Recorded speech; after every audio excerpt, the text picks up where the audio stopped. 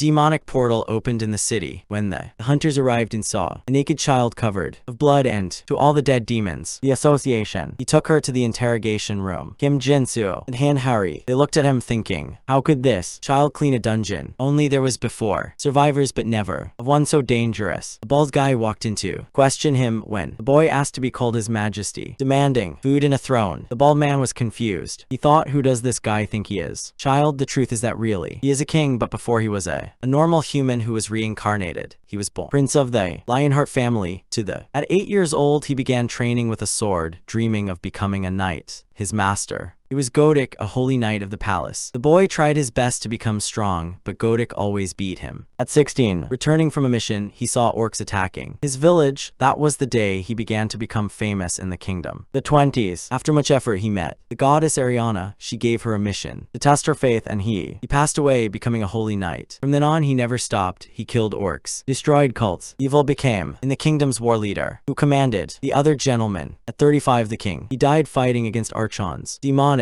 The goddess chose the protagonist as the new heir of kingdom. They handed over the sword, sacred to Lionheart, and he became the new king. At 80, I had already won brutal wars. 96 years old, an extraordinary person, managed to persuade 3 million individuals to give his life to invoke the master of disorder. However, he defeated the leader with a magic sword. At 121, the world was almost finished. He gathered to his loyal knights, and he faced thousands of demons that they invaded the planet. This war lasted for centuries, and it seemed to have no end. In 2900, K6 destroyed the last portal, putting an end to the monster invasion. In March, everyone saw to bring down a furious warrior to the most demonic archon, powerful in a single blow. When asked who he was, he only said, who was King Lionheart, the strongest of all the gentlemen, and the type of divine temples. At that moment, it opened the portal and succeeded. Returned to the real world, right where they are interrogating. Upon realizing that demons are invading the earth, Harry makes him an offer. He invites you to join the hunting association. He says their kingdom takes orders from another army, so who will only join if he can form their own group. Ari, except without arguing, later talk to Jin. His commentary on the great guilds. Suddenly, the ground begins to shake. But upon seeing that the survivor was the one who mocked him, the guy changes his attitude and starts flattering the protagonist. Harry explain the situation. When if a dungeon breaks, it contaminates the land with demonic energy, preventing anything from growing there. To solve this, the protagonist asks for something crazy: dolls, straw, and the mothers who made them. When he finds the doll, correct, performs a ritual. He takes a collies and does a crazy witchcraft. At that moment, a goddess named Mara possesses the doll and leaves everyone speechless. The protagonist bows down and asks him to clean the land. She blesses all the earth and in the end announces that anyone who sets foot there now is a follower. The protagonist's spirituality, Yang Wen. She got annoyed and started shouting that the food was poisoned, demanding proof that he wasn't lying. Call an appraiser that magically scans the rice and instantly turns pale. That rice had become a strange, rare plant capable to cure serious diseases like cancer. They were all completely surprised, and soon they saw that it really worked. Even a stray dog that was on the verge of death, he healed quickly just by eating rice. Now that it's been proven that can summon a goddess, he thanked her for the incredible power and went to clean up the raid. Yang Wen warned that the dungeon already it had an owner and the monsters were of rank A, so any survivor randomly, I wouldn't last a minute there. The lion leads his troops from the land toward the gate, and he quickly realizes that these doors only close after the final boss dies or the mission is completed. Actually, he likes that system. What Harry didn't mention is that these dungeons love to confuse people. They find a burned skeleton, probably someone who failed before that they, and soon realize that the dungeon is full of monsters. When asked, Harry says that killing monsters usually their numbers decrease, but the undead, such as skeletons, zombies, and demons, keep returning until the final boss dies. Leon understands this immediately. The only way out is by defeating him. Chief Harry suspects that the skeleton army is being controlled by a necromancer. Then a red warning appears: dungeon breakout. Everyone inside. Now you have 3 hours to kill the Knight Commander Dullahan before his troops overwhelm you. That sends a shiver down my spine. The team and Jin Seok curses Yang Wang for leading them into a deadly trap. As the skeleton soldiers approach, Jin Seok orders that each combat role be assigned to the highest ranks. Mashi quickly counts about 30 archers and 2 mages, so Jin Seok sends long-range snipers and bodyguards to hold the front. The fight quickly erupts as steel clashes against the undead. Jin Seok is surprised at how strong they are. The orange doors really are different, but he still believes that a B rank like himself can handle it. Then watch two skeleton wizards preparing high-level spells. Jin Seok rushes to draw his fire, but the wizards launch the attack first. Even so, he manages to escape with only minor damage thanks to his expensive equipment. As the smoke clears, Dullahan finally appears, completely surprising Jin Seok. A blow sends him crashing against a wall. Harry begins to worry, and one of his men says they should call up the reserves now. Jin Seok looks up just in time to see Dullahan's great sword speeding up. Realizing the gravity of the situation, Harry turns to the King of Lionheart, the man who once defeated a great demon. However, Leon acts as if such a small fight isn't worth his time. He tells Harry to earn his own honor and considers it shameful to ask him or the goddess to deal with a lot of bones. That irritates her immediately. As time goes on, Harry notices that he's much more interested in Dullahan, so he tightens his grip, charges at the boss, and orders the rest of the team to join him. That supports Jinsu and the others. Jump to finish it. He hits it with one blow, but Dullahan blocks it easily. In an instant, Dullahan launches her own head to block their view, destabilizes her, and launches her against the wall. Even so, Harry manages to pull him away from the group. What is Dullahan seriously and launches towards him? Are you confident that the next will the blow end it? But he stops him with the blunt side of his sword. He is certain that this undead creature was once a noble knight, and apologizes for judging him so quickly. Then, the protagonist. He asks for a duel between gentlemen. After hearing the challenge, Dullahan dismounts and Leon greets him with everything he's got. Chivalrous respect. MCA can tell he's truly a two-sword fighter. He draws his sword. Calmly, and only then does Harry admit that Dullahan will not die unless that he cut it on his head. The protagonist tries. That's as if nothing would change. As we move forward, name all his titles. First Knight of the Goddess of Light and Justice, Archduke of Dragonia, and King of the Lionheart. Leon barely moves. He stops the blow with one hand and unbalances Dullahan before to throw it far away with a single one. Bang! Dullahan attempts a swift, close-range attack. Lillian shifted the force through the guard in an instant, where the swords met. Then he continued with a cross-cutter so precise that most of the wrestlers, they wouldn't try. Calmly ask if Dullahan still wishes to continue, while Dullahan, he sees him as the perfect image of a noble knight, and decides not to use necromancy against him. For the 10th exchange, Dullahan's sword. It is struck in midair. Leon praises the sharpness of her technique, and he asks if she remembers her life before death. After so many battles, he finally ended his cursed path. Or that feels appropriate. MC smiles contentedly to see the fallen knight regain his dignity. He says he hopes they will meet again in the banquet hall of the gods. While Dullahan disappears, her human face finally appearing at peace. Everyone, including Harry, is shocked by the power divine that erased the undead so completely. Harry knows that the protagonist could have finished it much sooner. After that, Leon, he's going to collect his reward just to find Dullahan's sword and cloak. Jinsu almost fainted when in Mies destroy the crystal loot. By Leon's 4th day on Earth, Harry looks completely wrecked with dark circles under her eyes. Too much has happened and she's exhausted. First, it was a fight over taxes. The protagonist refused to pay a single cent of his loot, even in stones. Manna saying that a king should not count money like ordinary people. Then Harry notices more followers gathering. After the divine power of the MC, Leon simply asks why true followers should fear hunger and promises that his guild will cover the costs of food and lodging. Then, Harry reveals the incredible value of the protagonist's blessed rice. The crowd does the math if they realize they would still come out ahead after giving up the 90%, so his loyalty is assured. Harry also discovers that Leon's living standards are a disaster. Almost in tears, she spends the night calling all the 5-star hotels until 2 a.m. to find him a decent suite. On the verge of collapse, he begs her to sleep, and finally, they agree to add at least one painting. The MC tells him to eat too, because skipping meals isn't good. It's allowed. Harry wants a sandwich and briefly thinks that they'll actually share breakfast. It's not going to happen. Leon quickly reminds him that kings and commoners, they don't grow up together. So hope fades quickly. Harry explains that the Hunters Association wants support him with relocation assistance. As for the loot, Leon says she trusts Harry, although she wants keep the cape. Upon arrival, she sands a convenient spot nearby the Hunting Association, including the Hipport. Despite the fact that this movement, I assumed it was a secret, he introduces himself as John Chan, food director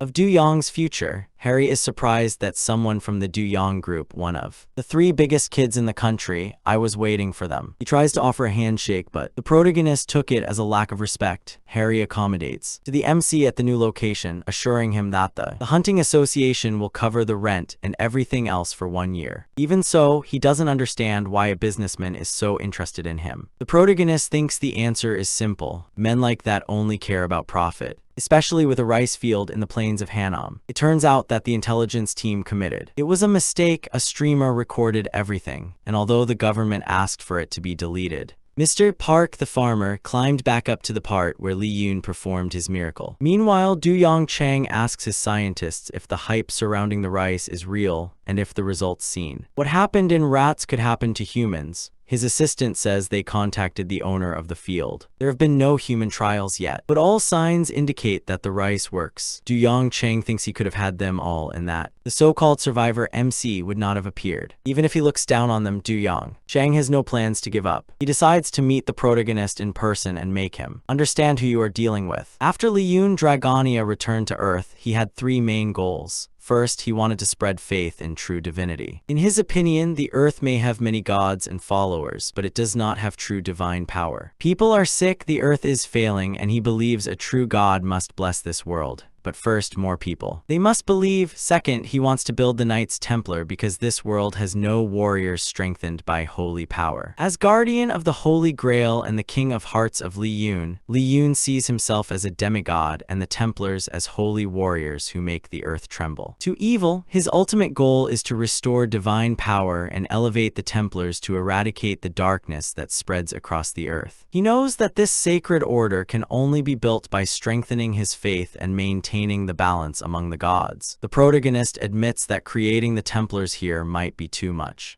for this world, but still believes it is his duty. Just then, Harry tells him that someone has formally requested a meeting and MC approves since they followed the rules. John Chan finally comes face to face with him, Dragonia, flashing her best polite smile. He's ready to do whatever it takes to close the deal. This time, he brings an expensive gift. Li Yun has surely never seen anything like it. His men place a silver case, and John Chan is sure that the protagonist will be so impressed that he'll want to. It's suggestive, but instead, MC takes the gift without even looking at it, as if he were doing her a favor.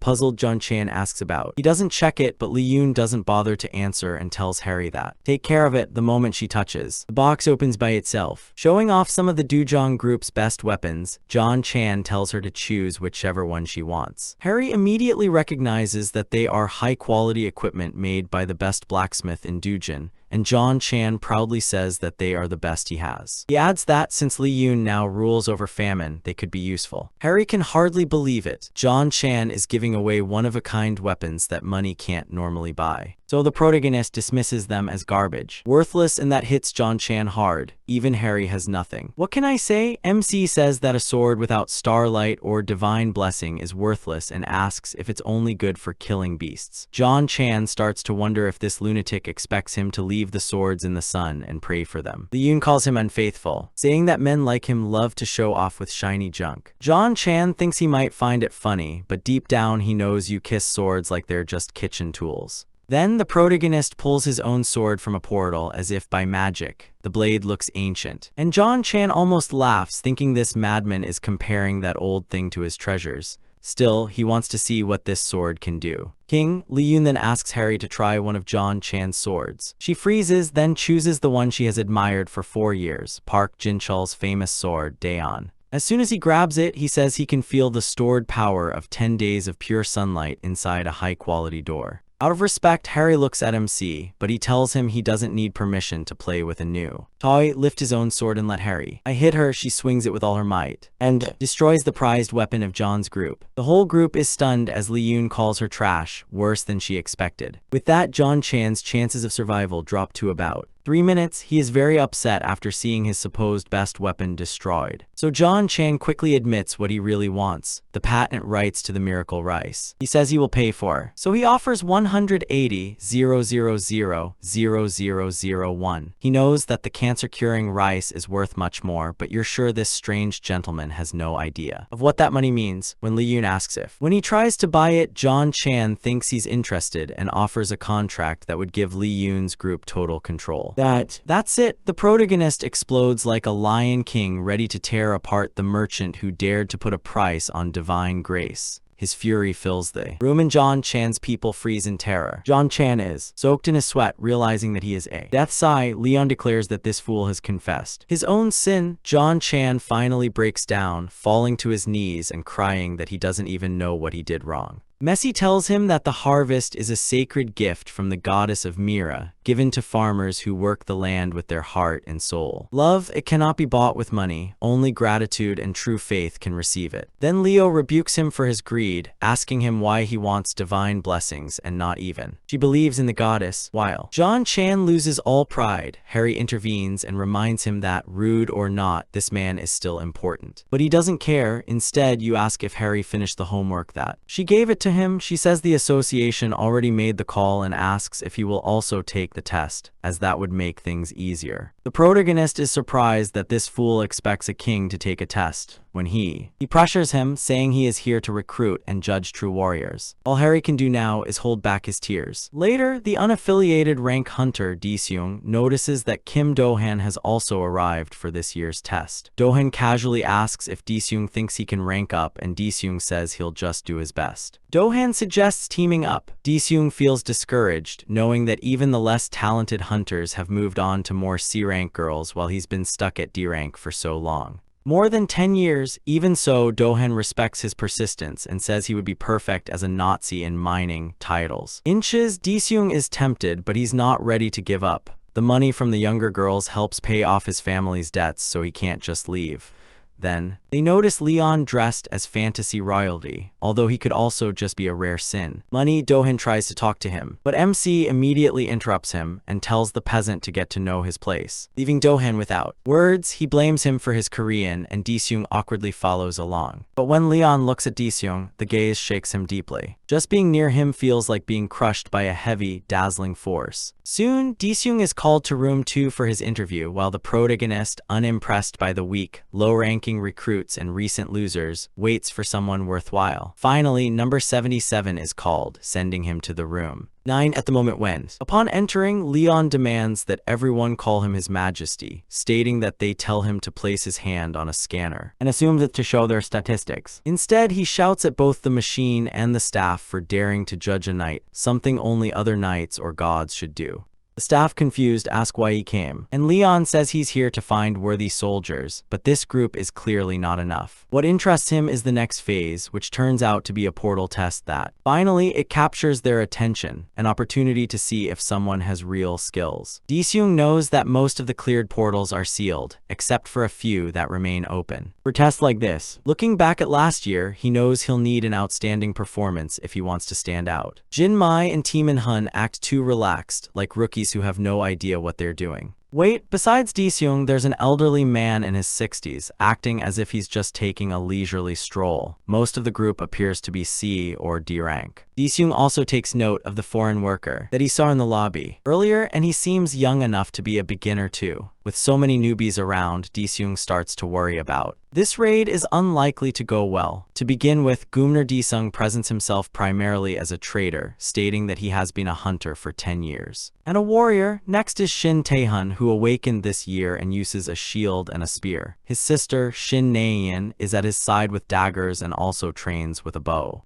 Deseung is surprised that these rookies haven't decided yet their main weapons after 3 months of training. Next comes Oh Gang-ti, a 5th-year hunter who uses gauntlets. He recently returned after awakening. Because of his age and limited experience, Deseung sees him as a weak link. Finally, Deseung asks the foreign worker if he speaks Korean. On clearly states that he will not fight and that he will not use a sword to kill dragons to kill chickens. Upon hearing that, Deseung is surprised to discover that MC speaks Korean perfectly. The test mission is simple: hunt 50 cobbles. The judges warn that a knoll may also appear. They will intervene if it becomes dangerous, but otherwise, everyone is expected to do their best. Deseung is already tense, especially because Lee Yunshin came unarmed. Naein had previously offered her bow and arrows, but that fake king took it as a great insult. Even when she said she could return them later, he burst out saying that ranged weapons shame a knight and are for cowards. Then he threw down the bow in a rage. Now Deseung is very nervous. He is sure that this test is headed for disaster. Suggest a place you think is the best for hunting cobbles, and everyone lets him lead without question. Deseung. It also mentions that a settlement near the edge could be full of knolls. Deseung says his team isn't ready for that. A small group like this could quickly be surrounded. So he takes them to some caves, planning to scare the kobolds away by burning leaves and grass. For him, it is the surest way to win easily, and Tian praises his experience. That makes him. It gives Disung a small but welcome confidence boost. He remembers all the guides he studied and the training he went through, hoping that one day he would enter a high-ranking portal. But this is still his first real mission, and he knows he has to climb higher because staying in rank is not the answer.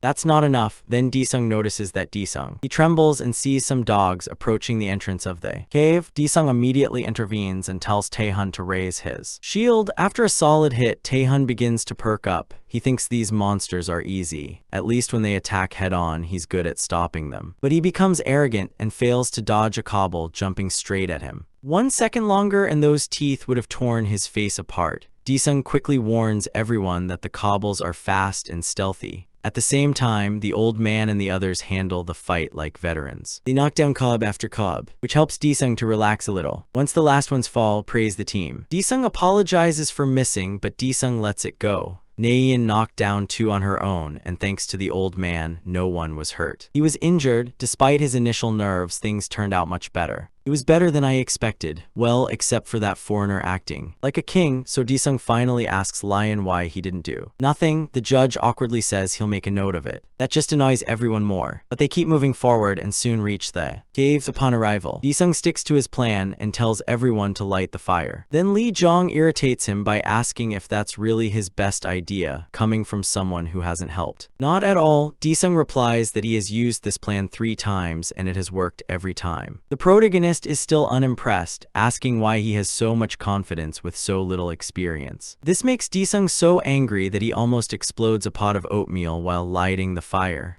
Once the trap is set, he warns the team that the cops arrive and he orders everyone, let them take up positions. As expected, the kobolds are coming out like wild animals, and the hunters attack immediately. Disung begins to feel like a genius. Of course, this plan can't fail, and with these kobolds and some gnolls on the plains, they'll pass the test easily. But just when she starts to feel good, a deep growl interrupts a fight breaks out. It's Captain Gnoll, the gate boss, and he's far stronger than a C-rank fighter should be. The monster fixes his gaze on Disung, and he's about to get wet. His mind freezes the moment he sees the real boss, and Ni Young has to snap him out of his trance. He recovers and is quickly assigned to work alongside Taehun to confront Captain Gnoll, while Ni Young and the old man deal with the kobolds. In the cave, Disung knows every team needs a reliable fighter, and sending a D-rank rookie like him against a boss is almost a suicide. Even so, he has no choice but to trust Tao Bei, even though he's clearly not ready for this. As they face the beast, Tao Bei freezes, trembling with fear. Tao Bei Sung shouts for them to gather their courage, even though he understands that what they face is terrifying. Panic sets in. It begins to take hold of him. Things are falling apart, and D thinks Tao Bei is so lost he can't even raise his shield in time.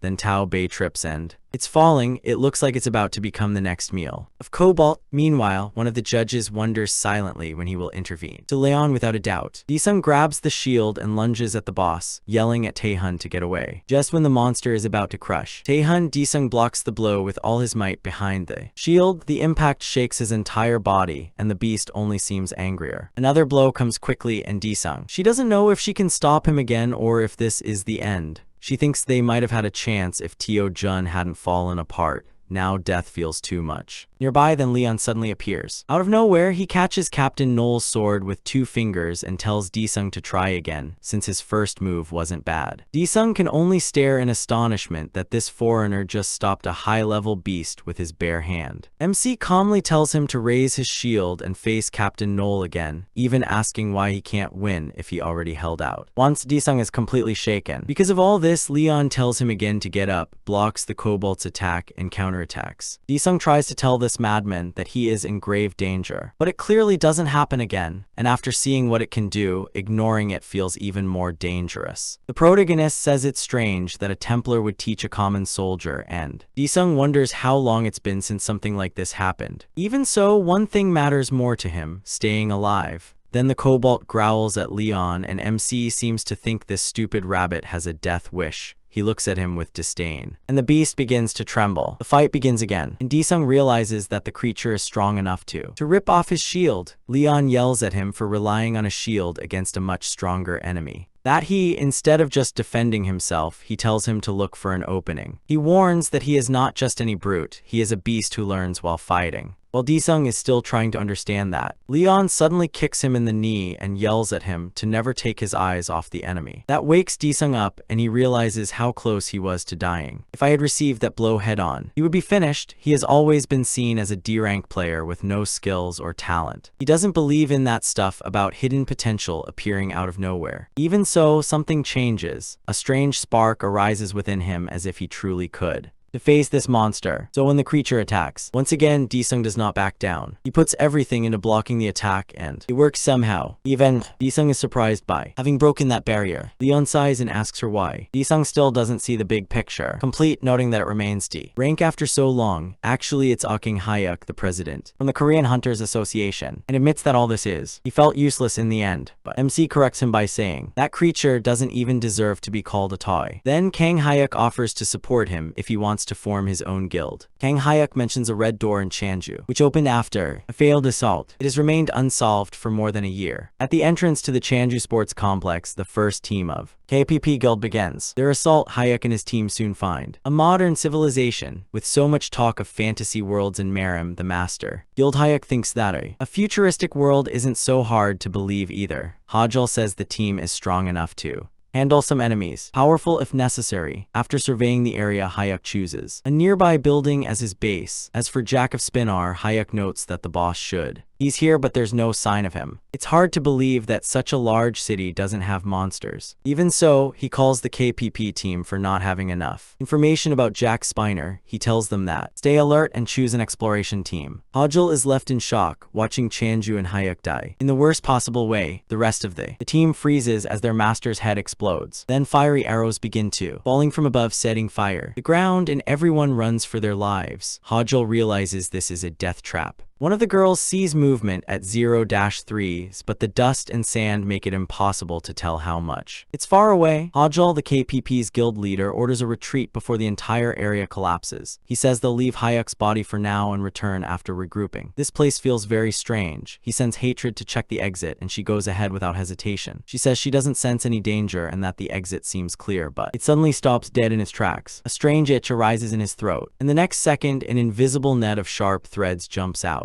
Hajul and the others could only watch in horror as Hatred is torn apart in front of them. Hajul has no idea when those threads were placed. He immediately orders everyone to cut the wires and get out quickly. They coat their weapons with mana to sever them as Hajul panics. Was it a single enemy or several, and how long had they been tracking them? While the team tries to clear, a path opens, a robot bursts in, its lens locks to attack. One blow almost instantly annihilates Hajul's team, leaving it shattered. In rage and despair, he shouts for the enemy to be Joe. That's when the robot falls right in front. He and Hajul realize that it is Jog from Spiner. A voice speaks through the machine, mocking him. If he had a body like that, he'd never run out of ammo and could fight forever. Hajul explodes with fury when he sees that this psychopath massacred his entire team just to score a point. Then Jagda Spiner pulls out a bright string and he throws the spear at Hajul, saying that it's all because of the city's protection. At Chunju Gate, the first KPP raid team entered with 58 hunters and none returned. The boss is now classified as a red gate threat and the raid is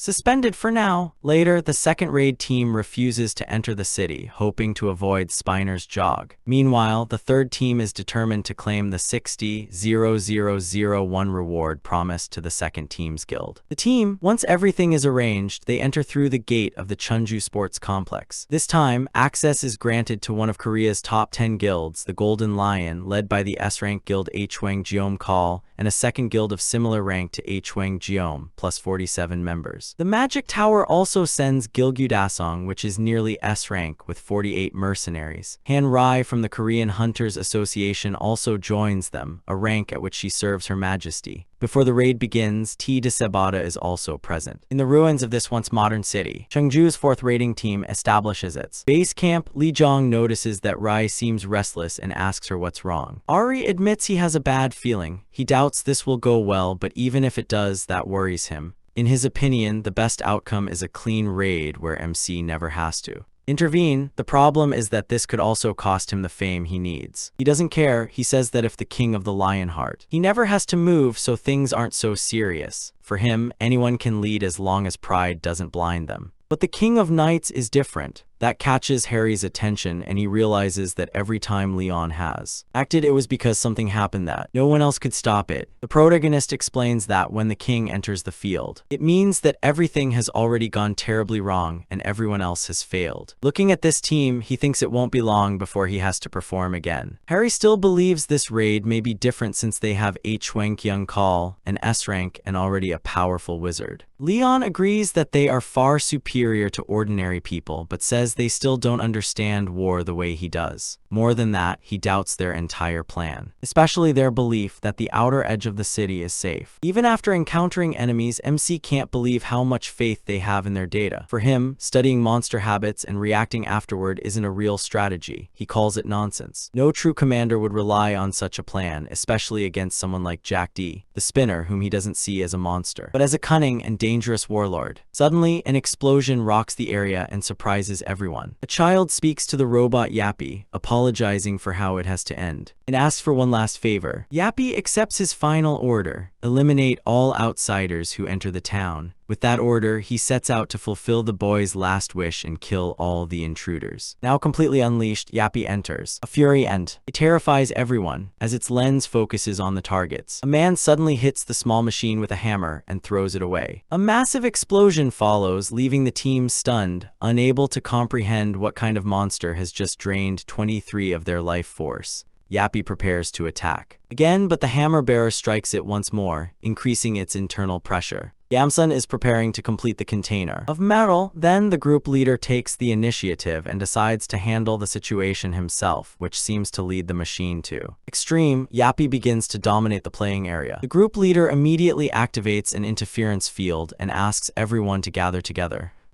However, the area remains in complete disarray. An explorer tells Gil Guadesung that the trajectories of flying objects are out of control. Guadesung notices that even the magical tool designed to counter Jock's spinner is already being affected by bullets that bend in midair. He hadn't expected to use it. As soon as Yappy feels normal, a maintenance process begins. So one of Gamsun's men is suddenly fired, and they realize that Yappy had already calculated how to make the bullets. They curve. He's completely baffled, trying to figure out what that thing is. Just then, Guladazung is told to turn off the distortion field because the bullets are becoming too unpredictable. Since the magic tool is low on energy, he orders it to recharge as soon as the field falls. When the equipment stops and the field dissipates, the truth it hits them. The whole area is full of cables like cobwebs. Only then do they realize that Yappy had been preparing this all along. Yappy appears as a blinding attack ready to fry the entire squad. Guadesung knows instantly he made a mistake by grouping everyone together. Now there's no way to dodge the attack. Just as the charging is complete, the team sees a horse approaching. Then they freeze in shock. It's Leon Dragonia riding like an old comrade from another era. The protagonist mounts and speaks of the courage required to ride alone through a sea of enemies, declaring that the King of Lionheart is worthy of praise. Then, without hesitation, he grants Jagperdos the honor of facing him in a duel as a royal command. The others can only stare, wondering if he's crazy or completely serious. Leon continues speaking, praising the bravery of charging against countless enemies on horseback, and naming himself the King of the Heart of Leon. Self-confidence gives Jagspinner the honor of encountering him in battle. Yappy, meanwhile, is completely bewildered by everything. The speech, even so, he activates his railgun and sticks to his mission: to kill every strange being in sight. Then the protagonist advances like a blazing sun, riding his old companion straight towards the battle while Yappy fires. Leon leaps like a true gentleman, unfazed by a long-range shot. With dazzling speed and his spear gleaming, he and Yappy clash at full power. A massive explosion erupts and Yappy receives a devastating blow. At that moment, Jagspinner's advanced island begins to fail. Yappy doesn't understand what his sensors are saying. I had already studied everything. Leon used an ancient spear, and although he was fast, the machine calculated that his mass was too weak to do any harm, so Yappy considered him a zero threat. That was his logic up until 3 seconds earlier, when the protagonist's scream formed a barrier. Then, unlike anything else in its records, 2 seconds before impact, the system, he predicted that the lightning would strike directly. There was no abrupt impact or immediate obstacle, just a subtle gesture performed as fluidly as breathing, using the technique of the Knights Templar. For Leon, it was something amazing. The machine couldn't process what happened and began to fail. Their systems descended into chaos. At that moment, raised the threat level of Leon to the highest level 5. However, Yappy continues to move forward with its systems. Facing problems and with his balance almost vanished, Yappy. He sees Leon as a significant threat and activates alert mode. That moment in the building 8 of the Chinju Sports Complex, a person about 250 meters away observes a part of a metal object on the other side of the street. The sight drains all color from his face. Then he feels something sticky brush against him. He turns to attack with his heart accelerated, but there is nothing. Despite everything, he's covered in sweat, convinced that something was found. Behind him, the branches caress him, bringing his journey to an abrupt end. Yappy runs into 5 unexpected intruders, but one of them hides until he sees his leader being overtaken, which frightens him so much that he decides to escape. Yappy guides him to the cemetery where the man falls to his knees and cries out for his salvation. Then Yappy calls out to the little boy who longed to find peace in that place. After seeing the crying man, Yappy's logic shuts down and his priorities shift. They change. The survivor only wonders if the small machine decided to spare him. A short time later, Gu Disung appears.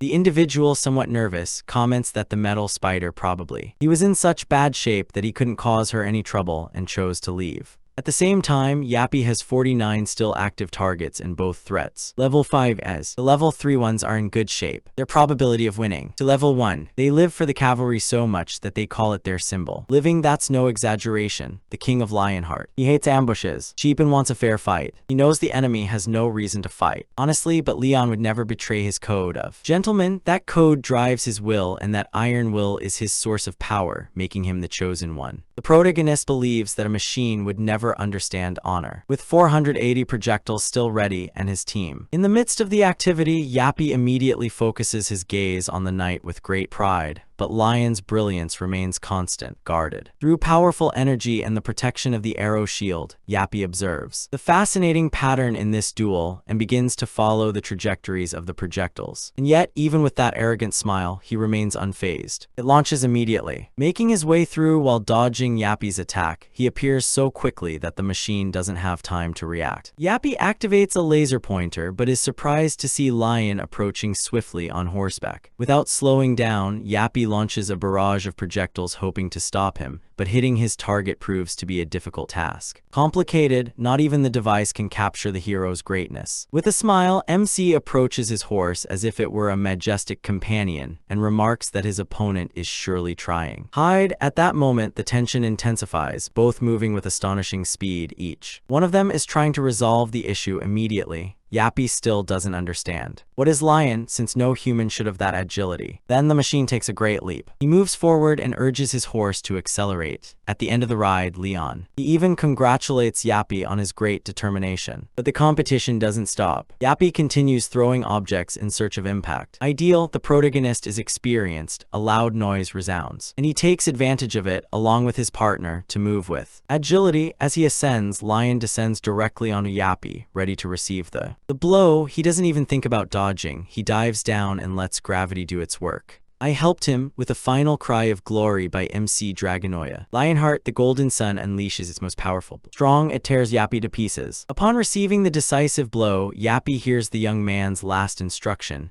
Never allow what is under control to escape. To fulfill that request, Yappy begins the process of self-destruction and destroys everything around him. However, that wasn't all. He had also placed explosion mechanisms in the waste container to blow them up, something Lion would never have imagined. Then a loud noise echoed in the center. Upon opening his eyes, JS-253 found himself in a storage container with an intense aroma of oil in the air. An individual instructed Jagged Spinner to take the necessary actions to protect the city. Immediately afterward, Yappy saw an alien monster crush the man to pieces. Yappy responded instantly, firing a burst of bullets at the creature. Deep down, he understood that his mission from the beginning was to support their allies and protect the city. Thus ended Yappy's adventure. The Jagged Spinners managed to overcome the intruders and became heroes, later remembered as the protectors of the city. This is the story of the independent machines that protected this site when hope seemed to be fading. They even managed to restore the community's faith. Jagged Spinners became an emblem of hope, heroes of metal. However, they also needed to be continuously updated just to continue following the instructions of their leader, and they succeeded, protecting the city until there was nothing left to safeguard. Then the young man entrusted Yappy with his final task, to take care of the city no matter what. Circumstances, he didn't want anything to be taken away from this place. Thus, the last protective mechanism received. One final instruction: ensure that no one approached that mysterious figure. Artifact Yappy, the last of his kind, continued to carry. I completed the process of preparing, protect and restore until Leon managed to stop him. After this, he revealed what the machine had been so carefully guarding. The treasure of knowledge. The main character realizes that this is something that should never have happened. Then he notices someone behind him. He turns to ask Yappy how long he's been watching. From that place, for the first time, Leon recognizes the machine as a true gentleman, loyal and committed, to whom all beings in the world owe a debt of gratitude. Thanks to the efforts of Sir Jagged Spinner, convinced of this, the main character declares that Jagged Spinner's mission has come to fruition. Its end, he ends it by destroying the Jewel of Wisdom, hoping that the machine can rest in peace. The last thing Yappy hears is the boy gently thanking him. Later, Kang Hoke learns the full story, including how Leon destroyed the Jewel of Wisdom. Kang Hoke is convinced that he had the ability to forge his own path, since it was he who overcame the rotating artifact. The brave man explains to the old man that the gem was a dangerous trap, designed by an ingenious mind to capture the attention of others. In short, the protagonist considers it a harmful object. Kang Hoke feels amazed. Leon tells him that the enchanted stone grants wishes, but always demands something in return, such as offering care to a being to keep it calm. It feeds on the human yearning for immortality, causing that people become detached from their essence and transform into shadowy figures. It is essential to act with honesty. That's the choice. Logic. However, Lee Jun observes that someone who has already made a decision may have been swayed by a false perception. Then they enter to a room and he asks if this is where he is resting. Kang Hoke nods and he directs it. In that place, the researcher displays what remains of the sharpened spinner. Leon contemplates the remains for a long time, while Kang Hoke inquires about His Majesty's plans regarding them. With a smile, the protagonist replies that the sharp spinner was an honorable knight who fulfilled his mission, so he wishes to give him a proper funeral and pray that he joins the celebration of the gods. First, the MC proposes that he should bestow a blessing upon him. Then, unexpectedly, he displays a decorated chalice filled with a shimmering liquid, astonishing the MC. To Kang Hoke, with determination in her words, she offers a prayer for the noble knight to find peace and pours the liquid on it. This simply causes the object to move, propelled by a celestial force. Leon realizes he doesn't have a genuine source of energy, so the blessing must have triggered an event. Amazing, somehow the Jag Spinner creates a small replica of himself, and the protagonist observes that the divinity has undoubtedly done it. Selected next, the protagonist draws his sword and waves it repeatedly in the air to invoke the goddess. The experience leaves him amazed, and Kang Hoke faints upon seeing the goddess's face. Everyone there instantly understands that this radiant woman is not of this world, but is a divine being without. Likewise, the Ares goddess approaches her first knight and asks him about the situation. Leon bows and remarks that Jag Spinner was an exemplary knight, a role model for the others, and someone who deserved her attention. The goddess, Ariana, observes the unknown figure and mentions that she never completed her task nor received her recognition. He speaks in the name of Jag Spinner, mentioning that if it weren't for the essence of this being, Jag Spinner would have had the possibility of achieving the greatness of the king. From Lionheart, Ariana listens and considers his perspective, deciding to see Jag Spinner through the eyes. De Leon, however, he feels the need arises to ask Jag Spinner directly if this noble warrior from another world will respect the light, promise justice, and join their cause. Jag Spinner encounters Ariana, who observes a figure full of knowledge and dignity, yet still retaining the innocence of a child. She suggests that he support his intrepid companion, the protagonist, in the mission to eradicate the darkness that threatens this world, and only in this way will he be able to achieve the privilege to be recognized as a knight. Jag Spinner. She focuses her gaze on Leon and activates a coded message in her system. At one point, the machine begins to express its will, showing its list for to challenge the demonic race. This answer fills of joy to Ariana. She thinks that if Jag Spinner offers that loyalty and strength to his first knight, Leon will also benefit. His victory as Templar Knight number 102,553 ascends into heaven. He captures the energy of light and sincerity. In the tower, Magical America, in Ronaldo Sherman's room, a man pleads for understanding, trying to explain why it failed to complete such a simple task, but the entity, the woman he's talking to, shows clear disappointment, despite having offered her knowledge and clarity. Ronaldo mentions that the new member, Leon, hindered his progress. The glass remains motionless upon hearing that name. Next, a newsletter appears in the screen, and it's MC Dragon with determination of a warrior who takes the crystal to the extreme,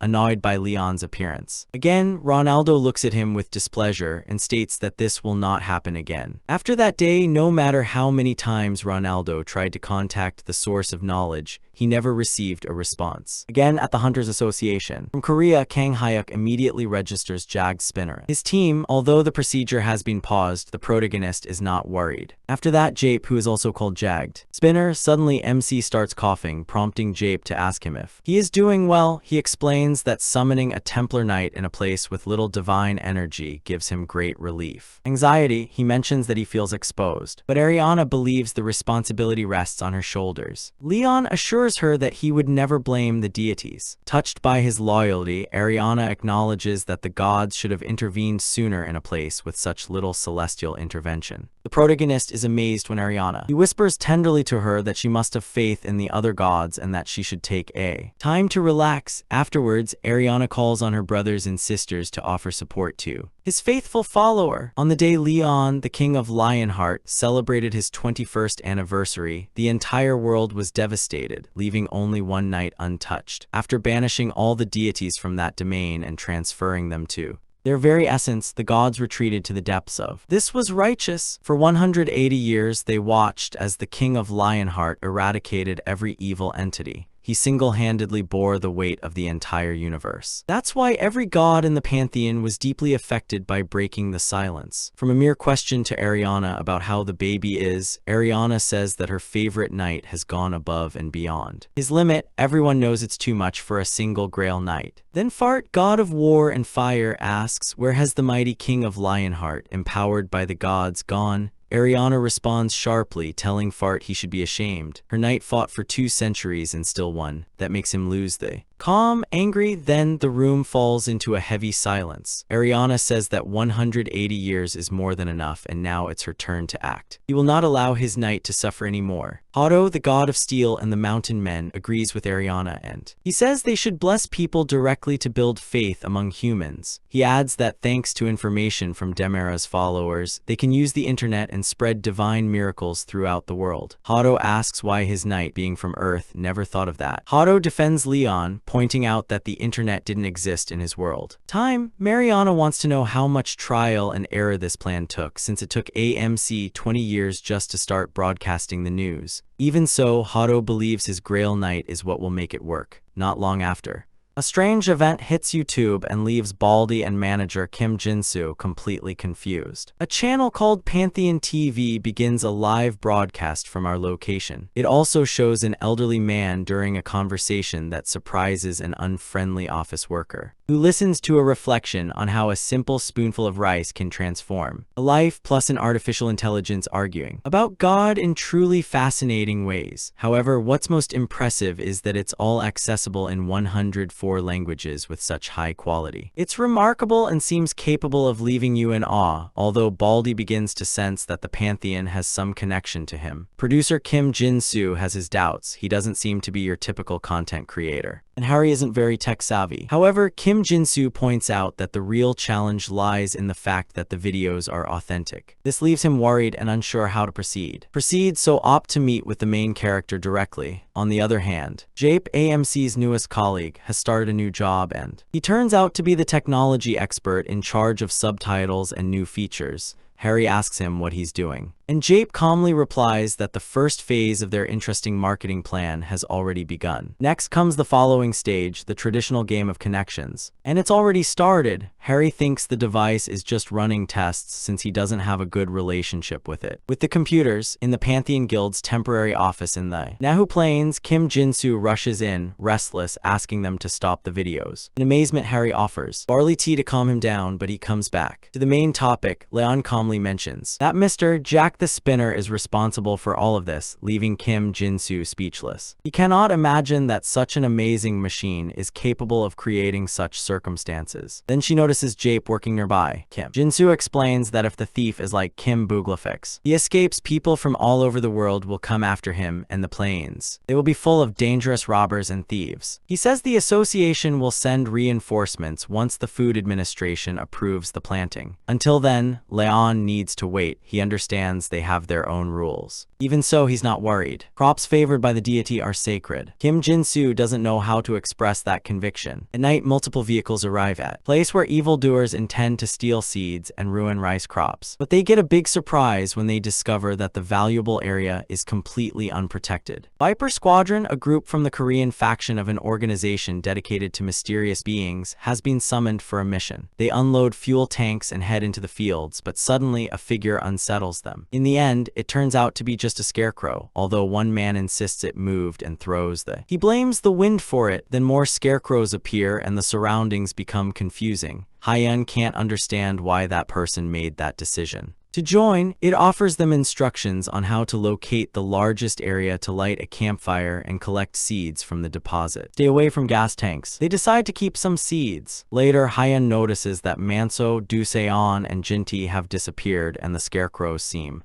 to have an unusual liveliness for being simple. Straw dolls. Suddenly, he peeks out from behind Hyun with a smile that turns out disturbing. He feels a deep fear that tears him in two, claiming that those entities are. In action, all the scarecrows begin to approach with peculiar, cartoonish smiles, and the group of snakes appears confused because there was no collapse in the cells. Nobody knows what those creatures are, and terrified, they left their companions behind. Hyun thought this task wasn't the most appropriate, but he still wanted to show his talent. In an instant, one of his companions spots the silo in the distance, and they are filled with enthusiasm, ready to harvest as much rice as they can. If the rumors are true, this could lead them to a promising future. However, when Hyun approaches the silo, an explosion makes him take a step back, astonishing the others. No one among them has any idea who placed the obstacles in front of the warehouse. At that moment, Jappy suddenly appears, sensing an unusual presence. Nearby, the villains immediately identify him as Jagdun Spinner from the Chungju Gate. Now fully alert, Jappy prepares to face them. The intruders, when the day arrives, each of the wrongdoers is secured and placed in a corner next to the teachings about life and success. Records indicate that the initial harvest must be presented to the deity with venerative melodies. Furthermore, they emphasize that no dish should be neglected, even during busy times, and that the scarecrows require hats and appropriate attire. Finally, the most crucial rule is highlighted. Those who commit acts of theft will face severe consequences. Following the capture of the Viper Squad, Pantheon and the Sacred Rice experienced a significant increase in their prestige. The algorithm demonstration, fulfilled its purpose. From that moment on, Leon Dragonulia dedicated himself to strengthening Pantheon and promoting Rice. A problem arose when the main character questioned the journalists about their lack of respect. But instead of upsetting him, Leon later gets a moment to relax and realizes that the deities are adjusting to modern society much better than he is. Then, Harry arrives with astonishing news. A single sack of rice sold for 230,000 Osworn, which leaves MC completely speechless. He believes that it should be more accessible, and he's concerned about how ordinary people could afford it. For him, the gifts of heaven should be available to everyone. Remember, he had asked the president to offer spiritual support to the farmers, but the man decided to adopt a neutral stance. Regarding religion, despite the obstacles, Leon managed to gather the necessary trust to support Lionheart. Harry continues to feel uneasy about the Golden Door, although she finally managed to obtain it at auction, just as she wished. However, fitting it to the set she chose presents itself as a task almost impossible. The main character smiles and expresses curiosity about what is about to happen. Later, Gu Disung meets the group's leader, Kim Do-han. He discovers that the president of the Hunters Association has summoned struggling hunters from different areas to a meeting at that location. Observing a group of D and C rank hunters, Disung begins to question what is going on. It's happening. This is how Harry, the skilled swordsman who achieved the highest score since, introduces himself. The previous year's team. Shortly after, Leon Dragonia appears and Disung is astonished to see him again. He was always certain he would see him again. After greeting them, he steps forward and addresses the group. He wastes no time, explaining that he summoned them here to recruit soldiers for his guild pantheon. Anyone who proves their worth and passes the training can join their army. Disung is stunned. Leon isn't just recruiting members for the guild, he's building a veritable military force. Later, the protagonist announces the exam. Admission: they must cross the golden entrance at the station of Samjeon. This surprises the candidates, as many consider it a difficult challenge. Honestly, that answer has. The color of a door indicates its level of risk, being black, red, and orange. The tallest, then come yellow, green, and blue. Disung recalls that his first exam was a blue gate at Seoul Station. Therefore, for D and C level hunters, a yellow gate symbolizes almost a considerable challenge. Baldy strives to reassure everyone, guaranteeing lower ranking hunters that they have a chance to pass this assessment. Despite being somewhat dissatisfied, people begin to leave, most simply want to rest after what appears to have been. It's been a complete waste of time. In a short time, almost everyone has left, leaving only a small group. Leon observes the curly-haired boy and asks him why he decided to stay. Hesitantly, the boy replies that he believed there was a reason behind it all. Some stayed without an obvious reason, while others did it for the company of his friends. Then the main character turns to Disung and he asks her the same question. Since the guild is led by an S-rank hunter, Disung wants to take advantage of the situation. This time, she says she decided to stay because she trusts Leon to take care of her safety. Everyone, he seems satisfied. With that response, he reiterates that he is calling for to brave people and mentions that his goal is to follow the instructions of a gentleman. Without hesitation, he wants them to believe in the nobility and value of a. Exhausted, Disung focuses on what Leon wants, an unwavering loyalty towards him. The protagonist instructs everyone to get ready, as they will soon cross the threshold. In front of the golden entrance of Samjeong Station, the new members wear robust, high-quality equipment. Quality: Disung notices that the armor is of impressive quality, considerably more advanced than what C-rank hunters possess. Or D could get it. What amazes Disung even more is that Leon enters without any protection. Disung asks Harry if the hero ever makes use of some. She mentions that her skin is more resistant than they. From a competitor, this amazes Disung even more, but it is evident that Leon possesses extraordinary strength. Then, the daring one begins the challenge by defeating a colossus with a single move. The competitors are amazed. The hero asserts that these beings should not be considered worthy fighters. They are small creatures and their fate is inevitable. Harry guides the newcomers, convinced that the confrontation will happen outside. It instructs them on how to behave like experts in the situation and how to decide who to support in a conflict between communities. Disung thinks this is an NPC support mission and he quietly asks Dohan which side would be easier. Suddenly, a group of monsters appears on the boards and surrounds them. To Leon's group, they demand to know who dares to enter the land of the Axe tribe. Of battle, that way of interacting is evident. It makes him uncomfortable. Harry, aware of how sensitive the situation is, concentrates while Jappy wonders if they should go ahead. The protagonist tries to remain calm and suggests to Jappy that they act according to what seems appropriate to them. Harry approaches and explains that they are adventurers ready to collaborate in exchange for a reward. The creatures realize that they could be the strangers their leader had told them about. Sensing Leon's discomfort, Harry realizes that this won't end peacefully, even though the tribe tells them that.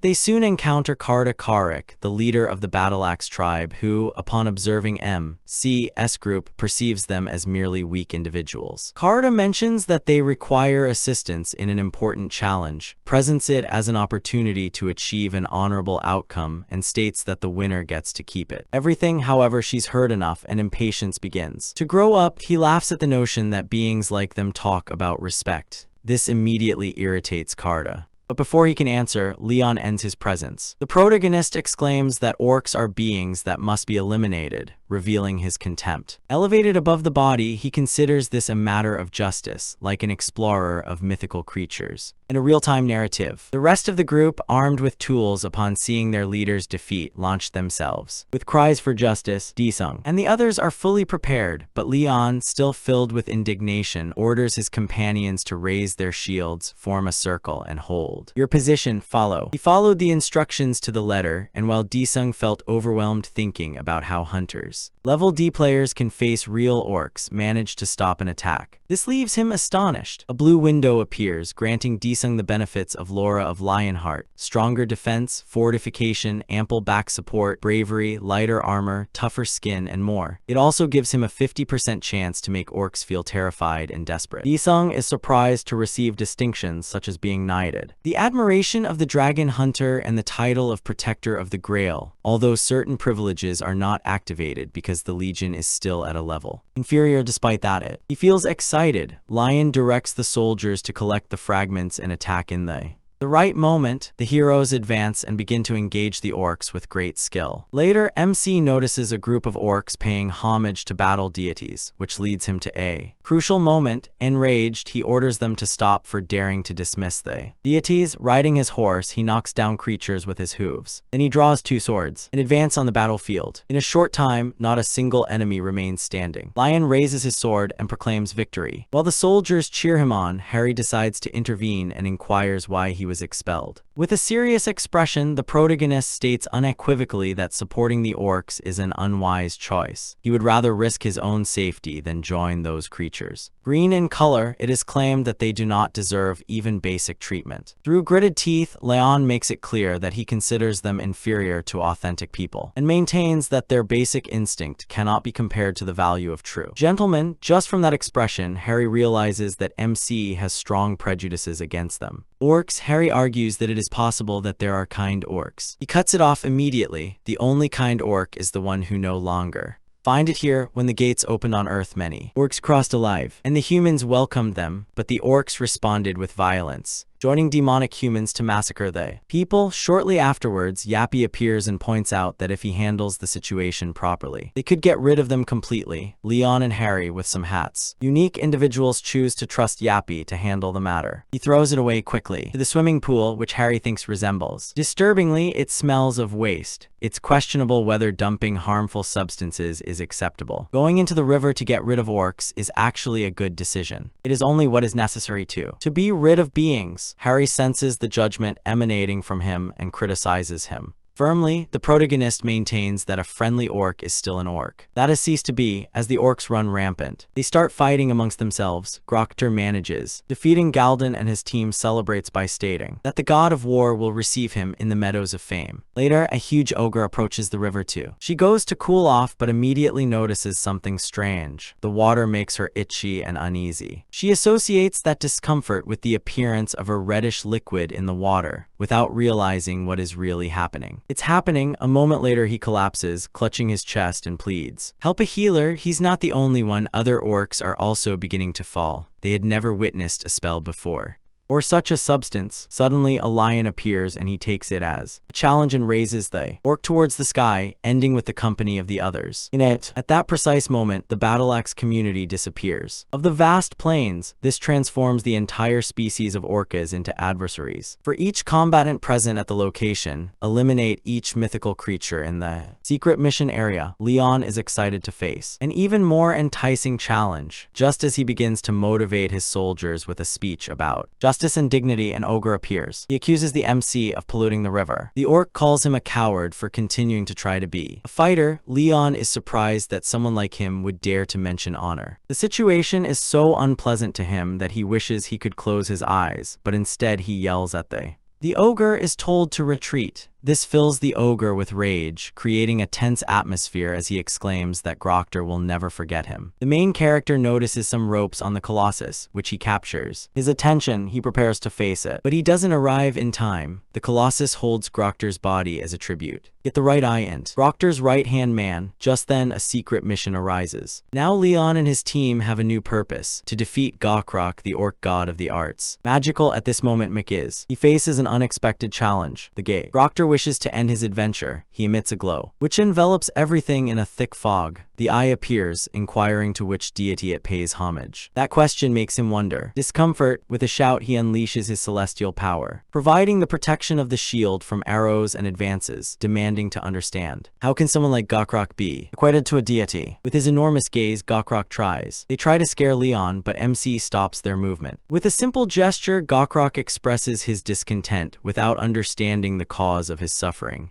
At that moment, he notices that Leon is wielding the magic sword and becomes the orc that he acts. Gokrok remembers him as the only one left standing after that distressing experience, and a wave of fear washes over him. Before detaching himself from his summoner, he issues a warning to the protagonist and assures him that the orc he will face the consequences of his decision. Leon watches Gokrok escape, reflecting on how a god behaves differently towards those followers who are not valued. Leon has decided he no longer wants to pay attention, and it quickly falls apart. Of the orc, for him, creatures like that have no place in this world. The creature hunter increases his power by 30%, and facing a warrior knight provides a 20 additional percentage of physical strength. Disung and his friends are fascinated by the new rewards. Throughout the events, Harry questions what to do with Gokrok's missing arm, the one that it is attributed to the so-called orc god. At that moment, Yappy begins to transmit a message. Hideki suggests to Leo that he use the sacred cup to encompass everything, guaranteeing him which will give it strength. The intrepid one does not hesitate and directs a resplendent cup toward the gigantic arm. Upon being received, Leon senses a celestial force that resembles his own, and he realizes that this deity appreciates the affection of living beings. However, its disdain for other species makes him uncomfortable. She mentions that ability could be useful for retrieving a sacred object and farts you wish. Use it on the divine sword, Ariana. It suggests to Leon that he choose between 4 alternatives. The divine sword has 1A impressive power, its firmness is valued, and the sacred callies. Its power increases. A moment later, Ari approaches the protagonist, full of excitement. The only problem is that he doesn't know where. It was Yappy when there was a commotion. A sudden distraction occurs, leaving Leon unsure. Find Yappy alert tying someone up. He confronts Jag Spinner for tying him up with ropes. MC approaches, and the man quickly mentions that Yappy assaulted him. Leon warns him that if he makes negative comments about Yappy again, he will face the consequences. That notification leaves the individual no response. Then Jagged Spinner calls him a cheat, even though the man continues to claim that it is a mistake. Nobody gives him credit, and Harry starts reviewing his belongings. With a distant expression, Harry examines his belongings and discovers the heart of the powerful orc warrior, the most prized treasure in the entrance. Orca, it is questioned why he continues to claim it is a mistake when theft is a serious offense. Leon ignores his arguments and inflicts a small wound on him. The arm, he mentions that his principles don't align with the logic of this world. In the domain of the Lionheart King, this is how it's done. Justice, then he asks if anyone else wishes to express any concerns before concluding the topic. Definitely, their rule is clear. If you commit theft, you will lose your hand. That's how justice works in the heart of Leon. The inhabitants of contemporary Earth find the rules of Leon difficult to accept, but the rewards and advantages it offers are too attractive to ignore. And considering that this situation is almost chaotic, many join the protagonist, convinced that his strict rules will guarantee fairness. At that moment, Gadai Song politely asks MC to let the thief retrieve his arm and put it back on. He asserts that this would affect the nature of the consequence. Dai Song argues that they come from different backgrounds, and considering that the rule was only explained now, it seems unfair to point the finger at them. Offender, he asks Leon to give the man a chance. The protagonist considers it a reasonable request. He tells the stranger he should feel lucky. He has a willing friend to take care of him. Then MC pours water from the magic cup onto his arm, which it does not have, and it forms again instantly. Upon seeing that impressive image, Dai Song realizes that an S-level user could restore a lost arm, but returning it to its original form is even more astonishing. Leon's abilities and healing capabilities surpass. Dai Song can't help but wonder if a human being should have far surpassed the S-level. Such power, he, still annoyed by the unexpected arrival, asks her to stay put. From a distance, for the moment, the protagonist decides to let him go out of respect for the rules of this place, but clarifies that this person has no place here. With tears in his eyes, the visitor thanks him for the new opportunity. MC then mentions that anyone who wants to stay can join his group, while those who prefer to leave can take their share. Treasure and leave. After reflecting, many decide to stay instead of leaving. Dai Song is one of them. Seeing his promise, Leon prepares to begin his training. He tells everyone to take their loot. They are ready to go out. The daredevils are excited, while Harry inquires about what they're. The protagonist mentions that he will begin with exercises in the following actions. Preparation. Later, under the bright sun at the mausoleum, the group gathers near a construction site. Dohan questions whether Dohan's song actually went through a door, and Dohan's song confesses that he simply wanted to carry out an action. Dohan suggests that he also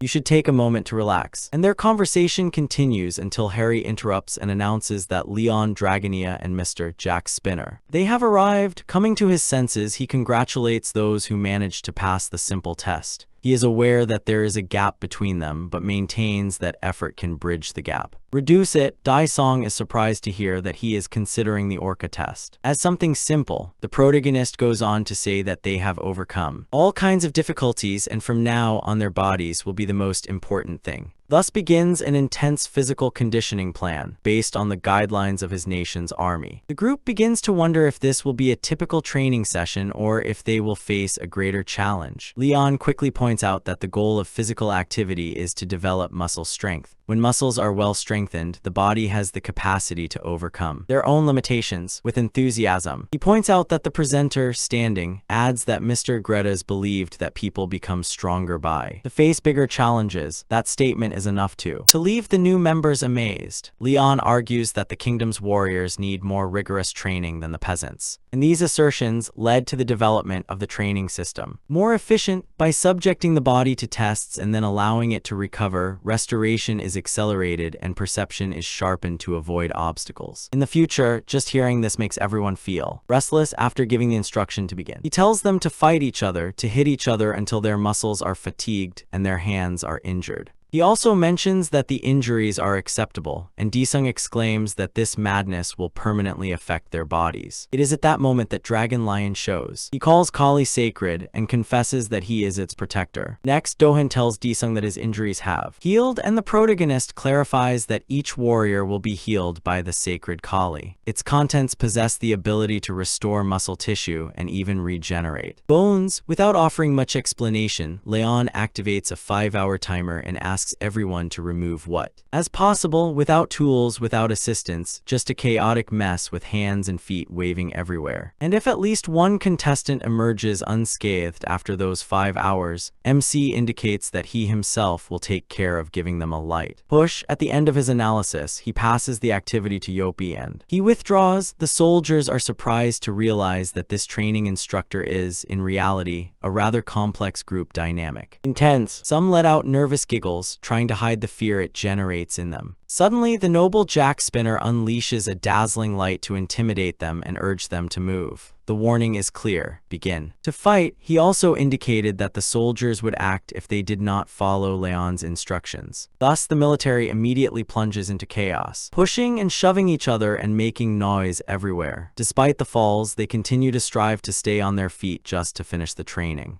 In the midst of the chaos, Daesung can only watch, convinced that everyone has gone crazy. Suddenly, someone punches him in the face, and he immediately feels what existence will be like under his command. De Leon, at 9 a.m., the training of the Greta's army begins. The skin project of steel. At lunchtime, the food that he, Harry, and Yopi receive. It is restricted to water, salt, and sugar. Soldiers express their concern, but the protocol. This indicates that this is essential to maintain their vitality during the training period. More substantial meals will be provided later when they are ready to become true athletes. Soldiers, at 1 p.m., tactical training begins, in which groups of 5 must stop Li Jun as he advances on horseback. At 9 a.m. At night, all they can do is rest and regain their strength. Daesung perceives that this whole routine arises from a rather complex place. Fortunately, Harry's serenity helps keep everything in order. However, the hunters still don't understand that this was part of Li Jun's strategy from the beginning, as they enjoy their meal. Later, Daesung returns to practice in the countryside, brimming with renewed energy. When he starts to feel tired, he notices that the shield and sword are a bit heavy and make it difficult for him to move freely. His body is rigid, so he opts for forward movements, which are easier to perform. To carry it out, at that moment, the main character appears and tells him that he is not doing it correctly, recommending that he adjust his posture and try again. Again, Daesung gets ready and tries again, but Li Jun is still not there. Agreed. After several more attempts, MC notices that Daesung lowers his guard every time he attacks, leaving himself vulnerable. He also points out that he needs to protect his partner's right shoulder. He warns her not to lower the shield so much that it blocks her own view. When Disung asks why, the protagonist explains that a poorly held shield creates an opening that monsters can exploit. Disung carefully asks if MC's plan is simple. The warriors restrain their opponent with their protective gear, and then the knights charge in to finish the job. MC replies with just 2 words, hammer and anvil. That's the tactic, and it's not up for discussion. D still feels hesitant and mentions that such a strategy might not work with magical beings. This makes him feel uncomfortable in a way. Clearly, she wonders if Disung truly believes it's crucial to be prepared to face entities from other dimensions. Sensing the pressure, Disung quickly brushes it off. The protagonist makes it clear that he's fought those monsters more times than he can count in his own world. Compared to what he's seen, the ones here are practically pets. Harmless, she has dealt with giant monsters. Earlier, Lee Jong emphasized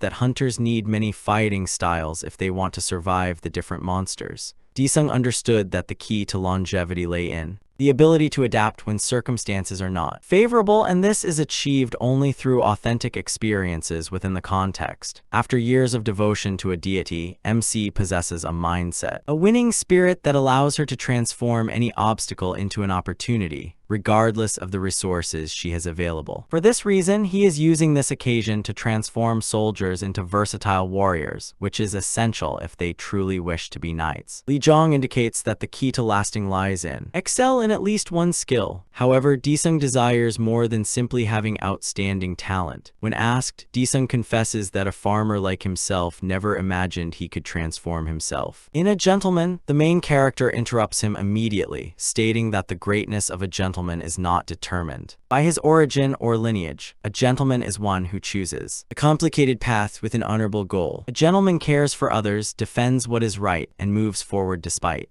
the difficulties. They promise loyalty, eternal to the sacred and the community. That any individual can become a knight if he possesses the courage and the will to fulfill that purpose. Lee Jong mentions that he would like to recognize someone who has a level of commitment. Thus, for Disung, certain deeply held beliefs begin to fade, and becoming a knight finally seems like an achievable goal. Meanwhile, in the tower, American Magic, Master Reynolds is pleased to observe that the old glass has regained its functionality. As always, he asks for offerings in exchange for wisdom and true, but Reynolds notes that her voice sounds a little different. Then the crystal performs a unexpected request, yearning for an enchantment of an intergalactic jump to be able to explore space if circumstances become complicated. It is at that moment when he confesses how much he longs to distance himself from Lee Jong. He even mentions that I would have attended if I had known that MC was there. Present, restless, and yearning for justice, the glass begins too. He becomes convinced that this is the ideal opportunity to act since he doesn't have a team around him. He pushes Reynolds to cross the same entrance as the protagonist, with hope that Leon will stay there forever. Harry chases after the girl, but the door closes just before he manages to get in. He crashes into the obstacle and collapses to the ground. Afterward, Harry and the others watch as the energy from the door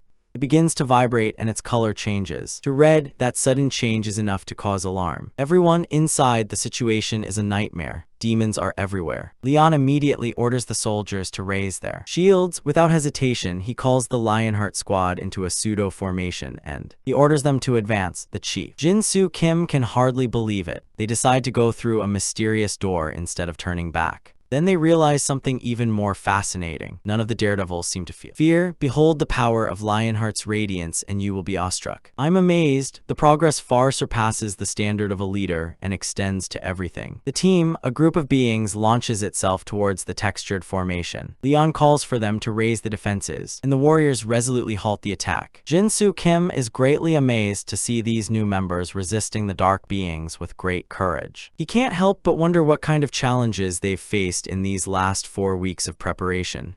Then, Leon tells them that advance, pressure the opponent, and respond forcefully, seizing every opportunity and not allowing the opponents reorganize. The warriors follow their orders without a title, dominating the confrontation and progressing. At that moment, Jin-Soo Kim spots a shadowy troll and throws a warning. Filled with worry, he is convinced that everything has come to an end since that creature normally it requires a top-level expert to confront it. However, Team 3 leader, Yu Disung, intervenes and halts the troll's advance, making it seem insignificant compared to the blows Leon taught it to withstand. Jinsu Kim is astonished to see his soldiers able to endure such an impact and continue. Standing the enraged troll. He gets annoyed, but Yappy arrives just in time and pierces him, ending with, he immediately, impressed by the unexpected appearance of Yappy, Leon quickly praises the solid defense that allowed the opportunity to defeat the creature. The other demons are shocked to see their most powerful warrior fall instead of being rescued. This weakens their resolve, and the demons begin to retreat. Humans are also amazed to see demons for the first time. Leon realize that they have actually succeeded. A victory, the community begins to applaud Lee Jun's group for protecting the Sparrow Kingdom from a great disaster. Then they discover the real task, to stop the Dark King's invasion in just 7 days. This news surprises the soldiers, since a yellow door shouldn't be in operation. That's how it happened. Later, the protagonist's assistant appears with even more disturbing information. The yellow door they entered through has disappeared. MC manages to calm everyone down even when Yappy mentions the possible arrival of other universes. With the desire to find answers, Lee Jun heads towards Disung, who tells him that they are locked behind an unreliable door. In an environment like this, the complexity of the door can intensify unexpectedly, and there is no obvious solution until the situation is fully understood. Upon hearing this, Lee Jun begins to suspect that this might not just be a coincidence. However, he chooses to continue knocking on the door. Disung points out that they might encounter monarchs. Fearsome, but Leon reminds them that he is the leader of Lionheart, a man who has already defeated 2 evil kings and more than 30 powerful adversaries. Just hearing about the protagonist's bravery in the face of the dark creatures lifts everyone's spirits and makes them feel more calm. Despite the situations, MC reflects internally on whether he still possesses the divine strength necessary to. He faces another king of shadows. However, as a knight, he understands that he must remain true to himself, the hope that everyone can rely on. Elsewhere, the crystal emits a twisted laugh, ridiculing Leon for having become a being ordinary human. Reynold questions whether his time has come, but the mirror interrupts him. This shows him that the dark entities of longing have been for a century developing a plan specifically designed to get rid of him definitively. Thus, the Sparrow Kingdom, a peaceful place with over 1,000 years of history, he suddenly found himself on the edge. From the abyss, the dark entities attacked again and again without rest. In the end, only the castle remained, and a few survivors clinging to their last hope. Opportunity. Tian Song mentions that each portal presents its own theme and atmosphere, but also has a restricted time. Dungeon escapes usually happen when magical creatures are left alone for an extended period. However, in missions with a set time, the portal closes when certain conditions are met. However, Leon meditates and he requests Jinsu's permission so that he and Yappy can enter. Leon also mentions missions secret, which amazes Disong. When asked about his motive, the protagonist clearly expresses his desire to defeat the king of the demons. Later, the MC realizes that the troll's demonic energy is not enough to establish a proper bond with the Pantheon. A little later, Ariana finds her favorite hero and asks him if he has sensed it too. He nods in the affirmative. There is a distinct kind of energy in the portal. Ariana indicates that since he is still breathing, the unsettling energy has not yet caused him harm. A strong effect, but it has already begun to spread throughout the planet. She comments that the intensity is so high that she didn't even perceive it at first. Her hypothesis is that it's a dark king-level force, perhaps even of the category from a gentleman, although the source appears to be unusually weaker than expected. Ariana receives a message from a deity of the Pantheon.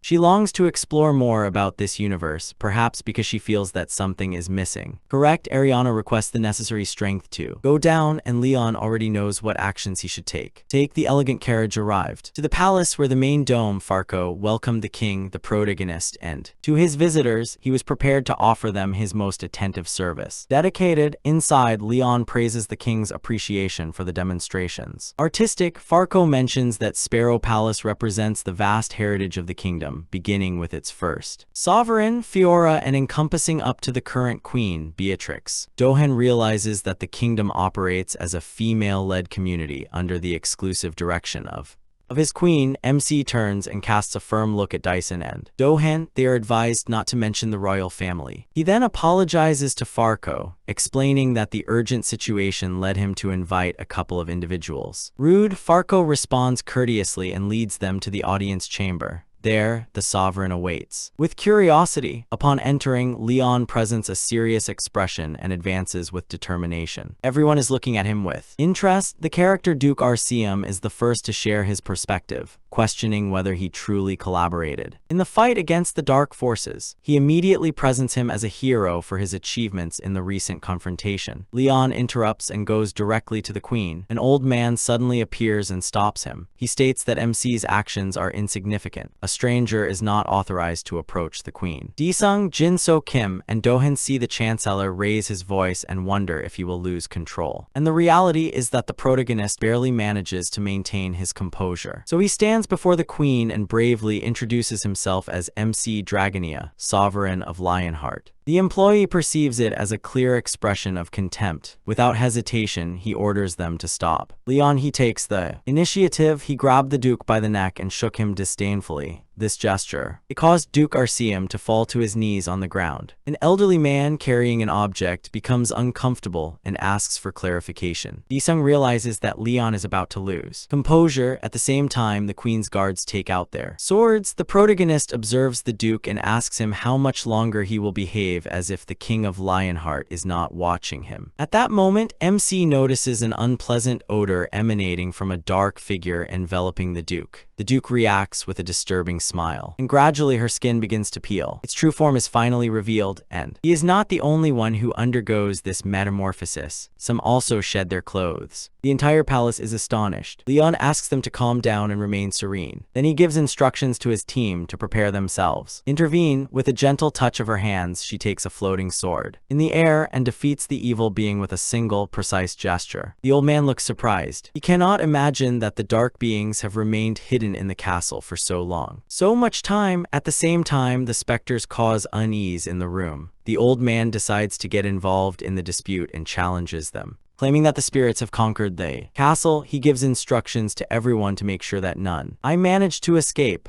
After a few tense minutes, the situation finally came under control. Leon turns towards the queen, but the old man intervenes again, clarifies that his loyalty is completely dedicated to the queen. Ignore. His presence pushes him away with ease and deflects the sword as if it were a simple movement. As monarch, just like his companion, Leon maintains that he has every right to assess what is happening and reminds the old man that he must recognize his position. Finally, the elderly warrior understands that the queen is not in the best position to lead at this time. Therefore, with the chancellor absent, the responsibility, the weight rests on his shoulders. The protagonist accepts this reality. No complaints. Next, it is mentioned that a mysterious energy has invaded much of the palace and the purification must be carried out earlier than expected. When questioned, Leon replies, "A king does not hide the truth. He takes command of the brave and the responsibility of face the challenges while the queen, she is feeling unwell." Later in the main square of the kingdom, Esparo, Leon gathers the fearful survivors and informs them that he will assume leadership. Introducing herself as MC Dragonia, Lionheart warns them. Many of them have already been impacted by dark forces. The mysterious entities were organizing a revolt and managed to infiltrate in the palace to execute her, he assures, which can identify those influenced and verifies this by separating a couple of individuals from the crowd and issue a challenge. Those who maintain to have no bad intentions, not be in debt, or to hide something shady, they must cross the flames to prove it. To prove his resolve, Lee Hoon decides to throw them both in on his own. The crowd. She is surprised. The young fighter suffers. She sustained an injury, but the girl remains safe amidst the flames. Leon indicates that the sacred fire only impacts those who possess true evil. He expresses his gratitude to Pitos, deity of war and fire, and asks the people to pay homage to his name by crossing the flames and displaying his greatness.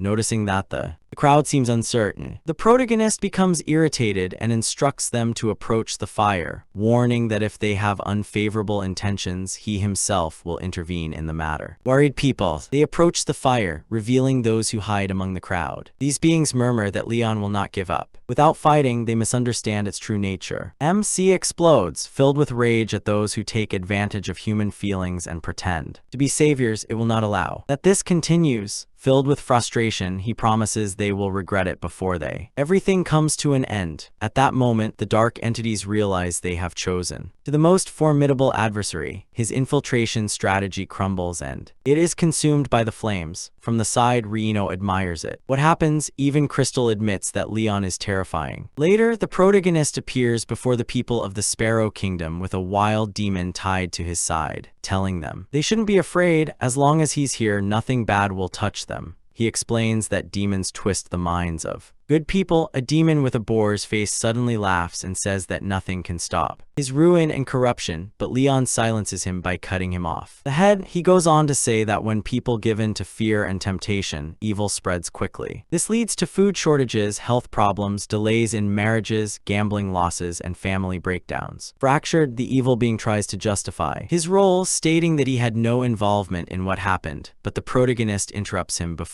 until he concludes his argument. The community's outrage erupts upon realizing that shadowy entities were responsible from so much pain. When the mysterious shadow tries to intervene again, Leon gives it a light touch on the forehead, as if it were a small hammer. He comments that negative energies bring melancholy to the existence of people, generating unease, emptiness, and unease. Then he banishes his fear, revealing that Pedos, deity of battle and fire, granted him flames sacred. Leon unexpectedly points to a red-haired boy in the audience and he invites him closer. He asks the little boy to teach evil a lesson for its mistakes. The boy hesitates and Leon asks him with determination if he truly feels empathy by someone like that. The little boy mentions that the shadows have trapped his dad. The dark presence intimidates him, warning that it will haunt him eternally if he dares to approach. The brave man silences it with a loud. The blow strikes and the red-haired boy wields the shining sword. The commotion provokes the anger of the evil spirit. Those annoying warnings only succeed in making Leon feels even more annoyed and shouts for the spirit, "Be silent." Later, Balters, the embodiment of indulgence and dishonesty, finds himself confined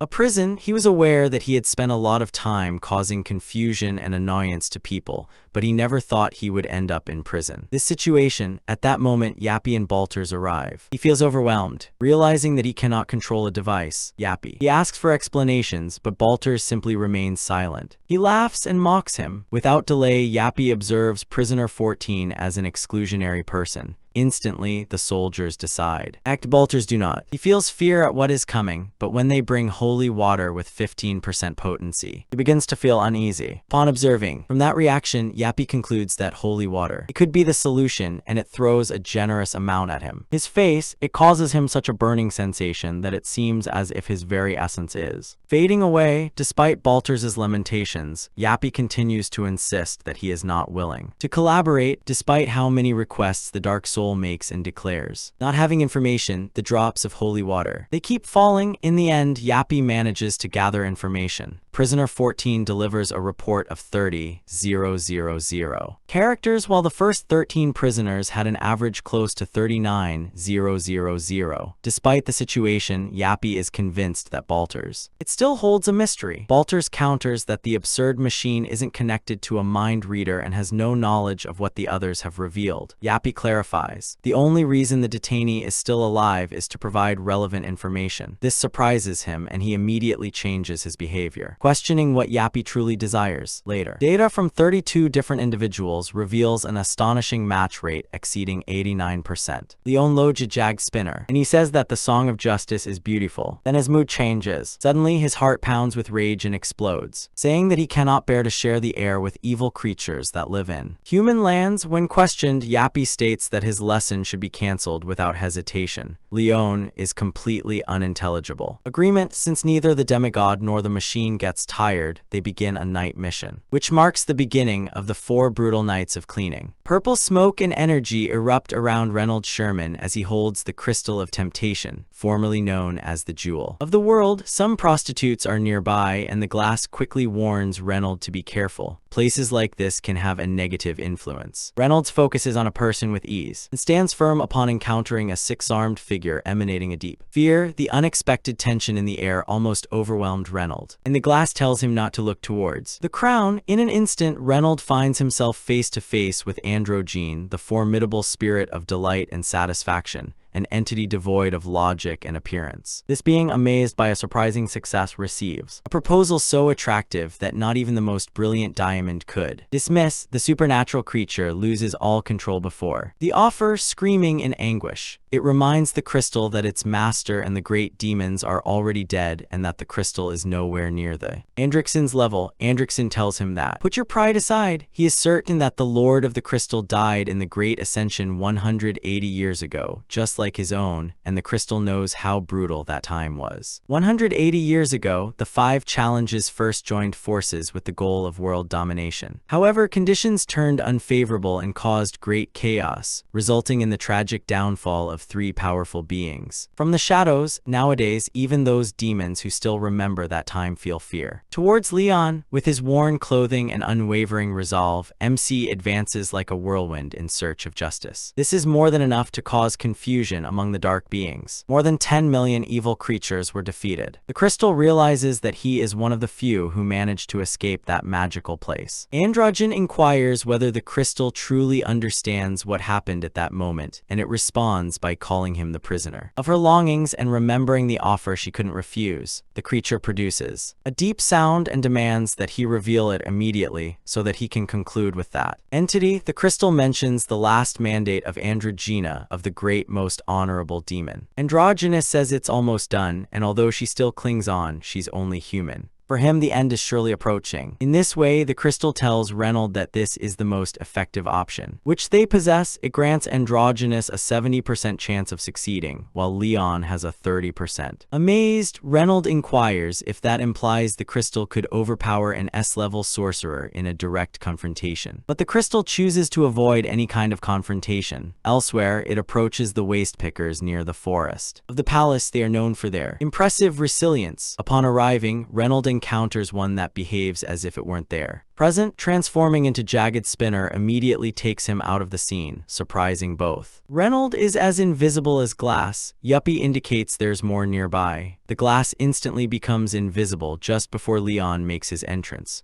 Reynold can't understand how it got so close. Without making the slightest sound, think that it's thanks to the power of the Grail Knight, an energy that calms even the trot of horses, and which surely assisted the hero in his fight against the creatures. From the forest, later Leon mentions that he senses a presence. Disturbing, he's only inches away, and Reynold begins to panic. At that moment, Sir Yuppie reports that a satellite has spotted the target and says there are even more enemies. Over there, MC ignores everything else and launches himself immediately. Reynold collapses to the ground, struggling to catch his breath after that. An unexpected encounter. Afterwards, she takes a shower while reflecting on temptations and dishonesty. For him, they are merely disoriented individuals in search of fleeting desires. Beneficial, what worries him most? This is it. Several of them, even the most powerful, entered the palace. This confirms that the great enigmatic being is there. Hidden there, suddenly, a woman's voice comments on the strange aroma. To Metal, Leon is amazed.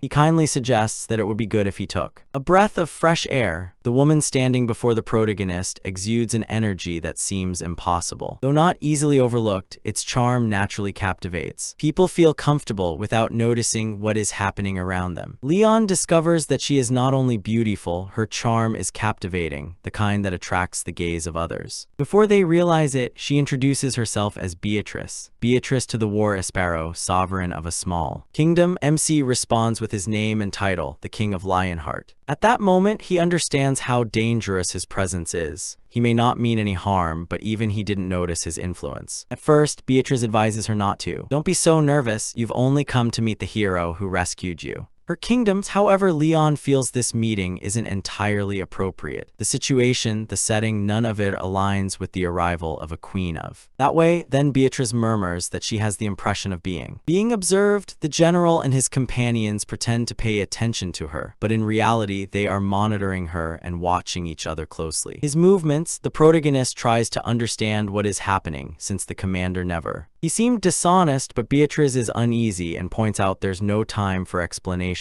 Then she asks Leon, one favor, get rid of the commander and his men. In return, he promises him everything. The domain. Similarly, he suggests that MC examine the palace cellars, implying that there might be hidden treasure there. This makes MC even more anxious, so he decides to investigate. In doing so, he discovers that the general is in hiding. In the depths, that evening, the general unexpectedly appears and enters the protagonist's room, apologizing for interrupting him at that hour. Leon points out his intrusion into a monarch's room without prior notice, but the general argues that it is a matter of utmost importance. Relevance. Later, the protagonist comments that he has had a dialogue with the queen, eager to observe his reaction. The general appears calm and comments that Beatrice usually goes for walks at night. Leon. He feels uncomfortable and points out how risky that can be with strangers around. the general replies. He calmly remarked that these strangers didn't usually cause problems at night, although he was aware that this wasn't entirely certain. True, ghosts have never cared whether it's day or night, and that increases his distrust. The general's calm refusal only makes the protagonist more confident. Except for him, she has the feeling that the man is hiding more mysteries, of which he reveals. The leader withdraws calmly, although everything seems strange. The queen commented that she was captive. However, the leader behaves as if nothing is happening. His reaction is not amplified by his story, and Leon becomes convinced that this palace holds a secret. With the desire to discover reality, MC chooses to explore the depths on his own. At that moment, Spiny Knight appears at the window. Ria, you request their collaboration. Outside the palace, the atmosphere becomes tense as enigmatic groups gather near the walls, excited and ready to advance. Their captain promises prizes to whoever manages to be the first to cross. The crowd shouts and moves, eager to create chaos, sow unrest, and disrupt everything in their path. As it passed, suddenly an arrow pierced the sky, swift and charged with Leon's fury. As it glides across the sky, everyone perceives its power and the unease it provokes. Then the hero appears, overwhelmed by disillusionment, and he observes the creatures as if they don't understand the purpose of existence or its outcome. He questions how individuals who have never had contact with death can grasp the lesson, which is yet to be revealed. For him, they are beings driven by their instinct and desires. Leon proclaims himself sovereign of Lionheart and assures them that he will show them the hidden facets of this existence. In his role as spokesperson for the divine group, he feels the need to instill in them the importance of existence, something he clearly does not. He manages to grasp it. His discouragement increases when he states that fear will be part of their daily lives. They will have to deal with inner turmoil and will experience a sense of apprehension unlike anything they have ever experienced before. They had felt it. From where he is, MC has decided that these filthy souls will finally learn. General Ricardo appears out of nowhere in the middle of the battle. Someone nearby wonders why he's come now, before the fight has ended. It's over. Ricardo remains calm. He's sure the stranger will find an answer and chooses to focus on something else. The seal, wondering if it's still in good condition.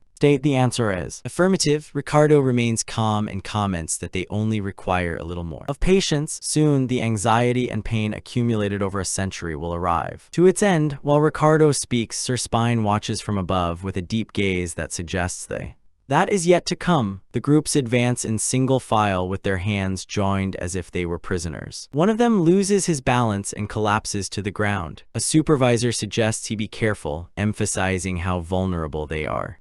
That have become. Near that spot, a young woman among the prisoners approaches the ranger. Her hands are also bound, but the expression on her face is different. She bows gently and asks him to release her, displaying a kind demeanor. And genuine. From that moment on, her attitude changes. If he offers her his support, she will acknowledge it. It's clear that he's trying to capture their interest. The moment when she makes her move, a strange force. It extends through the air on resistance too. Corruption takes hold, everything changes. The blow, the hunter realizes the truth, the soldier retreats. Thinking she almost fell into the trap, her voice falters as she questions how that powerful entity so easily dissolved. She had almost managed to overpower the hunter by becoming a captivating young woman, and now she couldn't understand why she hadn't succeeded. As the creature sinks, in desperation, Leon arrives and demands to know who caused it. The problem, and the soldier immediately points to the creature. He immediately reprimands him, pointing out that he's trying to lure one of his soldiers with his looks. Creature begs for your understanding, but Leon interrupts him, stating that someone so despicable does not deserve consideration. Despite the creature's repeated pleas for forgiveness, the protagonist shows no compassion. He asserts that he has no obligation to offer justifications and declares the being irrelevant to him. The other magical beings are surprised. They realize that MC is even more intimidating than a creature. Terrifying, a warrior senses that something isn't working as expected. Although they emerged victorious from the confrontation, the atmosphere feels unusually nostalgic. Instead of celebrating, people seem distant and confused, as if the victory lacked true value. He mentions that even a weak, dark force can draw a person in and pull them away of their course. An encounter with dark energies is never fully resolved. It simply takes on another form. For this reason, only the bravest, those who understand the price, can experience happiness upon achieving victory. This is the reality of the ongoing struggle against dark powers. And exhausting. To preserve that sense of unease, an instruction is issued. The inhabitants must take charge of the risks. It is crucial that they witness the fall of their adversaries with their own eyes to understand the threat. Learning is assimilated from. Immediately, Leon and his group return with enthusiasm, but an impressive castle in the distance suddenly stops them. It gives them a strange feeling, as if they shouldn't be there. The protagonist notices that there's no one waiting to commemorate his return. As he approaches the entrance, the atmosphere becomes tense. At the door, two guards immediately block the way. Their message is clear. Entry is forbidden to everyone, even the bravest, who are returning from the fight. Upon entering, Leon advances with his teammates without stopping. The damaged doors slam shut behind them as they continue on their way. As they walk through the corridors, the calm fades. It becomes increasingly unsettling. The deeper they venture, the more MC senses that there's a significant enigma hidden in this place, something that it should remain in history. Suddenly, someone invites the others to come closer, and what they discover leaves everyone amazed. Beneath the palace, they find a secret room, something none of them anticipated. Leon points to a bed in the middle. This place is more than just a room. It's definitely about a mystery that continues. It's questioned whether this is the reality the queen once referred to, everything in this place. It had to remain hidden, so he decides to go in and discover it. In the room, you can see someone lying down. In bed, it's a woman enjoying a peaceful rest, and the atmosphere is so special it becomes. It's hard not to notice her. There's something unique about her presence, and an aura of mystery surrounds her. For a moment, certain soldiers seem to be in a trance and gaze for a longer time, which would be convenient. Leon realizes this immediately and advises them not to be influenced by negativity, which surrounds them, but the pressure in the atmosphere continues to intensify. Even the protagonist senses that his energy isn't enough in this situation. Recognizing this, he decides to take the initiative. Suddenly, MZ punches a soldier hard in the face, making him return to reality, then perform the same move with another man, pulling him out of his reverie, Leon. He looks at them with disdain and points out that this was not solely the woman's doing, nor a simple magic trick. Their own vulnerability allowed the opportunity to manifest itself, and they themselves fell in the trap. From that moment on, he advises them to regulate their breathing, inhaling calmly and exhaling calmly until their thoughts become clear. Just then, General Ricardo arrives and observes what is happening.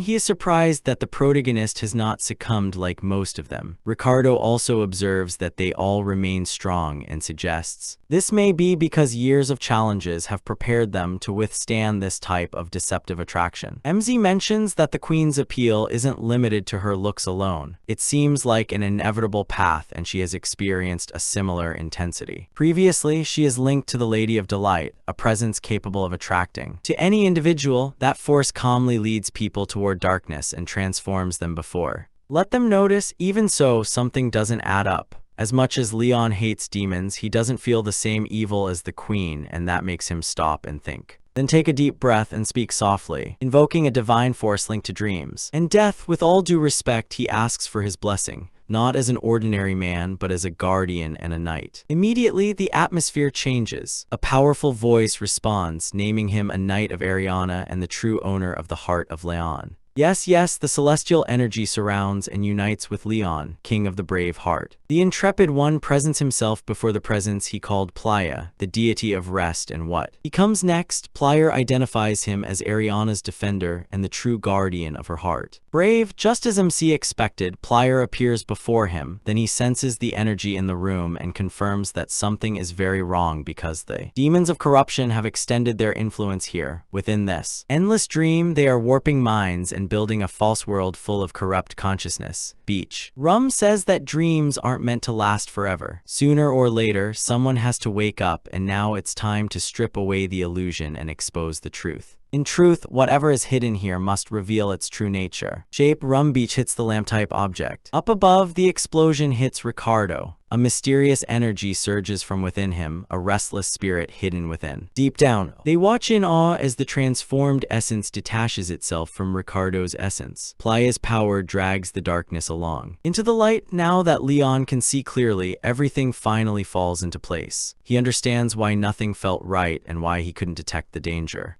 Before, it's not just a fleeting desire, it's a manifestation of control, a force so powerful it can generate an entire universe. In the end, he realizes they are immersed in an illusion created by dishonesty and must dismantle it in order to discover the truth. The sovereign is there, surrounded by a mysterious. Under the spell, someone murmurs that they shouldn't disturb her, stating that both she and the emblem must be protected. At that moment, a knight cries out that more brave souls of the shadows are approaching. From behind, Lee and Leon realize that one of those mysterious guardians of the afterlife has a particular energy. Unlike the others, this one radiates calm and he doesn't show displeasure. That subtle detail leads the protagonist to discover something significant. It is possible that this dream has begun with the queen, and if he heads towards her, it could all fall apart. Himself, MC warns Ricardo that moving forward at this moment means fighting alone, which could jeopardize his dignity. Of a gentleman, Ricardo confesses that he abandoned that type a long time ago. Of dignity, while rivals approach from both flanks, Leon remains unwavering, ready to face any obstacle. Let him present himself, observe the wrestler. Fallen in front of him and is surprised that the man still exhibits such vitality despite his defeat. This warrior still maintains a sense of dignity and pride. He is agitated. He comments on the sovereign and mentions that Leon's single impact had already overwhelmed the palace guards. He suggests that she abandon this illusion, and he warns her that if she doesn't, she will be trapped in it forever. While the main character meditates on the knight's words and begins to realize that despite many having broken their promises, the apostles could have maintained their faithfulness, which transforms their perspective on everything. After all, Queen Beatrix had asked him to remove the apostles, and now he doesn't seem to like it. Appropriate, he begins to realize that reality is much more complex than it seemed at first. In the beginning, little by little, Leon comes to understand that the queen is not the antagonist. In this story, then, Richard's knight in shining armor reveals the truth. The queen did a deal with a demon. The knight explains that Beatrice was brave, but she was pushed to the pact. He decided to embrace the nature of dishonesty and repair the damage to the kingdom for a century. In return, the dark entity promised to protect her and her people, as long as they did not give in completely to dishonesty. Her kingdom was already on the verge of ruin, and Queen Beatrice had no one real option. Even though she was aware it was just a dream, she decided to accept the agreement, intending to protect her community from an even more challenging future. After 5 years, Queen Beatrix begins to experience mixed feelings arise, but that feeling doesn't last. Mistrust begins to grow. People lose clarity, become aggressive, and obsessed with the dark pleasures of negativity.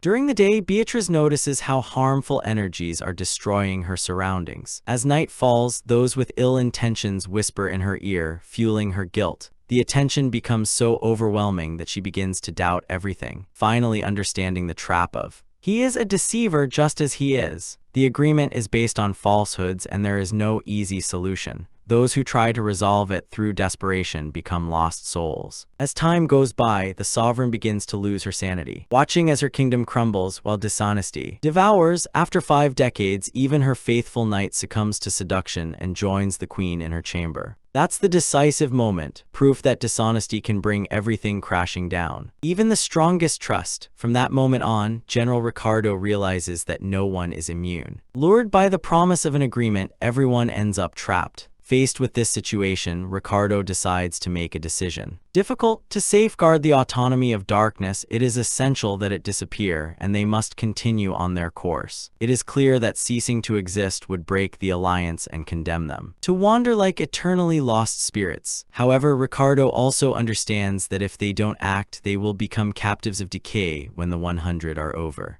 Years. In this way, Richard and his friends remain loyal to Queen Beatrix, willing to give everything, even their own spirits, to protect her from the shadow that threatens her future. A long time ago, Queen Beatrice and General Richard made a very difficult choice. They left this world and transformed into guardians of the afterlife to confront their dark attraction. In doing so, they became immune to the curse and locked it away to protect it. 80 years have passed since that moment, and they only managed to keep her in a deep sleep for half a century. A day at most. His loyalty was so intense that Leon finally understands why Queen Beatrix asked him to an occasion that would make them disappear. It was an act of empathy, not out of resentment. Plo approaches AMC and asks if he can perceive how the shadow rises. He feels the dense atmosphere enveloping him and realizes that the dark figures are awakening. He prepares for the challenge that awaits him. It is approaching. Leon urgently summons his troops and asks the brave men of the heart of Leon to prepare. His fighters are gradually joining him when they hear his call. They have been on prolonged rest for quite some time, but now his contribution is vital once again. One after another they rise, ready to serve, then a chilling voice resounds. The devil has arrived. He stands there serene and confident, as if he had been waiting for the "It's time to conclude this." At the same time, a guard appears shouting that shadowy creatures have invaded the castle and are numerous. They seem to be everywhere. The leaders swiftly give instructions to everyone to position the barriers and take up positions. The intrepid ones feel nervous, but they do it anyway. They prepare for the confrontation. Despite their unease, they have faith in Leon. They are told to remain steadfast and trust that the rest will be there. Under their control, the confrontation begins and the mysterious creatures are unsettling. They laugh as they fight and employ a strange energy that transforms suffering into something pleasant. As the fight intensifies, Leon asks Stallion for help. His loyal friend, the fighters feel overwhelmed by the multitude of adversaries surrounding the castle. Despite keeping their shields high, that is not enough. However, they remain steadfast, confident that MC will change the course of events if they manage to hold out a little longer. A warrior longs to find his leader with anxiety arises, but it doesn't appear, and uncertainty begins to emerge. For a moment, it seems that everything is headed towards failure. These are beings of charm. They are not so threatening on their own, but their true impact lies in the way they influence those around them. Their energy can soften someone's resolve, making it complicated of ignoring. Leo has a good grasp of this method. The powerful specters of joy use their energy to fill, divert, and diminish determination. He realizes that he requires more vitality. What he possesses at this moment is not enough to weaken its defenses. For a brief moment, he hesitates, unsure if he can do it in time, but he moves aside. That uncertainty, this stops here and it's clear what must be done. The bold leader guides everyone to let them prepare, and the warriors advance to the rhythm of his voice. Then Captain Ricardo awakens from his deep contemplation and the visions fade. He relives every moment and finally rises, free from the influence. Leon observes that Ricardo's loyalty to the queen still shines within him and values this devotion despite ruling from a distant land. Despite the difficulties, they still hold out hope that MC can alter the course of events, and they are ready to deposit their faith in him. Leon silently commits to maintaining those illusions, already showing that their confidence is not. It was in vain. In that instant, he becomes more than a warrior. He transforms in hope itself. Then, the protagonist invokes the essence of struggle and fervor. Even though the forces of the Shadow Realm assaulted the world and the deities were forced to seek protection in their own essence, MC never wavered. Now, as everything is about to collapse again, he summons his courage. He carries not only the desires of adventurers, but also the hopes of the queen's loyal warriors, and he refuses to let darkness prevail. Leon will not falter, for if he stumbles, the last spark of hope will be extinguished, so he continues to bear that responsibility. As always, remaining on the front lines to protect everyone until they can to stand on their own 2 feet. Through every obstacle, they keep moving forward toward a brighter future, no matter what. However difficult the path may be, the hero, with the courage of a lion, advances and calls upon Peidos, the deity of the battle and the fire, asking that the flames of combat extinguish the evil that surrounds him. As the most outstanding rider of his deity, Leon moves with determination and fulfills his responsibility. Tension grows, and suddenly a mythical golden lion appears, resplendent with impressive energy. The creature advances with dignity and power, carrying a specially designed mount. For MC, Leon expresses his gratitude towards his friend who is no longer here and advises him to. Stallion tells him to take a moment to regain his strength. Taking the lead, he invites his friends to join him, assuring them that will guide them to victory. Then advance alone to the front line with courage and determination. The mysterious shadows, they rush towards him, but Leon faces the challenge with courage, laughing at them. They do not understand the strength of the cavalry, and he is about to show them. The hero advances, and for him, the encounter represents more than a simple charge. It is about fighting with sword and spear, using all its strength. The energy is concentrated around MC and the skill of the most formidable opponent. It activates, making it even more difficult to stop. Rivals experience frustration because no matter what they do, they can't stop Leon, not even by a mile. Just a moment, filled with anxiety, Androin orders the cannons to be activated. Delighted, the explosions echo across the field. He fights, but he doesn't give up. He declares that relying solely on long-range attacks is a fearful attitude. true courage lies in facing. They face the circumstances with determination. At that moment, a special grace surrounds their community. A protection against adversity is established, making them resilient to challenges. And spells, protected by divine power, the Death Knights continue to advance. The battle begins to turn. The lion's side receives more support. Their momentum and attacks intensify while the enemy's defenses begin to crumble. From within, their swords glow thanks to the knights who grant them strength, and corrosive words spread among the demonic cells, undermining their energy protection and even their sacred connection. The androgynous demon approaches the protagonist, shouting, but Nemzi keeps moving forward. Her goal is clear: to lead her team and to achieve victory. In a short time, the androgynous figure with dark features feels affected and observes his surroundings, perplexed. That fighter whom everyone feared has disappeared, and the intense pressure he provoked has vanished. The dark being begins to cry out in desperation, without knowing what it is. Leon tells his group to stand firm for a little while. Moreover, and although it may seem like a brief lapse, everything has given a complete turnaround. The dark being realizes that the brave warriors of the ruined kingdom are no longer vulnerable. They stand resolute, stronger than anyone could have imagined. Then, the fearless warrior returns, and the adversaries understand that a moment was never just a pause. It was the moment they needed to plan their decisive attack. The androgynous demon recognizes him, and is horrified to realize that it is the same man who killed Dothrudin. That enormous twisted demon fell before Leon like so many others before him. Now the demonic army feels the truth of its situation. MC is not just another knight, he is a storm in motion. MC tells the androgynous demon that he will soon end up just like him. The others, except this one, has more limbs. To tear apart, the androgynous demon roars that it will kill the protagonist. Whatever it takes, and he launches an attack. Lion End. He remains unmoved, pointing out that the androgynous demon isn't using his own strength. He's relying on magic, and that's why everyone is in a state of vulnerable situation. The androgynous figure launches attack after attack, but MC evades it with agility. Upon failing the final attempt, the figure realizes that its body is already too damaged to recover. Leon reaffirms his commitment, though more distant than at times. Previous events? At that moment, the entire atmosphere of the confrontation transforms when the shadowy entity uses the Tiara of Wishes. This power compels every individual present to surrender to their deepest desires, and no one should be able to resist. A nobleman in the vicinity senses the threat and issues a warning, worried because the valiant king faces something unsettling. The ambiguous figure stares in astonishment, unable to comprehend how he managed to evade that trap of desire. He should capture every being in their deepest longing, yet the lion remains calm. The main character mentions that not even the woman of his dreams it managed to impress him, so a dark presence like this, he never had a chance. Fear surrounds him, and his androgynous self begins to question itself. He can't understand everything. Every being in the world should have aspirations, otherwise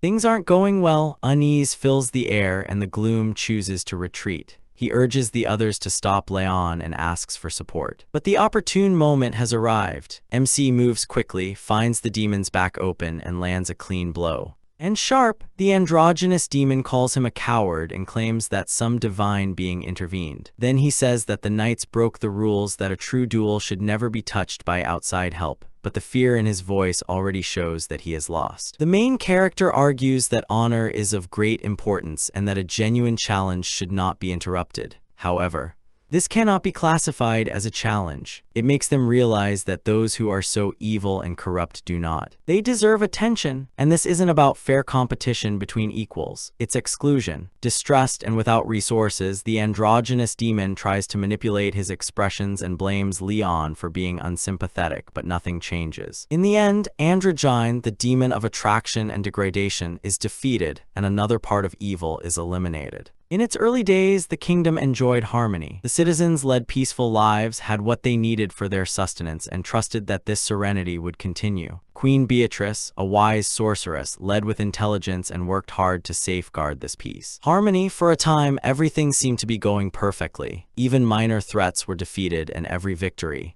it gave the people more hope, but Beatrice feels something very much. The worst is yet to come. He knows that the evil beyond his world will not remain absent forever. Soon, their fear becomes reality when the demons invade and those first winds cease to matter. Hope begins to fade and the peace people relied on starts to crumble. Therefore, Beatrice faces her greatest challenge. Difficulties never truly disappear, they resurface. After each fall, this allows him to realize that this fight has never. Victory has been the goal, because no matter how many adversaries are overcome, new ones always emerge. It transforms the entire battle into something relentless and discouraging. When calamity is approaching, it is happening. Something astonishing, a dark figure appears before the queen presents a proposal. She suggests that you will embrace change and restore the splendor of your kingdom for a century. If you manage to stand firm without completely yielding, the shadow creatures will halt their advance. The proposal seems complicated to implement, and she's full of doubts. Beatrice is aware that it could be a deception, but she doesn't know. Take a moment to hesitate. This is the only option you have to help your community, so she decides to accept it.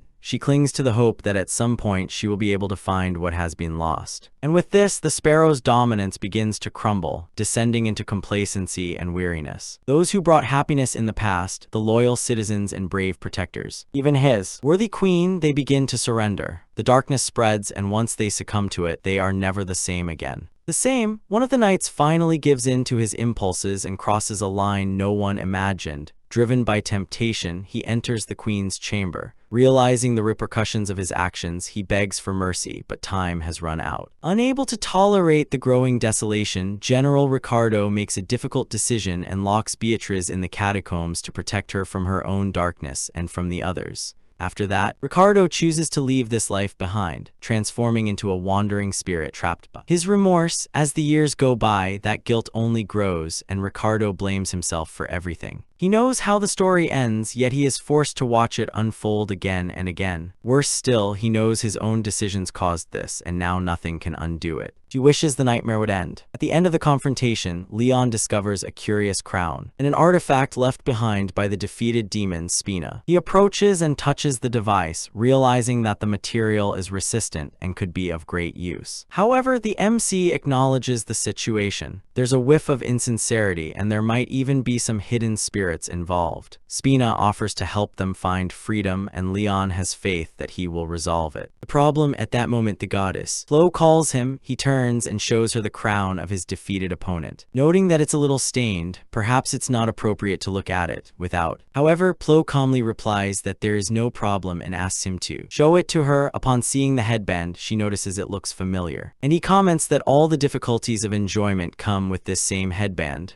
for she is imbued with negative energy as she lures innocent spirits, especially the youngest, into deceptive illusions. She is an instrument of disorientation and seduction. The creature observes her with interest and realizes that it could still benefit from her, perhaps by extracting energy or finding some hidden clue. Leon mentions that he planned to get rid of her anyway, since he sees no reason to keep such a troublesome object. Upon hearing this, Plo suggests that he can keep her if he wishes. Afterward, she expresses her gratitude to the protagonist for everything he has done, and emphasizes his dedication. He mentions that the Pantheon is happy for the respect and recognition he received in the competition, but the protagonist only replies that he acted according to what was necessary. At that moment, it arises. Another voice, Pedos, renowned for his power, is not very friendly at first. When asked to greet Liu Xing, he simply says, "Good job." And in the ensuing silence, the goddess Plo makes a request. She asks to Pados, who perform a meaningful task, to guide souls of those who have departed from this world, helping them to find peace and guiding them to a place. Calmly, Pados stops, realizing that Leon isn't asking lightly. It's an act of mercy, but the god of battle responds coldly. These souls were expelled from the natural cycle of life and death, so they no longer belong anywhere, not even to the paradise. At that moment, the deity of death appears. He points out to Pedos that both life and its outcome are his responsibility, not his, and therefore he has no power to decide who deserves a second chance. Pedos responds by questioning what kind of being would allow those who have already departed to reach a place of tranquility. Please say or whisper that maybe he's right. The entity then turns to the protagonist and calls him by his full name, Lionheart. He states that those who defied death must face judgment, since the heavens cannot overlook those who evade the natural order. Then Queen Beatrix steps forward and apologizes. They don't argue or make excuses. Knowing she's taking a risk, Beatrice bows like the failed ruler of a ruined kingdom and humbly begs the goddess of death to reconsider. The divinity pauses its journey and turns towards the brave fighters. He informs them that no celestial being in the divine realm can receive their souls in paradise, since sacred law forbids entry to those who lived beyond his time. However, his heroic deeds continue to shine brightly. Finally, Plos realizes that his positive choices far outweigh his mistakes. Moved by the knight's loyalty and Leon's genuine plea, she remarks that even the gods were touched by it, and as the king of Lionheart requested, she cannot refuse. For her, that is the greatest sign of courage. So the goddess Pluo promises to purify their souls and give them another chance in life. But when he looks at Beatrice, he adds one condition. He presents the exiled queen with a way to rescue her. To their heroes, Beatrice must assume the role of their spiritual advisor and support Leon, helping to spread the belief, which is the only way to restore peace in the afterlife she protects. Once that realm regains its splendor, Beatrice's heroes will have the chance to be reborn. Beatrice nods without hesitation, willing to help if it means her community finally succeeds. To find peace, at the conclusion of the conversation between the gods, MC requests a summary of the difficulties. The response is discouraging. Most of those involved are in the recovery stage. Thanks to a sacred object, although 6 people have left, the sadness is felt in the environment. Losing only 6 amidst a constant flow of life might seem like a relief, but every life extinguished is precious, and none will be forgotten. For no reason, Li Jun remains calm and offers a prayer for those who have left this world. Then he summons the power of the armor and the fire, praying for those who have departed. May they find their way, and if they carry any burden, may they be freed from it. Furthermore, may he pay tribute to their courage and remember their strength. He envisions them now, celebrating with the deities as a reward for their bravery. However, there is still work to be done. To do so, he decides to create a record of those who have already passed away to notify their loved ones and ensure that their names live on in memory. The gods, while Leon and his companions, they prepare to depart, a celestial door opens to paradise, but the system stops them. One after another, the spirits are rejected for lack of trust, integrity, or because they are not yet ready. Then the unexpected happens when the big-hearted king bestows a blessing. Their faces reflect a celestial energy, and the gates finally open for them, enveloped in awe, those who have departed. From this world, they cross the threshold into bliss. The group of adventurers summons all the intrepid to join them in facing an unexpected situation. As the days pass, the unease continues to grow. After a week, the explorers return. A sense of calm settled over the crowd upon learning that the entrance had been reopened and that some had managed to proceed. The report was immediately submitted to the top officials. The head of the institution, O Kang Hyuk, publicly recognized Beatrice as one of those who managed to advance. He also expressed his sadness for they who did not return, paying tribute and raising their thoughts so that the brave ones who left may find peace. Later, the leader examines the Thorn recordings. The red door contained a significant warning, and it's clear the confrontation could have had far more serious consequences. With this in mind, the small number of people involved seems like a true miracle. After this, Leon decides to visit the families of those who died on his mission. When someone questions whether he feels brave enough to go alone, he replies that those explorers were part of his team, and paying tribute to their loved ones is the least he can do. President O warns him that the situation might not be ideal. Despite the obstacles, the protagonist demonstrates strength. He understands that families can go through moments of sadness and disillusionment, and he hopes that knowing their truth will bring them some peace. Later, the Yun offers OA new guidance, recommends that the organization make the recordings accessible and recruit more seekers. The explanation is clear. The supernatural unease remains. It warns of an impending invasion and the need for heroes and determined individuals willing to confront it. The challenge: either understand and decide to intervene. Immediately in the Pantheon building, Leon remains silent and reflects on the actions of the entity. Each one is more unsettling than the last, and she knows this is no trivial danger. A complicated situation arises and they require assistance urgently. This time, the main character chooses not to delegate the responsibility to anyone else. He decides to act alone since he cannot stay put. Still from a distance, when the protagonist arrives, and the guardians and celestial servants receive him with great respect, calling him the most outstanding guardian of the Kalis. Anjak, a being of great importance in the sky, approaches, and Li Yun asks him about his experience in that. Anjak replies that the sky has enjoyed tranquility, thanks to his protection. The hero observes the familiar faces, Knight Hilda's, Knight Antok, and his old friends, happy to see them in good shape.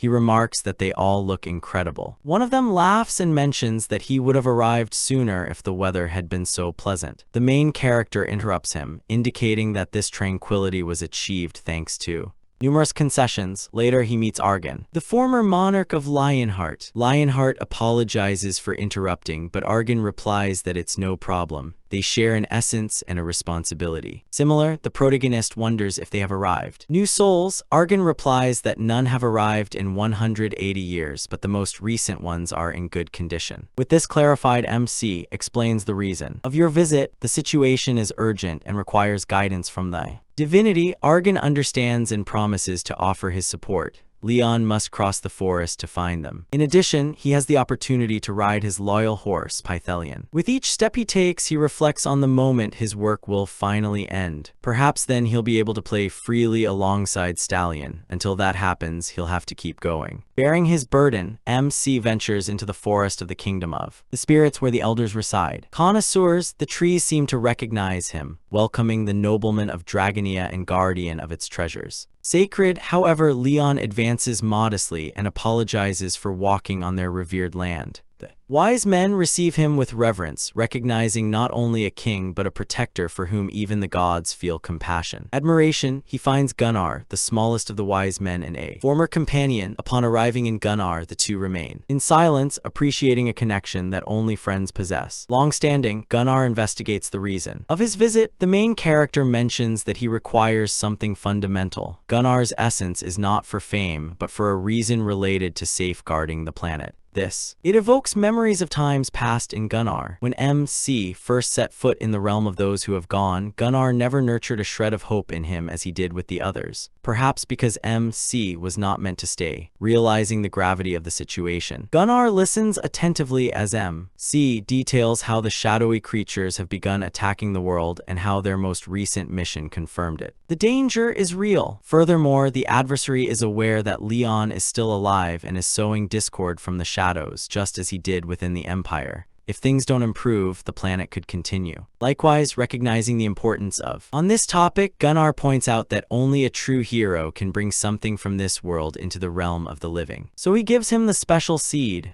As they part, he expresses his gratitude to his old companion. The encounter evokes memories of the past, but he shouldn't get stuck in them. Before Leon walks away, Gunnar offers him a last piece of advice. Don't go back to the world of those who have already. He's gone so quickly. Just as the hero prepares to leave, Gratis, Anjak, and the old king approach with gifts. The elderly king presents him with a pair of antique reins that belong to a famous tamer, renowned for his skill in handling even exceptional creatures. Although they were buried with him, he hopes the protagonist will accept them. At this moment, later Sir Gratis shares something surprising. An old document about strategies for employing common peasants in the fight against giants and even overcoming them. Leon identifies it. Instantly, Gratis humorously mentions the old days when 300 out of 500 peasants participated in a triumphant campaign. Finally, Anjak reveals a sacred object that belonged to Astantis. She feels a little doubt but accepts it, aware that her duty is to take care of him until her divine sword returns. To appear, Anjak tells him that no one would dare challenge the chosen messenger. From the Pantheon, Leon receives each gift with gratitude. They are more than just objects. They represent loyalty, shared moments, and confidence in the future. What awaits us? After that, he stands at Beatrice's entrance and politely asks her permission to enter. Amused by how solemn he looks, Beatrice makes a funny comment about his seriousness and then invites him in. Let's go in. Once inside Queen Beatrix's room, the protagonist apologizes for not offering her a more suitable space. For her visit, he realizes that a monarch of a lost kingdom needs to be appreciated and apologizes for not having been more attentive. Beatrice assures him there's no reason to worry. However, Leon senses her genuine essence, the celestial energy that dwells within it fights against decay, but has not yet managed to eliminate it completely. At this moment, they must maintain that delicate harmony, and Beatrice nods in agreement. Silence, raise a glass in tribute to the departed heroes. With modesty, but it's all it can offer. At this moment, while enjoying their drinks, Leon asks her how she feels in this new environment. Beatrice admits that she still needs time because everything feels so different from home.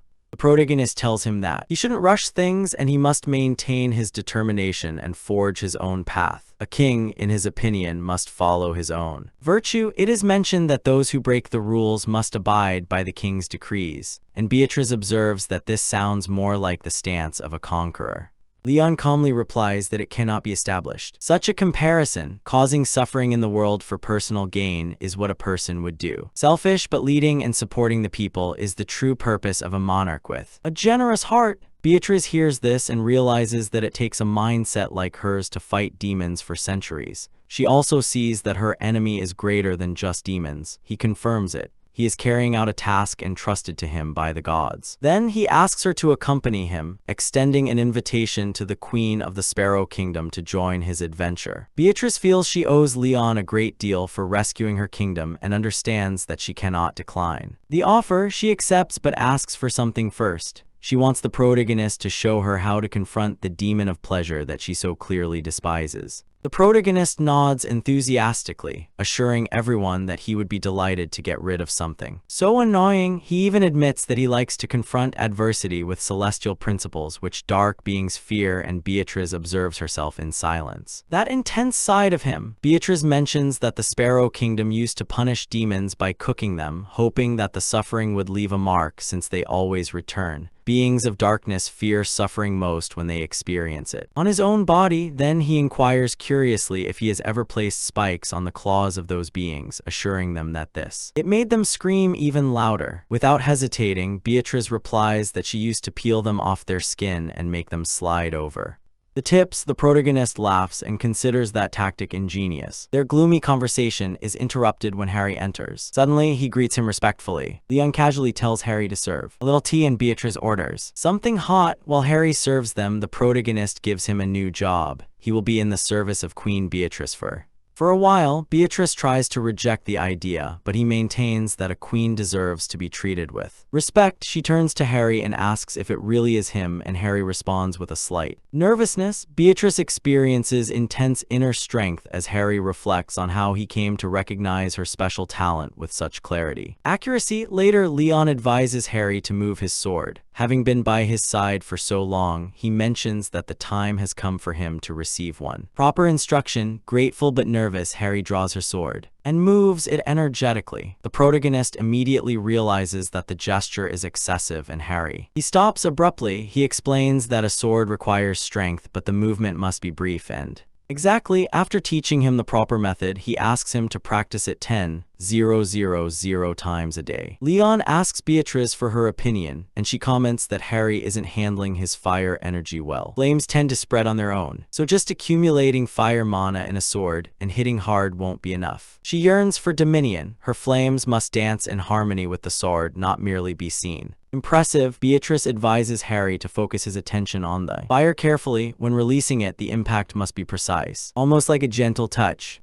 To exemplify this, Beatrice raises the temperature with a simple gesture, giving it an air of ease. He asks if it seems easy to him. Harry just thinks it's not that easy. Way later that night, her head spins with all the tasks she still has to complete. You need to inform the sector officer and the group leader. Oh, prepare food like potatoes and sweet potatoes for the new soldiers, find weapons and armor, and somehow locating a blacksmith. Then there are the taxes, which she doesn't know how to handle. Frightened, Harry realizes that the academy never taught her this. As she struggles, Sir Jappy suddenly appears and surprises her. Calm as ever, Jappy suggests dividing the accounting work for greater efficiency and offers help just when she needs it. Harry is instantly relieved. Sir Jappy is, at his core, a sophisticated processing device. These kinds of situations should be simple for him, and indeed they are. Start organizing everything immediately. Analyze large volumes of information using resource management strategies to handle food expenses. Verify that the manufacture of tools and safety equipment is underway. Record the increase in crop prices on the Naju plains and propose requesting special agricultural assistance. Similarly, it suggests taking advantage of the large Japantian to gain additional benefits and emphasizes the deductions. Applicable tax laws. It also mentions that there is community support for families in the students, Harry watches in amazement as the chaos is resolved so quickly. She doesn't fully understand it, but she feels grateful, and the nobleman Jappy suggests she let him know if any further problems arise. Feeling a bit more confident, Harry asks an additional question since she will be serving Queen Beatrice. Should she look for appropriate clothing? The nobleman Jappy directly suggests a servant's outfit, which leaves her puzzled. In the kingdom of Lionheart, where the culture evokes medieval Europe, this is commonplace among workers. The nobleman Jappy mentions that his assessment indicates a servant's outfit is the most sensible alternative, and Harry is relieved, as she feared being ridiculed for appearing to wear a disguise. Nobleman Jappy suggests getting a practical assistant outfit based on his extensive research, and Harry readily agrees. What Harry doesn't know is that Nobleman Jappy's information is based on current internet trends. Without fully understanding how online shopping works, the nobleman Jappy chooses the most popular item, a colorful and eye-catching assistant set with rainbow designs backed by reviews that say couples love it. Putting all his trust in massive amounts of information can lead to considerable error, and Harry doesn't realize just how unique he really is. The inclination behind this. At the Hunter's Academy, the top student, Chai Yuk, observes the crowd and he mentions that more people have arrived than he anticipated. Nearby, a student nods and recalls what happened. A few days ago, the story began when Leon joined to the academy. He stated that his goal was not to attract common warriors, but to train future knights. Later, he proposed offering classes in fencing, spear handling, horsemanship, and even studies on faith. The final section surprised the students, who began to whisper among themselves. The archers looked somewhat restless. One of them mentioned that they were concentrating on their bows, but the presenter immediately dismissed it, considering that to be the behavior of a warrior, not a gentleman. His behavior led many to consider him very proud. Criticism soon followed, particularly regarding his ideas on faith and morality. Some questioned whether his intention was to mold them into leaders. Spiritual, Leon answered by showing a small fragment of a ruler. Appreciated, her resistance soon faded, giving way to genuine interest. The students were amazed. He demonstrated a skill that seemed outstanding, though in reality it wasn't, and was far beyond what they all knew. In the middle of the crowd was Soyin from class A. She still remembered how uncomfortable she felt when Jeju mentioned her name in front of everyone, so now she advises others to be careful about how they speak, in which they address her. As the granddaughter of the master of the Divine Sword Guild, Soyin feels she cannot let this opportunity pass after witnessing Leon's power. Jeju and Soyin also noted Pantheon TV, a channel with over 500,000 subscribers which streams videos about divine law and unstable portals. Topics include D-rank hunters surviving thanks to divine law, as well as the value of worship and the prayer. At that moment, Soyin looks at Harry and greets her affectionately, Nuna. They are amazed that he uses such an old phone despite his fortune, and Soyin explains that Harry has donated most of his wealth to a children's shelter, which earns her immediate respect. They also mention that Harry takes care of the cemetery, so everyone assumes he's doing a worthy job. In that place, then, a surprising item pops up on Harry's old phone, an advertisement for a charming assistant uniform presented as a 5-piece special occasion set with reviews. Almost flawless, Soyin confirms that it's the ideal option and backs up her position. Harry, blushing shyly, maintains that it's too short, but he counters that the evidence is overwhelming. With 99% certainty, he even questions whether she has any doubts about the information. Harry feels nervous as he hears familiar voices approaching and realizes that the visitors are about to arrive. He immediately warns Sayumi not to receive them. Still, but it's too late. Harry appears still in a disorganized state to welcome them, trying to fix things.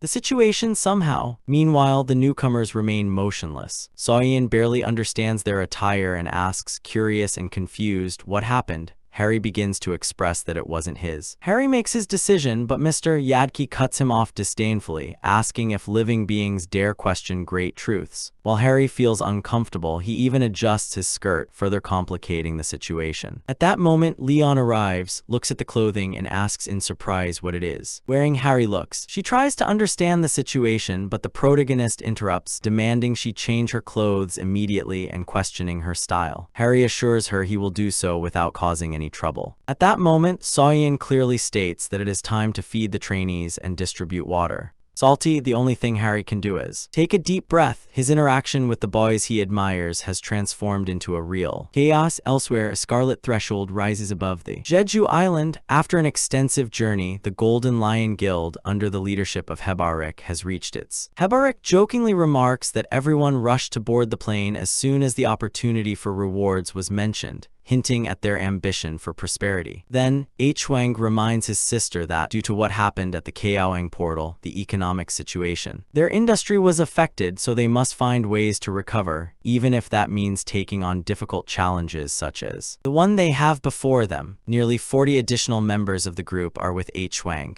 ready to move forward. At that moment, a familiar voice calls out to Huang. Zhang-Wen has arrived. Huang makes a friendly comment about his absence following the government-related incident, then asks if he was specially selected for this challenging role. Mission. Huang responds with a certain indifference. Unlike Huang, he remarks that he hasn't experienced the departure of any member of his group, a clear indication of how complicated this existence can be. Huang at that moment makes his position clear and requests that the payment be split in two. Huang instantly calls that ridiculous, saying that Huang clearly won't do half the work. Huang responds mildly, saying that no one else would have helped Huang anyway, and even calls him a traitorous hunter, throwing a barb at his name that finally makes Zhang-Wen snap and warn him. He tells them not to push it too far. In the end, Zhang-Wen offers 60 40s and refuses to go any lower. Huang laughs and jokingly suggests that he treat everyone to dinner, but Zhang-Wen complains and says he has to take care of his own tab. Watching them act like children, Zhang Chul can't help but sigh in disappointment. Just then, Yuri suddenly appears from behind, startling Zhang Chul. He immediately points out her carelessness while walking, but Yuri suggests he speak more gently. Despite the tense atmosphere, everyone is aware that this moment is crucial. They've gathered 3 S-level explorers and another who's about to reach that rank just before the imminent opening of the caverns. Together, they believe they have the ability to open a mysterious basic-level portal and then cross over the Crimson Threshold at the same time. Upon entering, they perceive a intense energy. A knight in shining armor approaches and introduces himself as Geo Brick, an honorable Grail Knight of the kingdom. Lionheart. At that moment, a task arises to support. To those who are being persecuted, the objective is clear: to defeat. To the mighty Geo Brick. Shortly after entering, the team encounters the imposing knight. Equipped with Geo Brick, he tries to understand the reasons why they turned against the kingdom's authorities and points out that their reaction with the defense team will be based on what they hear. Zhang Chul and the others feel disoriented, and they can't understand what he means, but they soon realize that it's a misunderstanding. Upon hearing this, Geo Brick summons another knight, Delian Memchain. She reprimands him sternly, pointing out that his impatience could cause problems and that his careless decisions have damaged the goddess's reputation. Delian lowers his gaze and apologizes. Zhang Chul approaches Zhang Chul's team to discuss the problems caused by Delian, and Zhang-Wen politely mentions he's glad the misunderstanding has been cleared up. However, Zhang-Wen believes that Zhang Chul is easier to deal with than I had expected because this should be a straightforward process. However, identifying who started the conflict does not change the decision regarding Jeom Chulg. He responds with disinterest that, considering that 6 of the king's soldiers have died, obtaining 60 prisoners in return seems reasonable. This way of thinking reveals how strict and rigid the rules are. Military personnel of the kingdom. In a different location, Harry and his companions arrive at the military training center. The atmosphere. It is modest and somewhat outdated, lacking the contemporary amenities and services to which they are accustomed. Jankajuk observes that even in the area of during meals, students only consume natural water. Instead of enjoying a balanced diet, they arrive at the training area and are shocked. The trainees are beating each other until they bleed amidst screams and chaos. It seems less like training and more like a war zone. The newcomers are stunned and can hardly believe this is normal. However, Harry pays close attention and notices something is amiss. More into what's happening. It's not simply a baseless disagreement. Their goal is to motivate the soldiers, push them to overcome their own limitations, and prepare their minds for the real challenge. As the brutal exercises continue, someone points out that the night training manual is different from what these soldiers are actually doing.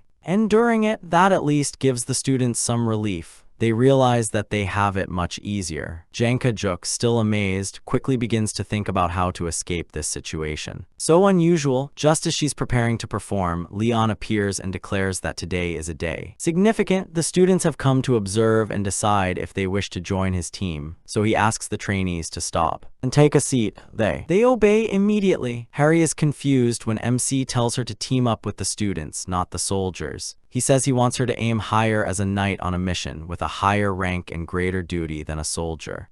Ordinary, Harry nods attentively. At that moment, Lee and Leon begin the process of selection. He mentions that he will individually choose the most outstanding students to become his apprentices, which is a great privilege, as they would receive direct training. Under his guidance, at first Suho calls Harry gently. She sternly advises him not to behave rudely around her, reminding him how strict and intimidating she can be. She mentions this because she really does. He cares. Before anyone has a chance to reflect, the protagonist motivates everyone to draw their swords and participate in a collective effort. The rules are clear. The competition will continue until the last student is disqualified. Leon assures them that they shouldn't worry about injuries, as the Holy Grail has the power to cure them. In front of a group of approximately 40 students, Emissy mentions that he would be very happy if at least one of them dared to approach. Although they feel somewhat nervous, their pride prevents them from taking a step back, so the students move forward. With determination, he initiates the movement, and the first companion immediately collapses to the ground, not understanding what he's doing. It's surprising. The group is stunned. They hadn't even noticed the protagonist was on the move. A group of students asks everyone to raise their hands. Realizing that this assessment is much more challenging than what they're used to, Leon suggests they try again. Despite his concern, the students muster their courage, and they decide to confront him, one after another, not because they surrender, but because they fight with all their might. In the end, the students can barely catch their breath. Even so, they're somewhat proud of not having frozen. Xiao Bei-yuk confesses that Emissy impressed him at first, but then he faced the challenge with determination. Harry considers that battle to have been as intense as defeating a formidable enemy.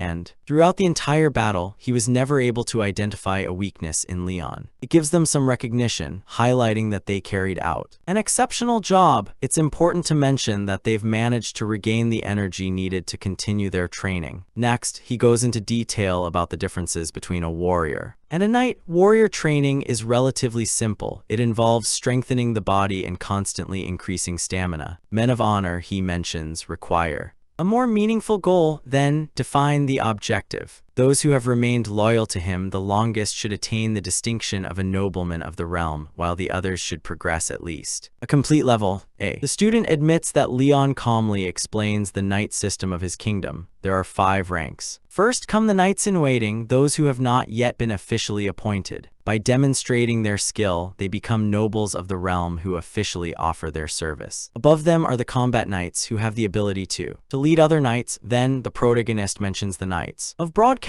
who are exceptional heroes who abandon everything to fulfill the tasks entrusted to them by the gods. Many years and even decades may pass before they manage to be recognized and to fulfill a sacred purpose. Leon recounts that he had a similar experience in the past, receiving a commission from the goddess Ariana and fulfilling it. He also notes that becoming a guardian of the Grail was what led him to his present situation. A person questions whether the Grail Knight represents the highest aspiration. The protagonist answers affirmatively. However, there is an extra aspect. Beyond an ordinary Grail Knight, there is the Guardian of the Grail, a title bestowed upon the Grail Knight chosen to inherit the legacy of the Lionheart throne. Seeking this title is not merely an act of personal longing. It's like challenging their authority. His warning turns icy. Those who dare to try will be turned away instantly. Integra, which is now the only genuine opportunity, given that his energy has diminished and he resembles a common Grail noble more than a Grail guardian. In its entirety, however, the students are puzzled. If it is so weakened, they cannot conceive of its authenticity. Potential. A student anxiously asks how powerful a Grail Knight truly is, and Leon concedes that their strength likely exceeds anything imaginable. Gamkal begins to regain consciousness little by little, holding his head while experiencing discomfort. Her mind is confused and she can't even remember why she lost. Knowledge, as he takes his seat, he observes a serene young woman who is. With feet close, the young woman introduces herself as a Hildir of the Woodsling tribe and mentions that she defended them from the kingdom's soldiers. Gamkal is bewildered to be considered a heroine, as she doesn't remember doing anything. So remarkable, before I could ask any more questions, a familiar voice interrupted. A man approached, relieved to see his sister safe. It is Juan Gamkal, who has returned after managing to evade his adversaries. But Gamkal tells him that he has lost all his memory. In the middle of the conversation, Juan inquires how much he can retain. In their memory, take a moment to reflect, and he notices that Juan is focused, striving to understand even though his thoughts are somewhat disorganized.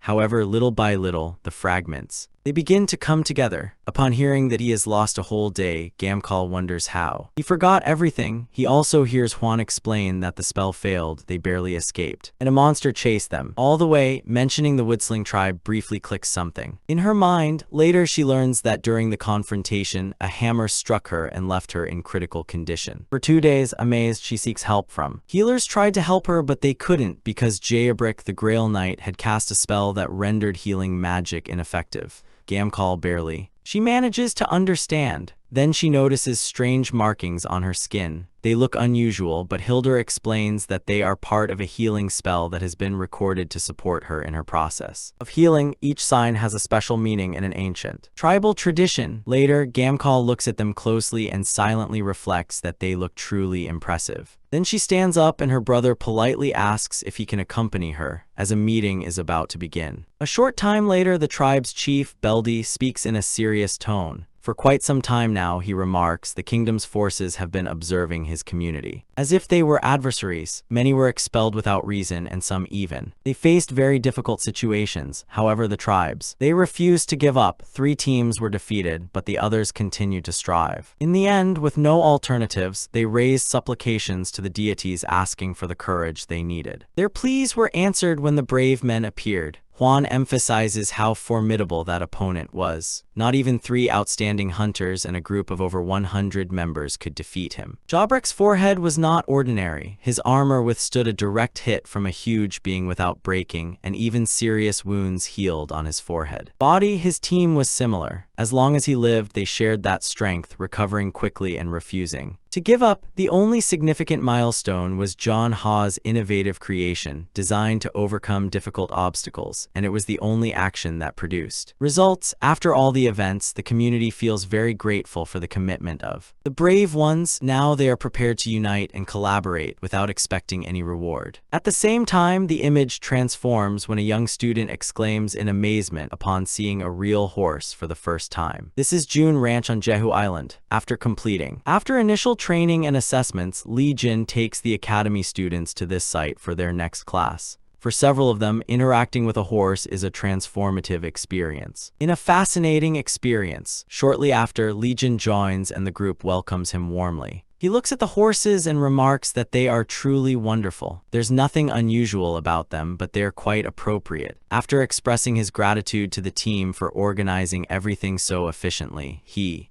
focuses on the reason for his visit, to find a racehorse. The team enthusiastically explains that their animals come from renowned bloodlines in the racing world and are prized for their speed and power. Li Junsheng listens attentively and then mentions that a horse's true value is determined by its lineage and origin. He then addresses the cadets and he explains that a horse is not just an animal a rider rides, it's a friend for life. In battle and out, the knight and the horse, they must move as one. He tells them to walk, choose the horse that appeals to them, and try to bond with it before mounting. The cadets immediately light up, cheering and promising to do their best. Looking out at the vast meadow, Beatrice murmurs that there are many horses. It's truly impressive, Li Junsheng. He thanks the queen for arriving at the right time, and she replies politely that ignoring him would have been impolite. Then he asks if he can attend Beatrice, and she nods with a slight smile as they watch. Beatrice nods nods in agreement with the horses and mentions that they look very healthy. Lee suggests going for a ride and she instantly agrees, asking which horse he recommends. He points to a dark horse nearby. With a smile, Beatrice approaches it. Then Lee Junsheng turns to Harry and suggests, "Choose one too." Amazed, Harry nervously points to a white horse, wondering if that's the best option. Before he can elaborate, Lee Junsheng suggests a strong yellow horse, commenting that it would suit him better. Harry nods silently, and as he approaches, the horse turns out to be even more beautiful than he had imagined. While Harry is there, Leon gently pulls her aside and asks her to leave. Just before quickly approaching Beatrice to request her assistance, Harry can't help but think that's something impolite. In an instant, someone is surprised, and he calls out to Leon. He turns around calmly, wondering why everyone is making such a fuss, even though the horses are starting to show signs of nervousness. With some effort to breathe, the messenger indicates that it is an urgent message from the group's leader. The protagonist replies, "Broadcast it." A voice cordially identifies itself as O Kanguk. The presenter asks. Kanguk hesitates for a moment, then mentions that a cell division is about to take place and asks for Leon's assistance. He explains that managing the company's disarray isn't part of his responsibilities and that he hasn't reached this level to resolve their issues. Kanguk affirms that he understands and clarifies. He contacted them because this matter could be significant to him. It's clear the man in charge is no ordinary person. The leader of the gate camp presents himself as a knight of the goddess of life and prosperity. Rai watches with concern, barely able to express how worrying it is. The situation is resolved. The protagonist murmurs whether the person there is the one he has. "I've been searching," and Kanguk nods, confirming that he is one of the few who managed to survive the door. At this moment, he is under the effects of medication that is keeping him calm, but they are confident that soon I regained consciousness. Leon approached and remarked that there was no reason to wait any longer. It was time to begin. MC remains calm, convinced it won't be a complicated challenge. Beatrice just needs to create a new scenario in the mind of man while he dreams. The endless world that repeats itself inside the door was created by him. In that world, there was a knight with a warhammer who claimed to serve the goddess of life and fertility. It isn't long before Beatrice finds in the name Geovirik. Some know him as the amazing Geovirik, a man who it certainly has its relevance. Quite some time has passed since these lands, so full of exploration, were settled. Therefore, Beatrice wonders if the explorers had any connection, although it doesn't seem so.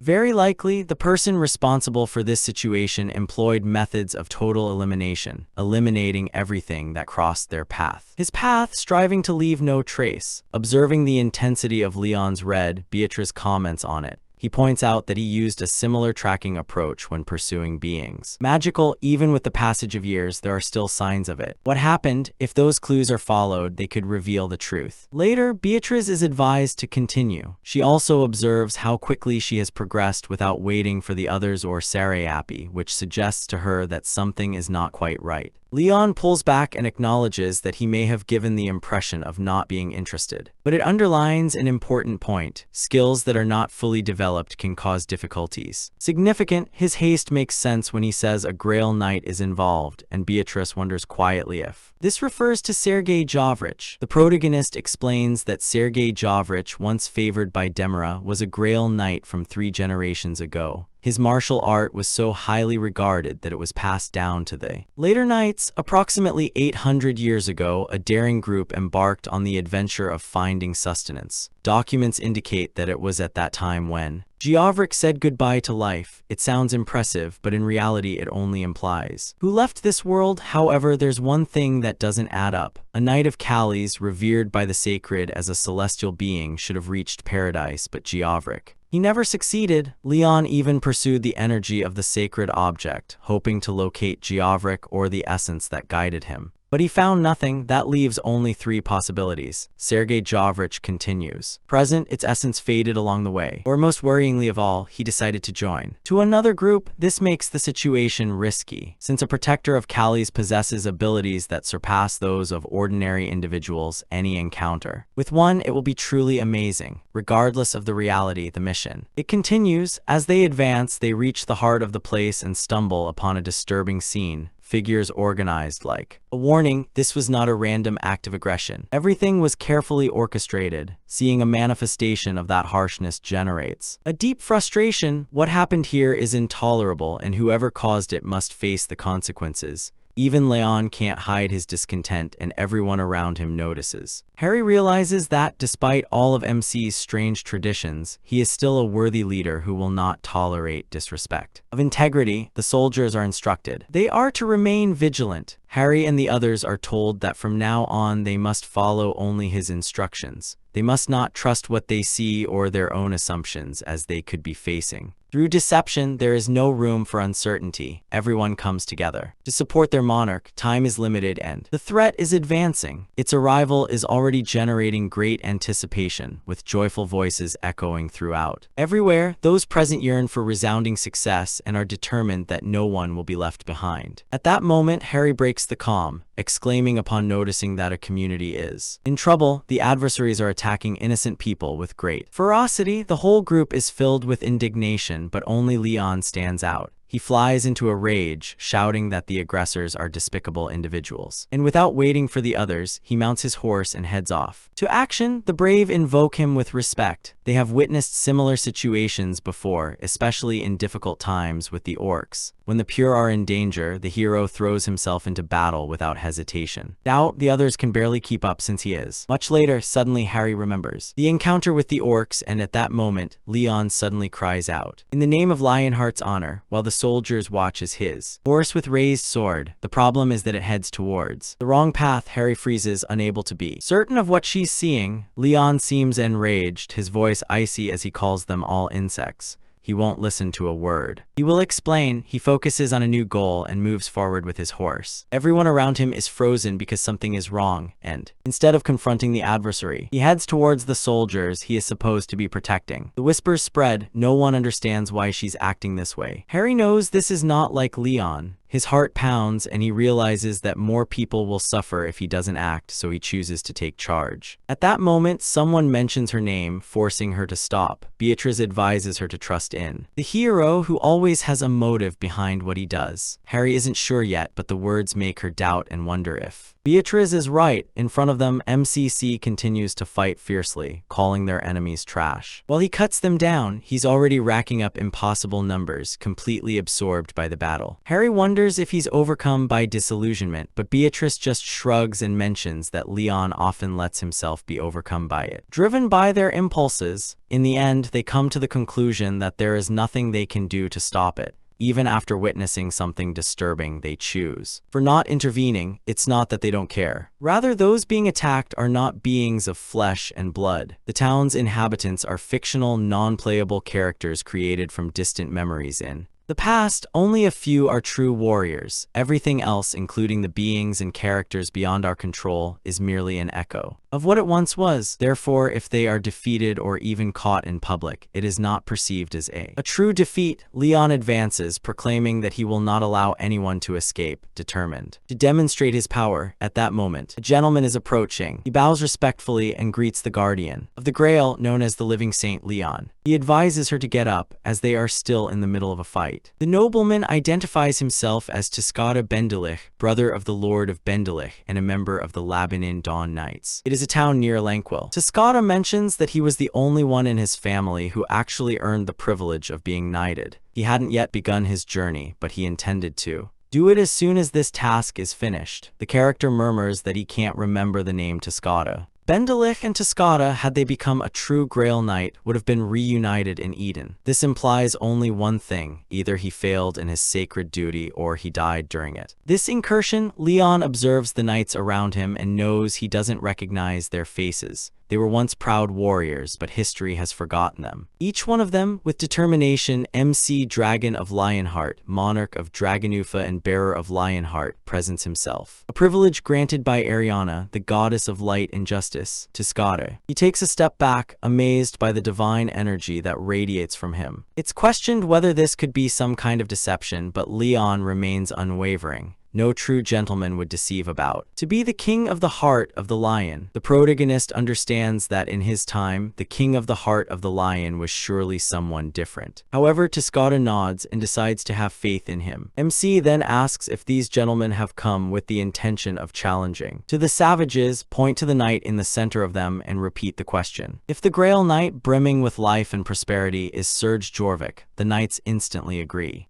Confirming that this is the case, Leon emphasizes the importance of meeting with Serge Jorvik and his Brea, that Serge Javrak should be trying to locate the few that remain. By referring to strange situations and the confusion of what is happening around him, he makes it clear that something is not working as he should. Serge Javrak doesn't just explore the area, he heads towards confrontation to put an end to the so-called rebel communities. With this, Leon realizes that a big problem is about to happen. Should it happen, it soon becomes clear that this controversy will trigger an event that not even the Grail Knight had anticipated. Shortly, the opponent is introduced, and their captain appears in person with the doors adorned in scalloped hues, though the tension feels more intense. However, they are confident they can face it. This indicates that the surrounding communities, which usually do not cooperate, have decided to unite because of the offenses they have suffered at the hands of the combatants. These attacks motivate them to put aside their differences and join the fight. However, the brave ones still have more allies and resources than all the other communities combined. United, as the fighters enlist, the blessings and symbols begin to take shape. Life, Mazer's tooth increases their ability to overcome barriers. The white cat's emblem enhances speed and focus. The silver bear's pelt provides strength and longer-lasting protection, while the dark bird of prey's talon reduces adversaries' resistance and shields them from the wind. Fully strengthened, they enter a challenge that could transform everything. Geobrick mentions that the impressive emblems he wears are the result of devotion to the revered animal gods by the nearby communities, and those emblems amplify their strength as a symbol of power and divine support. However, a well-known group of contractors emerges. They return triumphant from their recent encounter with him alone. Because he chose to be understanding, now they've returned not to beg but to challenge him. Their goal is clear: to close the door, and to achieve that they must overcome Geobrick.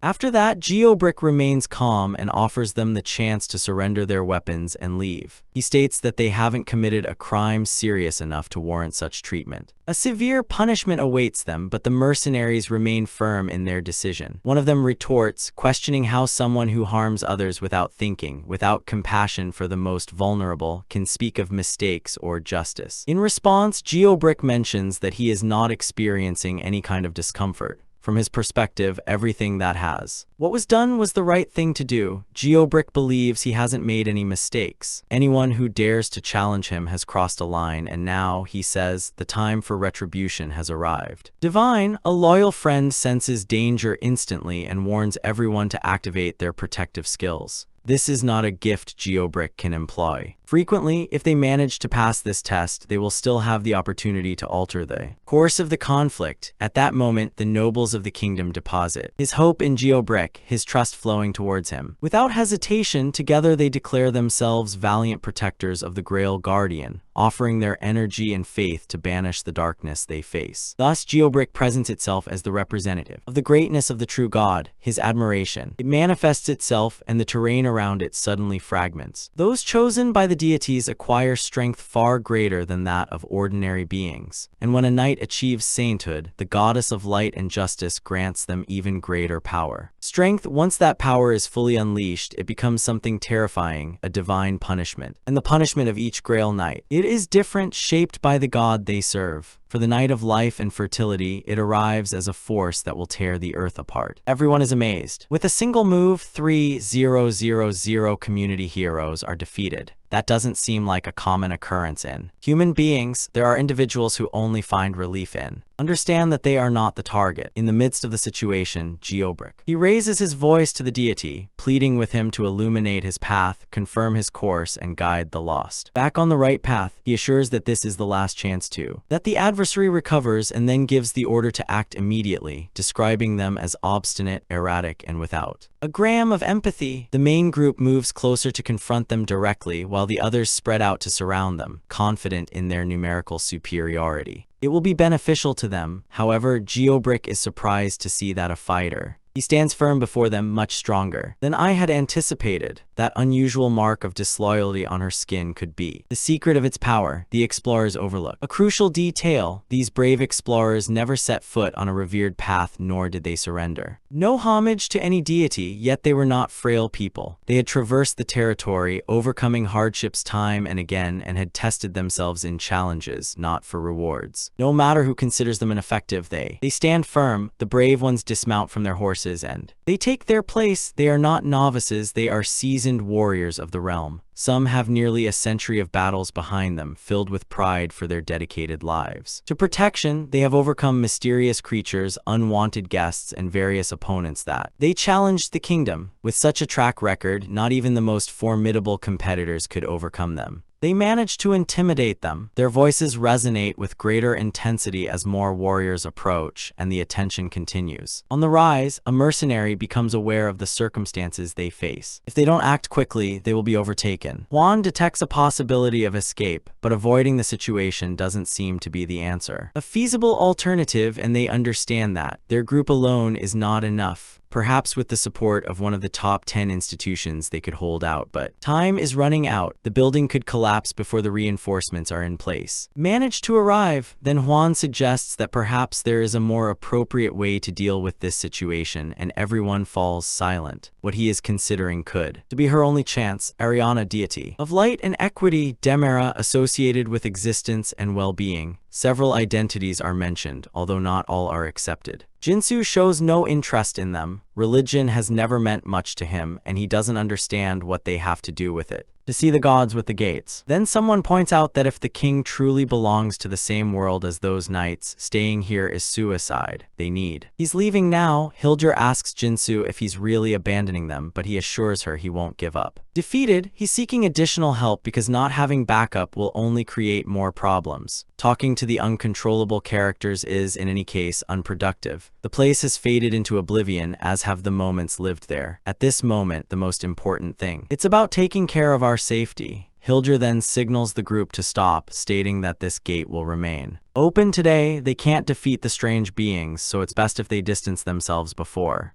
that it might be too late. At that moment, Hildur freezes as her opponent laughs at her, claiming that no one else has ever managed to close this door like she has. To them, she is simply another unlucky person. She is aware that those around her would not approve of what she is planning to do, but that no longer worries her. In her mind, everyone else has made mistakes, so the responsibility lies with them, not with her. In her, the others wonder what is she planning, astonished, but she decides to ignore their concerns. There is no reason to worry. Once again, she will take a different direction. A wrong one, perhaps. But effective, a heavy, unnatural darkness spreads across the battlefield, making the truth clear. The enemy is using dark magic. Forbidden, it is rumored that the great beast he is blessing, and soon even more will receive that same blessing. Power, fear grips a soldier who gazes into the expanding darkness, unable to comprehend what he is witnessing. Something unsettling has been unleashed, and no one can stop it. Hildur observes the combatants with disinterest and suggests they not interfere. Soon, the authorities will take control of the situation. It's only a matter of time. She mentions that her sole purpose at this point is to overcome every competitor who stands in her way, and then states that they must start anew. No matter how many kingdoms they explored or challenges they faced, they were never able to defeat their opponents. Nothing worked. Successful, at this moment, their discouragement increases as those affected by the spell become more powerful. Juan sends out a warning signal. The scar on his skin represents his vulnerability, so they must focus their efforts. This understanding sharpens their focus, although the threat continues increasing. Heobrick is frustrated by their tenacity, and it is evident that the environment of the confrontation is becoming chaotic. A gentleman understands his duty. To safeguard others, he needs to act promptly, even if it involves considerable sacrifices. Keep moving forward with determination. Without hesitating or fearing, he faces his rival with all his energy. His drive stems from a single objective. Not just about power. With pride, it moves forward and proclaims the greatness of the heart. De Leon, suddenly a mysterious figure appears, capturing everyone's attention. The Guardians remain alert without to understand who they have before them. In the end, he is revealed. The monarch of the heart of Leon, Leon Dragonia. Lionheart, the reins belong to our Majesty Lionheart, a legendary king known for his bravery and kindness. They are not just for guiding, they have the ability to calm untamed creatures and to relive tales of times past. Moving forward with determination and facing challenges is what a monarch would do.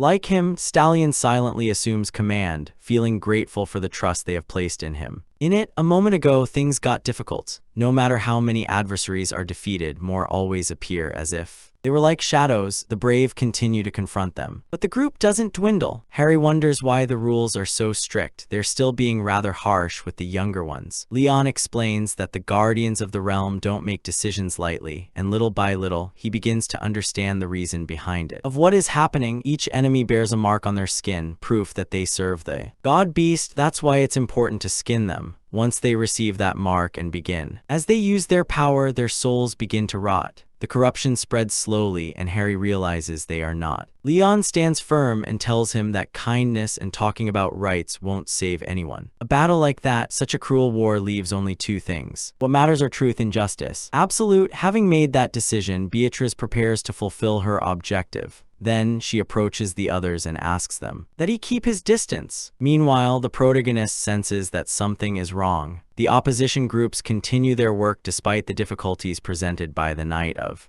Sacred Collies. This indicates that Sergei Ebrick's divine guidance is not working as it should. However, there is no time to dwell on that. The bold bearer of the Collies of Demera. It must rise again, they must. Facing this together, Leon moves forward with firmness and maintains that its first purpose must be to undo the connection between the opposing forces. Undoubtedly, that union needs break. Then he raises his voice and introduces himself again, not as a mere fighter, but as the guide of brave spirits, ready to lead them toward a brighter future. Radiant, the moment its true essence is revealed, the fear begins to spread, and Geobrick perceives a clarity around him. The object sacred has emerged, bringing with it a divine essence. Admiration begins, and a radiant glow illuminates the stage of the battle. The brave ones who have suffered begin to heal. One notices his injuries fading away, while another sees an arm he had lost growing back. It's a strange feeling, but it's the unease that accompanies the journey towards recovery. This is not a fantasy or a wish, it is a true miracle, and Geobrick finally understands what he had been missing. In the shadows, the truth shines brighter than gold. Perceive the essence of Demera, the deity of life and well-being, not through words, but through a firm faith. Demera invokes him not only as a warrior, but as her beloved son who had been absent and has now returned. Any uncertainty dissipates. In the heart of Geobrick, he understands Demera's desire and embraces it completely, ready to finally carry out his mission. He turns to face the monarch of the intrepid hearts. He feels grateful to fight alongside someone going through the same thing. Sacred Path. Geobrick joins the battle alongside Leon, not only as a fighter, but as a protector of the precious grail, prepared to overcome any challenge. The dark creatures begin to gather in one place as if a powerful energy were drawing them together. It soon becomes clear that they are forming a large and a disturbing group. The pressure among the brave intensifies. Among their adversaries is a mysterious knight, part divine warrior and part something else entirely, with a wounded spirit and a shadow even darker than before. It begins to reveal itself. An assistant to the metallic bear initiates an enigmatic ritual, releasing trapped souls to unleash fury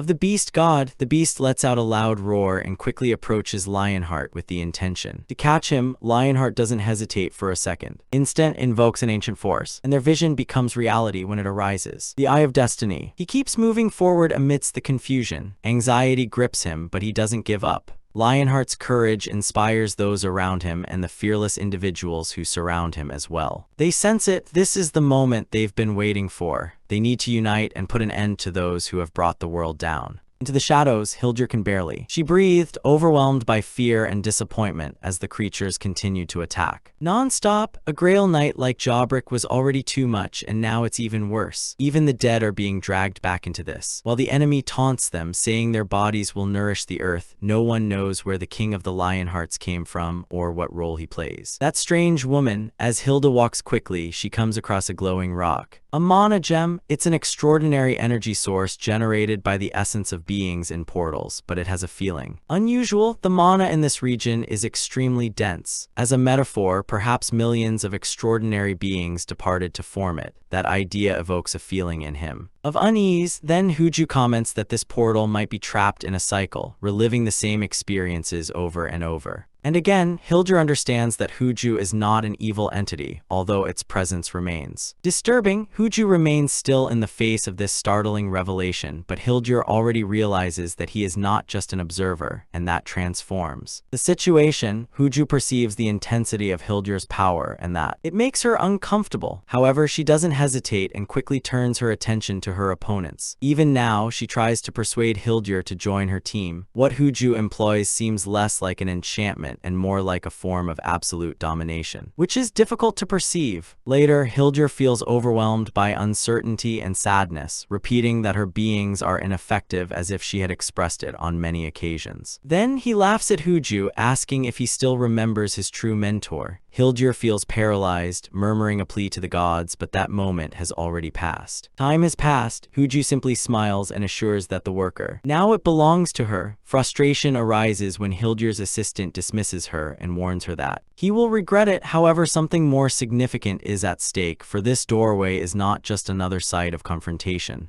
It is a facet of divinity, untamed, and the most unsettling thing is this: if the other untamed deities begin to descend, even a slight threat would not only endanger the warriors already there, the entrance and perhaps the entire universe surrounding it could crumble before their eyes. Such strength, and it is much more than anyone had thought. MC casually mentions that the 11th king of Lionheart used to frequently comment on Geobrick and the other knights. This mention surprises Geobrick, who wonders if MC actually had the chance to meet him. He nods gently and mentions that the 11th monarch now resides in the kingdom, celestial realm of the gods. Harry questions Geobrick if he has any memories, any trace. He tries hard but can't recall anything. His only clarity is his purpose, to confront the outsiders. That is his sole motivation to act. Then Harry turns to the others and tells them they must prepare for what is to come. She reveals the reality they have been avoiding. Geobrick and the other knights will never be able to cross this border. They are no longer independent beings, only souls trapped in this place, forced to live the same fate. Again and again, to secure entry permanently, it is essential to win. Geobrick, he is visibly proud of not having been beaten in any challenge. Not once. Leon is by his side. If Geobrick had been defeated at any point, they wouldn't be there, united in this instant. At that precise moment, a fearsome opponent calls out the protagonist's name, threatening to shatter him and the terrain. The fighting spirit trembles. MC wonders if there is any way to stop the demonstration of the animal deity. Hilda lets out a sarcastic laugh and remarks that it's quite late. The door begins to crumble and the powerful deities are ready to finish her off. Leon hears her, but he doesn't back down. He considers what he must do, and he won't overlook the brave souls who fought alongside him.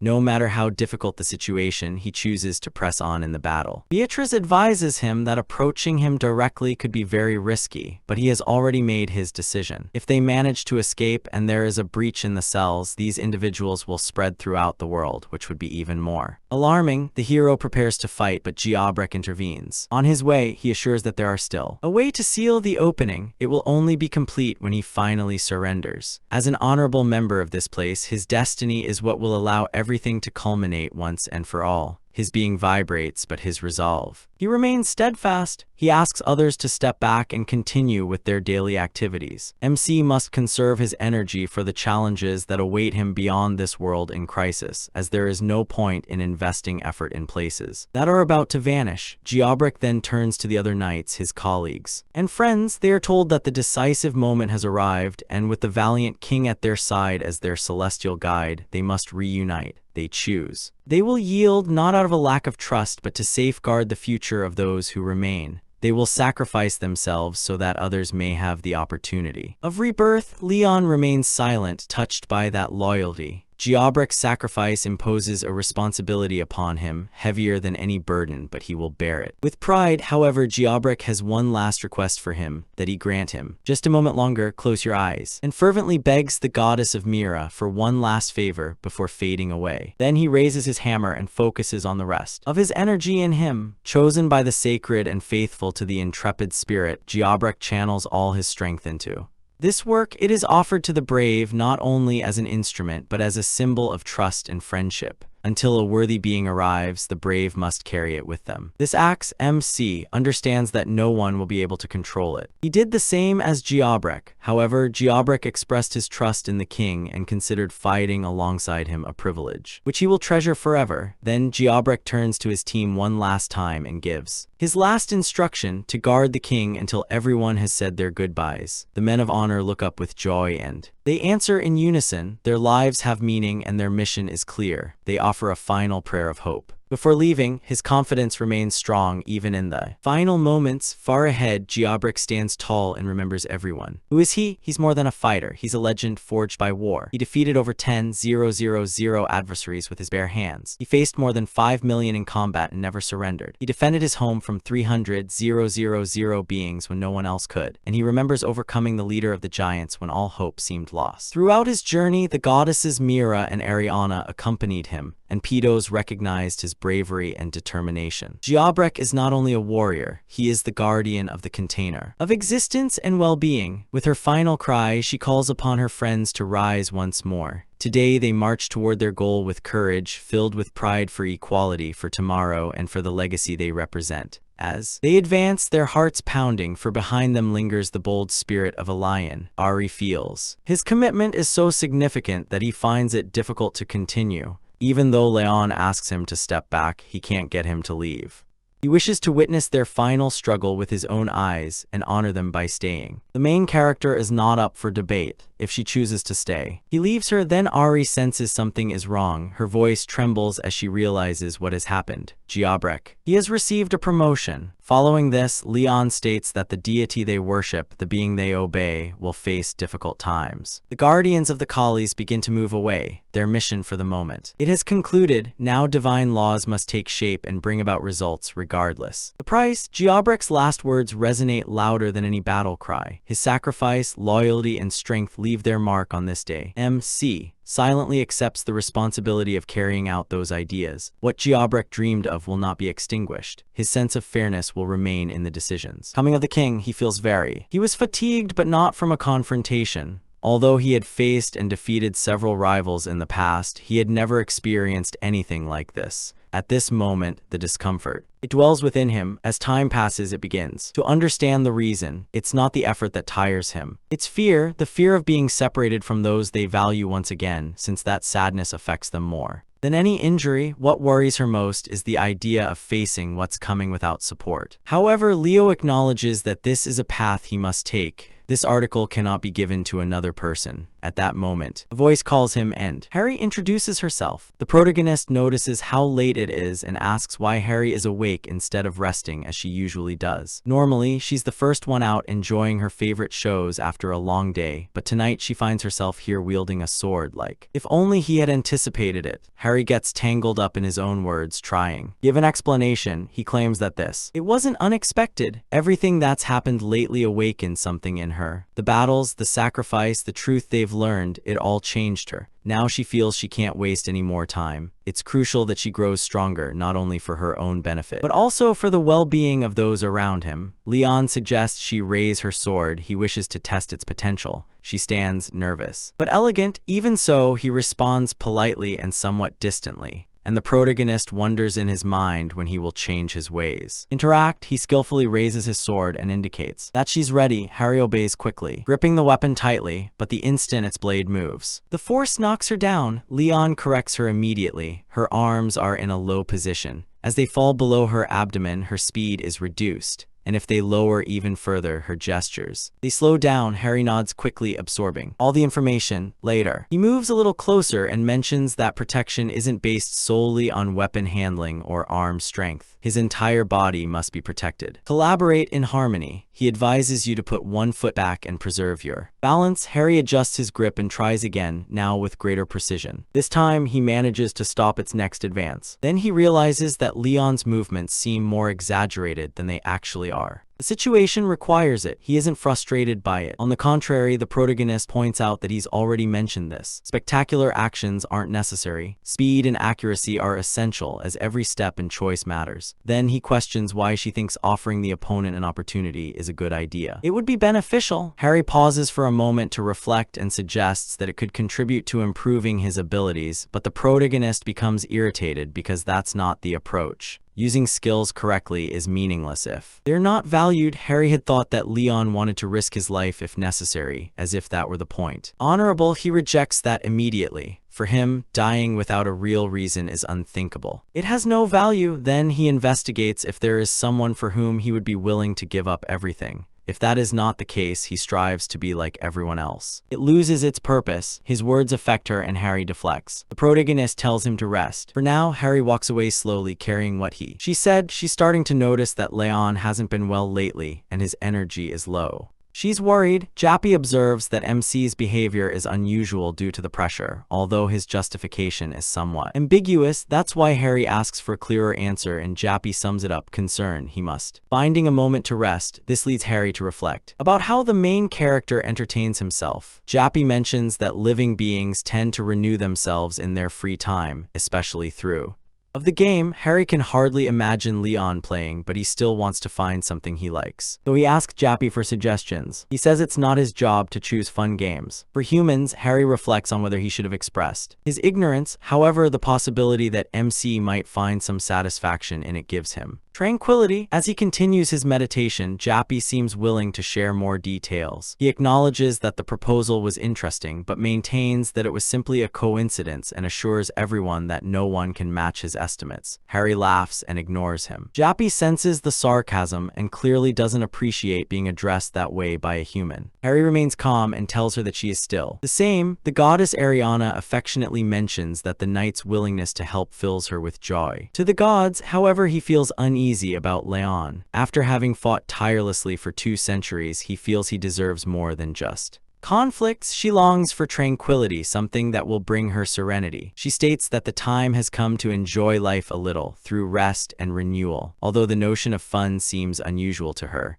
Ariana mentions that nowadays there are numerous ways to have fun and unwind. She's not sure which option would be best for her, but affirms that the greatest satisfactions are, essentially, the same. The protagonist investigates what kind of joy can be sustained. Over time, Ariana impresses everyone with her response, a connection with a woman. She communicates it clearly, describing it as a natural way for people to feel comfortable and reduce attention. In addition, she mentions the queen and the red-haired girl as alternatives. This surprises Leon, especially when it comes to Harry, whom he still considers somewhat immature. Ariana calmly, she remarks that Harry is an adult. She also emphasizes that love and connection are sources of great happiness. Likewise, they are fundamental to progressing. With heredity, it is mentioned that proximity is one of the natural ways in which people reduce stress, and they find happiness. Ariana also suggests that Leon should consider the possibility of refreshing the family real in the future. Before it can continue, someone unexpectedly interrupts MC. He tries to remind Harry that he should pay attention, but she insists it's necessary to show what she's prepared. Somewhat uncomfortable with the interruption, the protagonist inquires about the matter that is being discussed. Ari enthusiastically expresses that he dedicated a great deal of effort to his work thanks to Mr. Yopi's guidance and support. However, when Leon sees what he has accomplished, her expression turns serious. She warns him that if he ever shows up like that again, she'll take him on a rather uncomfortable tour of the neighborhood. Regardless of what's happening, MC believes she's reached her limit. Harry is uneasy and insists that things aren't what they seem, bewildered by the events that surround her. Before things get even more complicated, a new person appears and explains that Harry planned all of this with the group's support.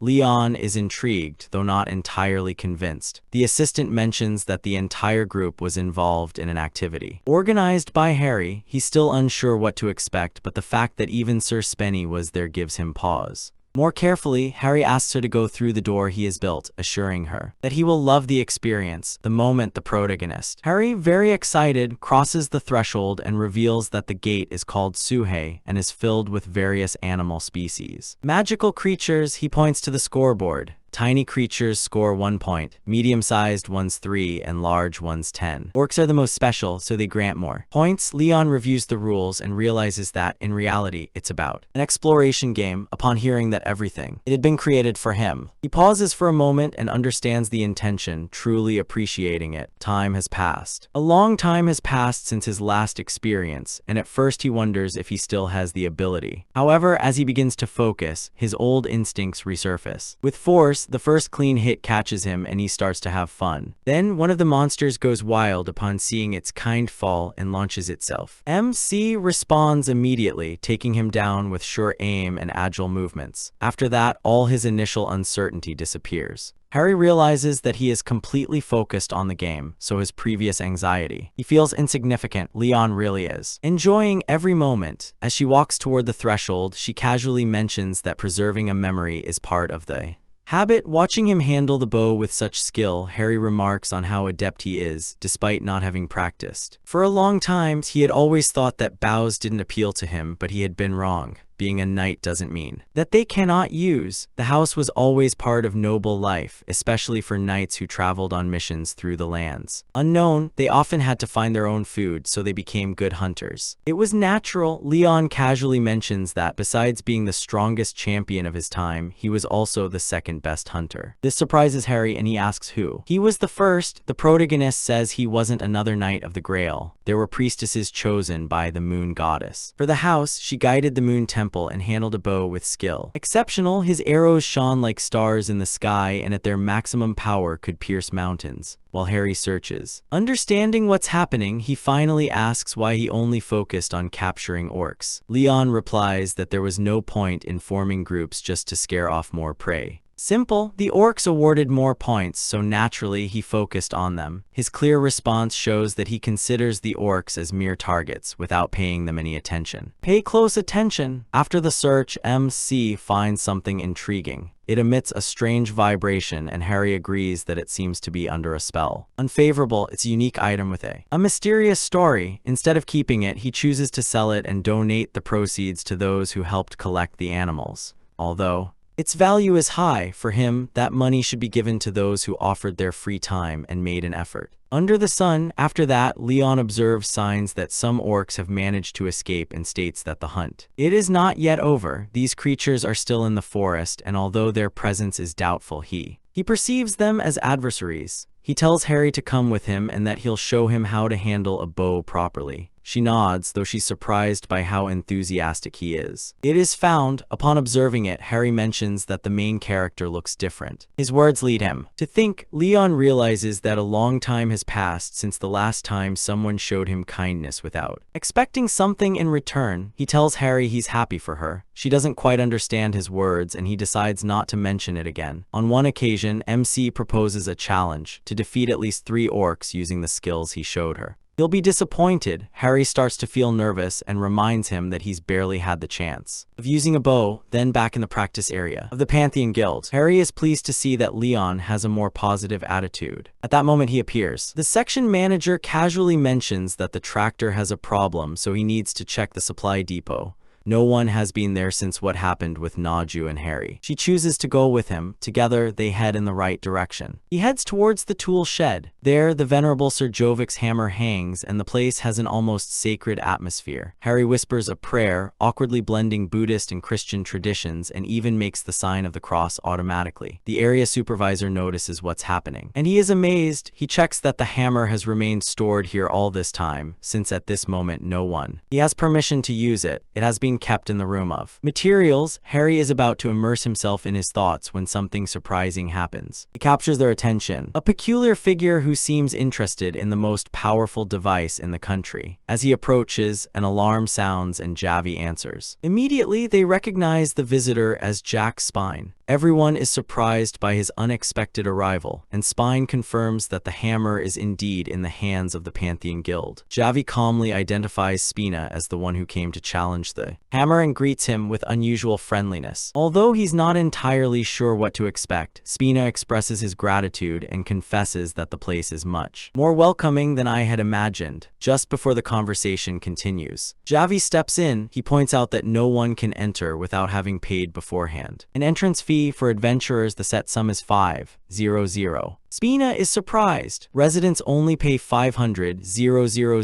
because the collectors have to pay 10 times that amount. Javi mentions that residents can admire the wonders while the collectors come to experience them, and that extra amount helps to protect them. Precious objects, however, Spina considers the extra cost excessive. Nevertheless, when they reflect on how important an extraordinary object is, the price, it's starting to make sense. Spina asks somewhat timidly if it's compatible with Samsung Pay, and Javi replies. He calmly states that a bank transfer is acceptable. Then, Harry introduces himself as a member of Management Team 3 of the Hunters Association. From Korea, she says it started about a week ago when the hammer suddenly disappeared and then reappeared in a safe place nearby. Where he had been found, many people tried to lift him I tried to move it but nothing worked. Then, the hammer suddenly moved, almost as if he tried to say something. At that moment, he no longer seemed like a normal object.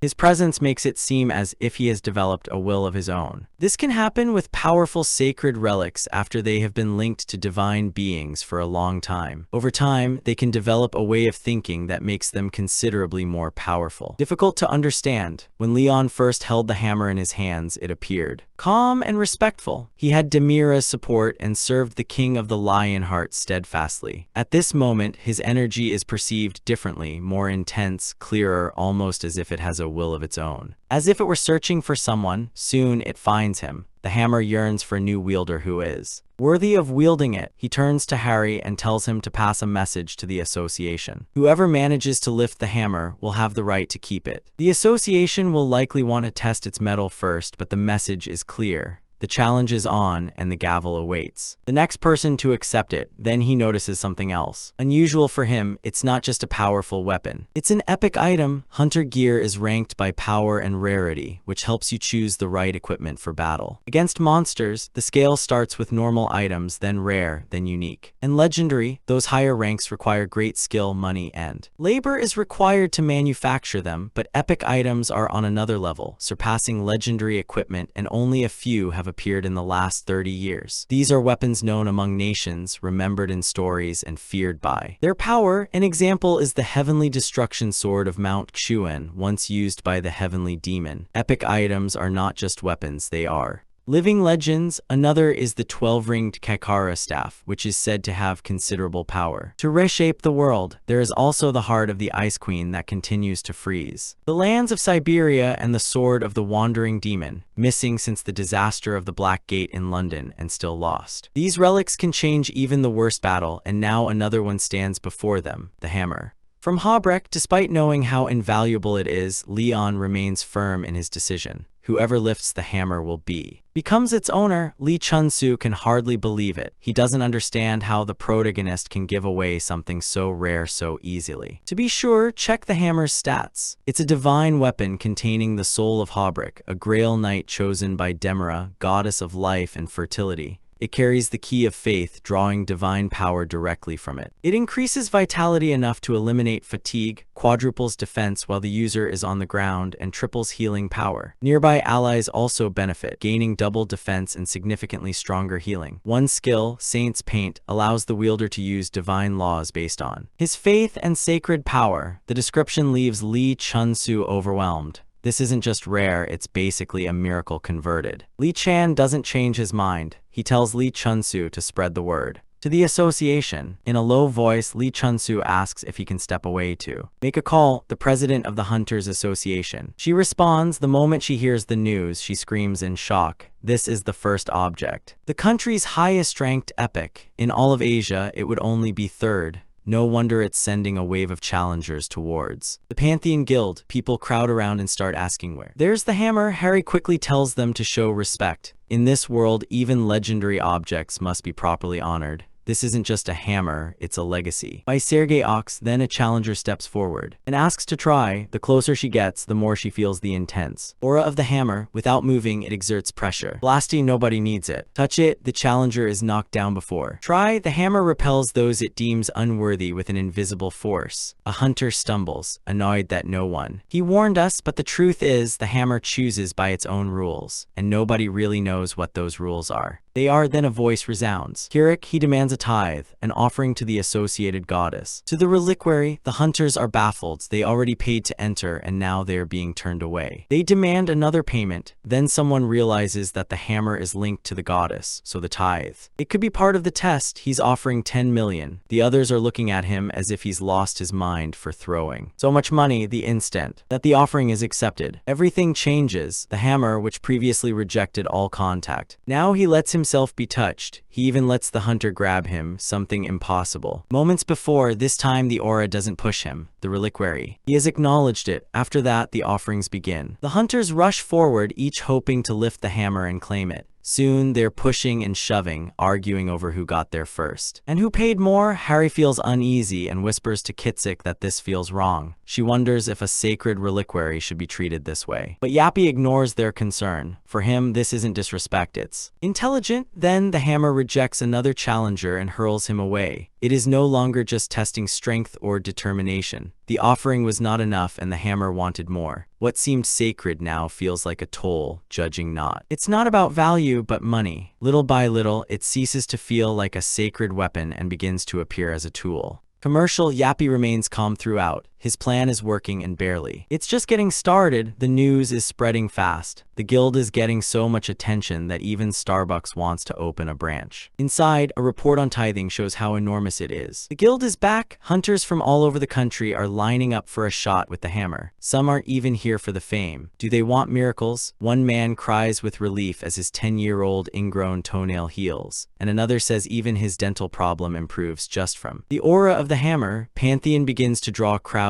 non-stop. Each miracle extends. The belief grows even stronger, but behind it all is Yappy working tirelessly. He keeps gathering money, goods, and every resource he can. He's not just after cash, he is building something bigger. For him, the cemetery is more than a place. It's a symbol, and every coin he receives helps to elevate this sacred installation. Harry observes everything and wonders what this has become, especially when he sees a new room in the Pantheon labeled the High-Intensity Forging Facility. Despite its machines, J.U. calls it the lowest quality forge in his database. It still looks amazing to everyone else. But J.U. doesn't soften his opinion. He says people only find it impressive because organic minds are simple, dismissing. The praise was immediate. Hopefully, Harry asked if Yappy could forge a sword. As the Grail Knight of Divinity of Zero and Smithing, he would seem the person. Perfect. Yappy refuses, not because of Harry, but because the forge isn't ready yet. It's finished. It doesn't have the special systems needed to handle adamantite. Until those upgrades are ready, even he can't make it work.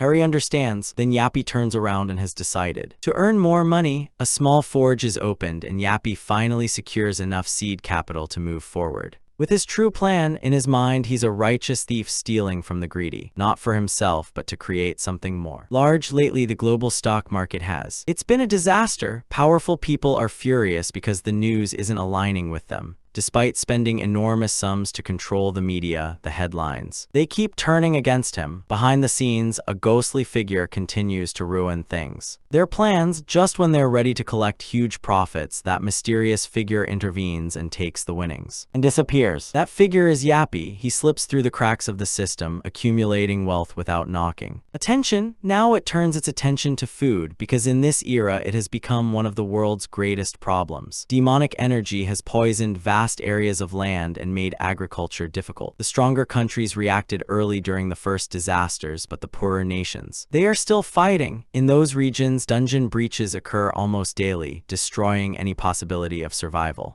of a stable agriculture. While all this continues to happen, Yappy observes and prepares his next move. He knows that food will soon be the most valuable resource on Earth, so he begins buying up large tracts of corrupt land in Eastern Europe and the Middle East, places that everyone else, they see them as useless. Their first major move is aimed at the grain industry of Heilongjiang. After the Shanghai disaster 20 years ago, Heilongjiang became one of the nations most affected by warlords, and its land was so polluted that agriculture, it was nearly impossible. Even so, Yappy invests in parts of his grain business and spreads the faith of Demira, the goddess of life, and the Fertility, that divine belief slowly begins to cleanse the soil. It doesn't heal as quickly or as extensively as the power of the lion, but the land does recover. Before long, it will be able to cultivate sacred rice, corn, and other grains. What was once ruined now promises enormous profits and a steady supply of food. After that, Yappy decides that the cemetery guild will take over the business of food, but if food becomes a real power, surely trouble is coming. Even so, Yappy continues to gather information from around the world. He sees nations wasting too much on wars and fights while the gates and monsters keep getting worse. For him, any sensible leader should stop the pointless battles and focus on survival. Yappy promises that the land, it will recover, then breaking news will appear everywhere. A coup erupts in Gillen and war begins. As everything falls apart, Yappy pulls Harry aside and he speaks privately. He says he manages private capital, a quick way of managing money. Without asking, Yappy announces that he will be in charge of her finances. Harry blinks, thinking it's an investment proposal, but Yappy dismisses it. This isn't a request, it's professional help. She's surprised to learn he's active on the stock exchange, and he quickly tells her the truth. His finances, they're in bad shape. Harry is proud of her savings, but he points out that she only has 15% of what hunters usually have. Of rank, she explains that all the extra money goes to the orphanage where she grew up.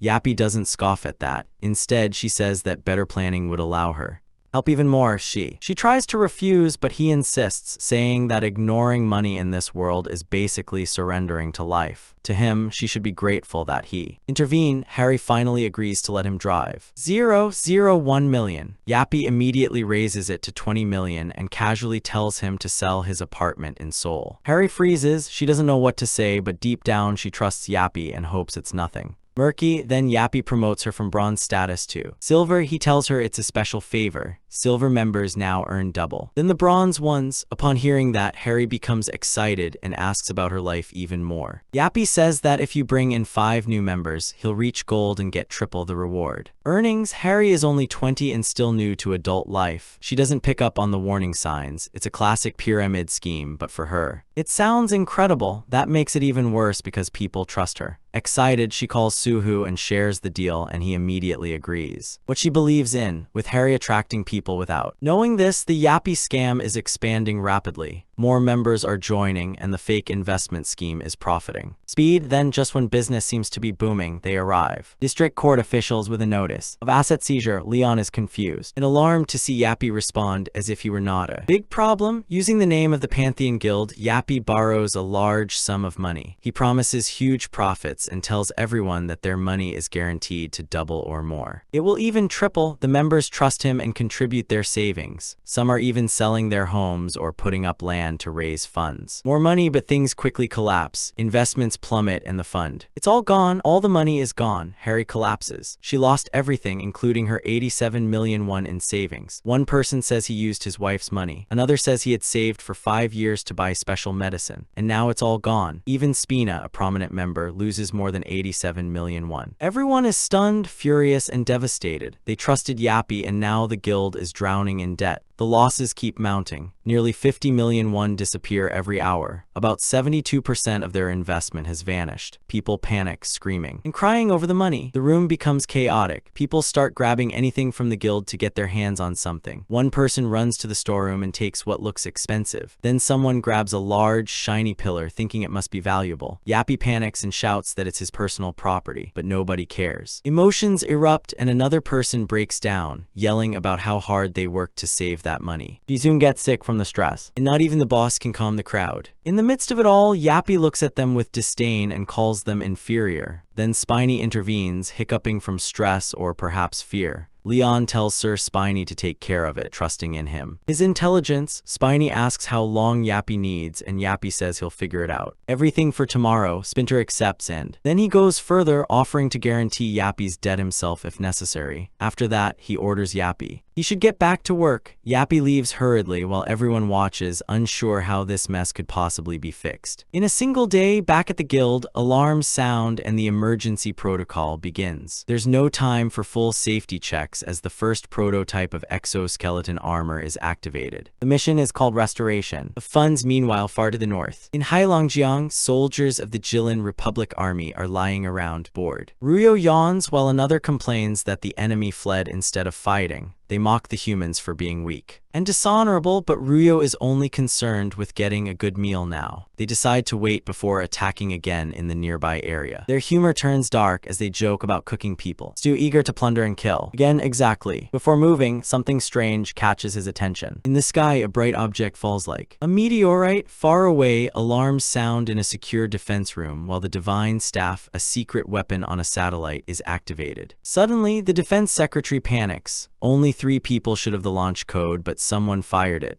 The White House and Hunter headquarters say that they know nothing. Worse still, the control code changes every minute with 100 million possible combinations. The best supercomputer on Earth would need 13 years to decipher it, but someone already did. Everyone starts to get scared as the crisis grows. The weapon is already active and cannot be stopped. The safety lock is too strong. Powerful with over 10 million combinations, too many for any computer. Break them in time, then Grizzly, another powerful system, activates and links. With the Divine Staff, both weapons are focused on the same target, the Republic. From Jilin, at the same time, a video appears of someone saying that Jilin has broken the peace of the United States. Shortly after, a Julius observes and says quietly that it's fake. The video isn't real, but it's already spreading. By then, it will be too late. The lie has already pushed the world toward war. A deepfake throws everything into chaos and no one knows who. He did it. General Lincoln Kazakh of the Jilin Republic observes everything and wonders how it all came about. Period. With his nation now among the strongest, all that seems to remain is an endless war. His men panic and ask what to do, and he suggests taking the remaining money and running away to start over, rebuild, and become stronger. They laugh nervously and begin to plan their escape. They even talk about hunting humans to increase their numbers. But just then, an enemy locates them, targeting the orcs with a demand to return the funds. Stolen, the robot falls right in front of Kazakh inside the building of the Jilin Republic, pointing his weapon at him, the Surjapi. He wants his money back. Kazakh looks at the machine and says he doesn't know who it is, but he's got guts. One of the orcs charges against the robot, but it backs down instead of receiving the attack. Then from behind, the robot switches to assassination mode. It opens fire on the orcs. As his allies fall, Kazakh crouches behind the rubble of the broken roof he left behind. Yappy arrives. Another orc attacks the robot, but Yappy activates a special upgrade, the bullet set ultra high, and aims at the rest of the orcs with all available weapons. The robot downloads over them. After the others fall, he calls for a ceasefire and notes that there are still one objective remains. Face to face with Kazakh, the orc drags his hammer and admits that the robot did the right thing by killing them. He then adds that those dead soldiers were about to be promoted to general. The robot instantly reverts to assassination mode, surprising Kazakh. He shouts, asking if it knows what that means. A penetrating laser is fired, but Kazakh dodges and charges, striking the robot with his axe. The impact destroys the robot's hand, which identifies the Kazakh shouts that his axe is pure adamantite and prepares for another attack. He boasts that not even a dragon could survive it. Upon returning to the robot attacks, marks Kazakh as S rank and realizes its ammunition is running low. Then, it suddenly fires. A sharp laser beam shoots from his hand. Kazakh laughs, saying that a piece of metal like that can't defeat him. A warrior blessed by the god. It jumps to attack, but the robot activates insufficient time and stage failure. Yappy catches Kazakh on ropes, saying that the combat data, real ones, have been very useful and have improved their big data. Kazakh shouts, asking what he's talking about. Yappy speaking. Yappy activates the tactical divine law and fires a laser, killing Kazakh and disintegrating its meat. After that, Yappy he heads toward the adamantite, takes it, and eliminates the witnesses, declaring the murder complete. News soon reports that the coup in Jilin Republic has been resolved, and the new Jilin government apologizes for chaos. They also report blessed crops growing in the fields of Beidawang rice. Harry smiles at Yappy and says it's good that the has finished. Then he checks his phone for the returned funds and is surprised to see that he has only having reached 200. Leon takes a sip of his tea while checking the files. Reviewing Soho's records, he notices how much their fencing, shield work, spear skills, and horsemanship have improved. He begins to wonder if it's time to link Soho with the gods, although first he will have to prove his faith. MC thinks there is no time to lose, especially since the gods allowed a simpler process. It needs move quickly. Then he turns to the second page to check Chan. Upon reading that a gentleman should living by virtue, Leon wonders if Sohyun has any real greed. And he realizes that this thought brings back old memories, and he realizes that she It reminds me of someone. Then, he hears a noise, he notices the hammer has been moved, gets up, and he asks who did it. Without wasting any time, he heads that way. Harry asks where he's going, but Leon ignores her. When she arrives, he smiles and says that, "I didn't expect this." Ji-sung holds the hammer in his hands. Naked later near the Nagayunuras, everyone gathers while Leon calls them. He announces that today they will receive a new student. The students are confused. Most of the apprentices should already be in guilds, so they begin to wonder who.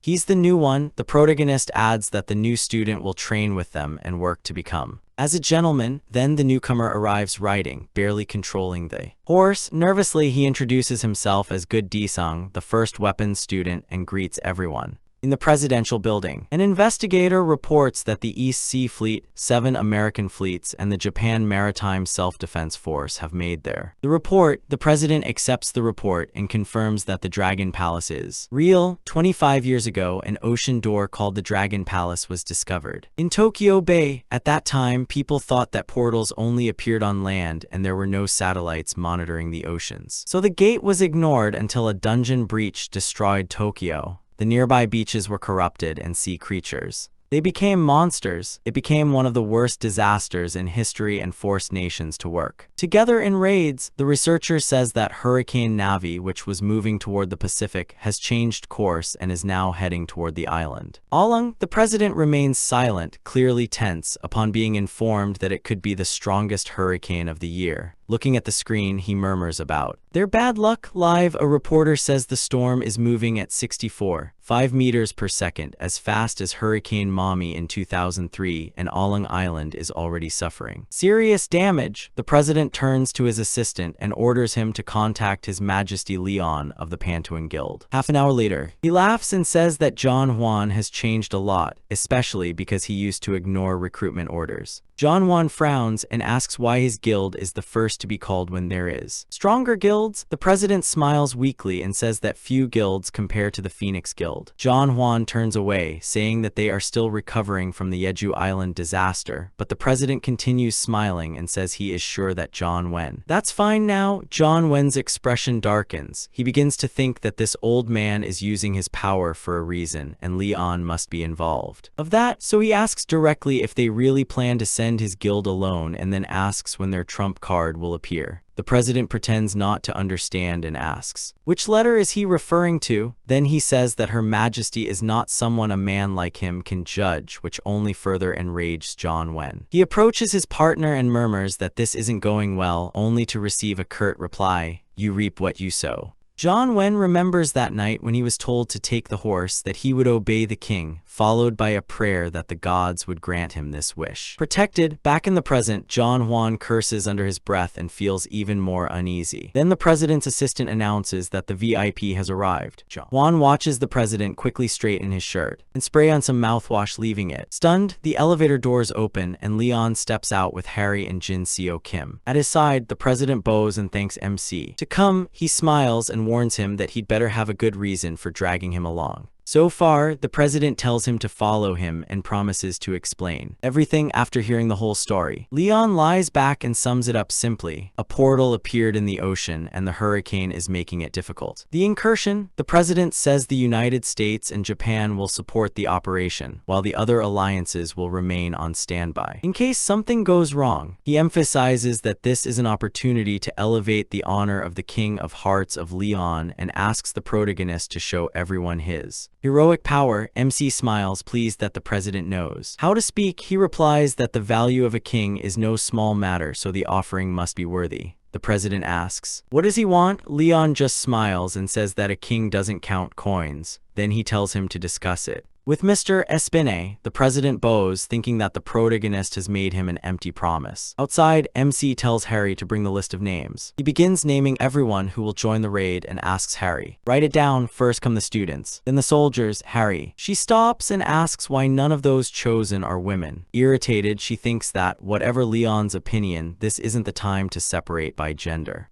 He calmly asks if the reason isn't obvious. Harry presses him again, and he adopts a serious expression and says that women on a ship bring bad luck. Soon, the planes are heading to the site of the operation where the first fleet is expected, South Korea. Then, upon landing, Leon goes straight to the commander. From the base, the man introduces himself as Lieutenant General Choi Yi-sung of the First Fleet. She says it's an honor to meet the protagonist and explains that her granddaughter was cured thanks to Demarisk's crops. She asks the protagonist to transmit her. MC smiles proudly and says that if the commander wants to thank him for that blessing, then they are grateful. Brothers, the commander's face lights up and he calls him a great honor. Then he leads them inside, saying he will begin the report and introduce the allied forces. Upon entering, they encounter some foreigners. Youngwon asks if they are the US raid team, and Yi-sung says they arrived quickly on a mission. A person calls the Youngwon's attention and Reynolds Sherman's surprise at the tower master. Magic is here. Reynolds turns around amused. To be famous even in Korea. He confronts them, but before finishing, note that Leon. He's watching. The master of the magic tower panics, and so does the demon in the sphere. He becomes agitated. Reynolds quietly asks the demon what they should do with him right in front of them. The demon tells him to stay calm. If the protagonist had really noticed, he would already be dead. He says they haven't been exposed yet and tells Reynolds he trusts the ring he made. For him, Reynolds grasps the ring, amazed by the wisdom of the great demon, and then notices that the ring is slipping off. In a panic, he tries to keep it in place, but the demon warns that Leon's divine energy has worn him down, and he tells her to back off. Reynolds fears that leaving now will look suspicious. So he stammers, saying that it's an honor to meet MC, that his fame has reached distant lands, and that he's wanted to meet him for a long time. Meanwhile, he keeps his hand clenched, knowing he can't take any chances. A handshake, Leon smiles and says Reynolds seems to know his place, then continues. Ahead, left behind, Reynolds is puzzled and wonders what's going on. That would truly satisfy. The demon tells him to go through the door and continue with his plan. Outside, Harry reflects on how the protagonist refuses to let women onto the ship when he sees Ji-sung is helping the workers. He asks him why he's still doing manual labor when the association should be taking care of it, but Ji-sung, he just says he should help too. He tells him that as a knight apprentice, Her Majesty would never have assigned him a job. So Ji-sung shyly says he feels overrated by someone who only lifted a hammer. Annoyed, Harry replies that it's a great achievement. She couldn't move that hammer an inch. More than 1,000 people tried, and he was the only one who could lift it. What's more, he was elected by the goddess. Even so, Ji-sung still doesn't seem convinced. Then Harry starts imitating Leon, saying that His Majesty would probably be furious that a peasant is questioning the king's decision and the goddess's judgment. Ji-sung calls her name, trying to stop her, but she continues, adding that MC would say that people trained without sleep in his era. Dian finally raises his voice to call his attention. Harry. She's confused, then realizes and asks if he's right behind her. A second later, Leon grabs her hair and asks how she dares to mock and imitate him. To a king, he tells her, who will join the raid. Harry lights up for a second. She looks at him, but the next moment she finds herself tied up to a wooden board. From above, Jongwon asks how they can treat an accentuation like that. Leon next to him says that the women on board, they bring bad luck, and the only way to cancel it is make her the bow figurehead. Harry keeps shouting for them to untie her and calls Suho while the others finish positioning it, leaving it standing on the bow of the ship. Then the ship begins to move, with Harry trapped in the bow, screaming for help. Thunder rumbles overhead, and Harry warns that Hurricane Navi is approaching, shouting that the winds are reaching 64.5 meters per second, even as he continues. Tied down as the storm worsens, she continues to plead to be saved. Leon tells her to be quiet because she's scaring people. To the fish, Harry is astonished to see him fishing calmly while she feels that is about to die. The protagonist murmurs that all the fish have disappeared. No fish would go near a warship like this one. Right after saying that, his tiller, it shakes violently. It pulls out a huge fish. Leon tells the lieutenant general to prepare what he mentioned, and the man, he moves immediately. He approaches the podium and places the fish. Then, with all the drama, MC calls the ruling Venibola of the sea so that it appears. The fish suddenly shines with a glow, binding, and the light extends through the entire ship. The crew in charge of weather control panics when he sees a huge wall of water and wonders if it is truly a wave, a giant wave. It looms over the ship. Then the goddess responds warmly, calling him Leon Dragonia, heart of the lion, her beloved beacon, and guardian of his people. He greets her in turn as Poma, divinity of the Sea and the waves, Poma says this sea feels empty. Just as Plow said, this land is not. It possesses divinity and the ship doesn't even use sails. Worse still, none of them understand grace. From the sea, standing before the glowing fish, Leon says it cannot be avoided, as this world has not yet learned the teachings of the sea and asks it to. Take care of your people, Poma refuses, saying she has no reason to protect those who don't believe in her. Grace only comes with respect. The protagonist says nothing for a moment, then he asks why he chose Harry as sanctuary. She laughs, saying it took a lot of convincing, but Harry is a strong vessel and worth it. The effort, even so, Poma says that Harry cannot be compared to MC, since he can contain all kinds of divinity. Inside him, Leon replies that being like this only brought him misery, and the glowing shark asks why he sees the blessing as a curse. He explains that the attention of a god can ruin a human who lacks faith. Poma says she trusts him to deal with that. Poma then calls the sanctuary. Harry Hand grants him power over the waves and the blessing of the water, telling him to gladly accept it and spread his teachings everywhere. Harry agrees enthusiastically, then immediately asks if that means he can finally be untied from the pole. The fish replies that as long as the saint is offered, no wave can crash against the ship, and then disappears. Harry freezes, terrified that this really could be the end, as the crew reports of a hurricane and 10-meter waves, ordering everyone to go inside first. Of being dragged, Harry begins. He begs for help again. Leon tells him he simply doesn't have enough faith, yet he says Poma still favors him, which is probably why he overlooked that weakness. Harry shouts that he doesn't need forgiveness, he just wants to get off the post. The protagonist tells him to relax and trust in the power of nature. Looking far too pleased, he opens his arms and declares that infinite nature will sustain her, while Harry screams, "Who wants to live?" Leon points out something strange. Even in this violent storm, no wave has affected them. Harry thinks about it and realizes that the ship isn't even. It has moved, each wave disappears just as it does. Before reaching the ship, MC explains that Poma is using Harry like a saint to the waves. Since no one believes in him, he has to use the saint as the link. Harry is relieved. At least he didn't tie her down just because he hates to women. So the rope suddenly loosens and Harry slides down. At that precise moment, the whole ship shakes because of the waves. Realizing that's the reason, Harry grabs the pole and begs them tie her up again. Leon does so without hesitation. Meanwhile, aboard an Arleigh Burke-class ship from the United States, Reynolds leans over the railing and says that his boat was about to capsize, but at the moment they followed the protagonist's boat. It stabilized. The demon explained that the bastard used the authority of the sea and the waves. Any ship blessed by that power will always have enough to catch and will not sink. In a storm, Reynolds decides that the demon is useless. Then the captain reports more bad news. A Murasame-class ship from Sasebo has capsized in the hurricane and a rescue operation is underway. Reynolds says they've already lost a third of their forces before the real rescue can begin. The fight will begin. The demon tells him to forget about that and focuses on the door.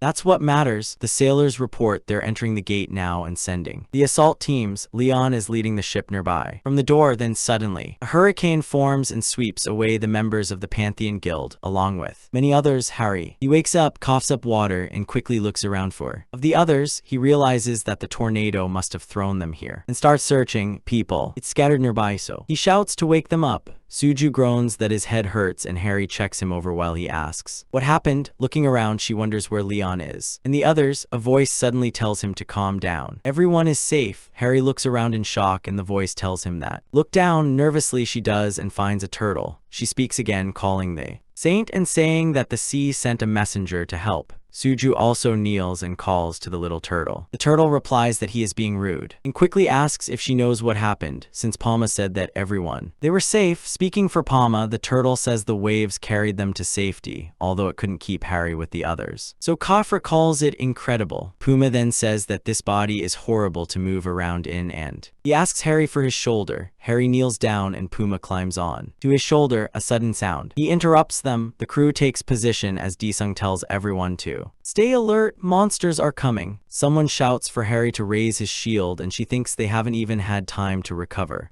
She raises her wand, ready to use fire magic and at least take down a monster, but the spell fades on its own, leaving. The astonished Puma asks if a saint blessed by the ocean and waves really intends to use fire. Harry throws one look at the turtle and she shouts that she doesn't want to be a saint if it means she can't use fire. The turtle just. He tells her to lower it. As the monsters approach, everyone maintains their defensive line. Elsewhere, deep in the forest, Reynolds battles the monsters around him. The demon says the beginning was bad, but now they are safe from that monster. He tells him to leave the other American hunters behind to make a shelter. They have his most important job. Reynolds summons nearby monsters, ordering them to rise and lead the way towards the stone statue. After a while, he arrives at a huge stone monument and asks if this is it. The demon confirms that it is and says they need to find it. Several more, Reynolds begins to use magic, but Yang Wang comes out from behind and asks if she even knows what that really is. Structure, Reynolds smiles and says it's good. Everyone survived. I didn't expect them to arrive so fast. Then he adds that Yang Wang must have seen the mission too.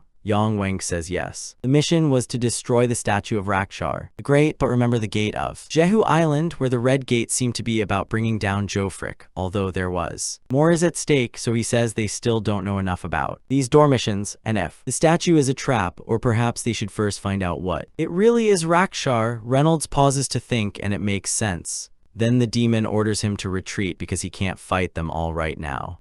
Reynolds backtracks, admitting that Yang Wang's reasoning it's solid. He tells them to return to the beach where the Maverick members are waiting. Back on the island, Harry lowers his weapon and says they finally killed them. He greets all the monsters. He asks if anyone is hurt, but thankfully everyone is fine. Then a knight approaches and says he can no longer sense the aura of His Majesty. Harry jokes that this is bad because the buffs were great, but the knight, he says that's not the problem. They've tested Leon's aura before and they know how far it reaches. Those resentful buffs used to cover 30 kilometers, but now none of them can feel the effect. Harry realizes what that means. The island is over 30 kilometers wide on both sides directions, so Leon probably doesn't even. He's on this island. He turns to Puma, but Puma says his connection to him also seems cut. Harry and the others can only worry where MC ended up, deep in the water in the dungeons he faces to a monster. The creature says it's time to end its long slumber. After eating fish for 500 years, Arda of the seafood, she lunges towards the protagonist, eager to taste the flavor of a god. Sir Yappy tries to reset the bios, but the device fails to detect unknown materials. Sir Yappy ends up in a cave surrounded by crab monsters, and no matter how many times he tries, the result doesn't change. He nervously speaks to them, the creatures, but the crabs just follow them everywhere. On another island, Harry says he still hasn't found Jinsu or Yihuk. Desun replies that he hasn't seen Section Chief Kim either. Another gentleman says he never expected the apprentices to disappear as well. Su-ho insists they are all alive. He then nervously asks Harry if they'll really be alright. She smiles at him confidently before turning to the American gentleman and thanking them for their help, saying the monsters fell quickly thanks to them. The blonde man at the front greets the Korean hunters and introduces himself as Mistral. From the Maverick Guild, Harry begins to introduce himself as well, but stops when the name Mistral sounds familiar. He looks at him intently and blurts out that he's Alan Taylor, that range hunter who's 6th on Maverick. Alan coughs uncomfortably and says there's no point in using a nickname if he's just going to say his real name. Harry quickly bows and apologizes, saying he should have used his code name. Alan scratches the back of his neck and tells him it's okay. The other Korean hunters eventually recognize him too, and one says he even saw Alan on YouTube, so it's no wonder a rank like that came to help. Harry tells Alan they had no idea he was on the raid team. He looks away and says they probably missed him because his group left so quickly. After putting the pieces together, Alan asks if his guild master disbanded and if now the only task is to find to the missing ones. Harry politely says no, the sea god has blessed them, and if Alan just stares at them, clearly trying to understand what that means. Then a system alert suddenly announces that the first wave it's just beginning. Confused, Harry asks if they now have to fight a wave of monsters.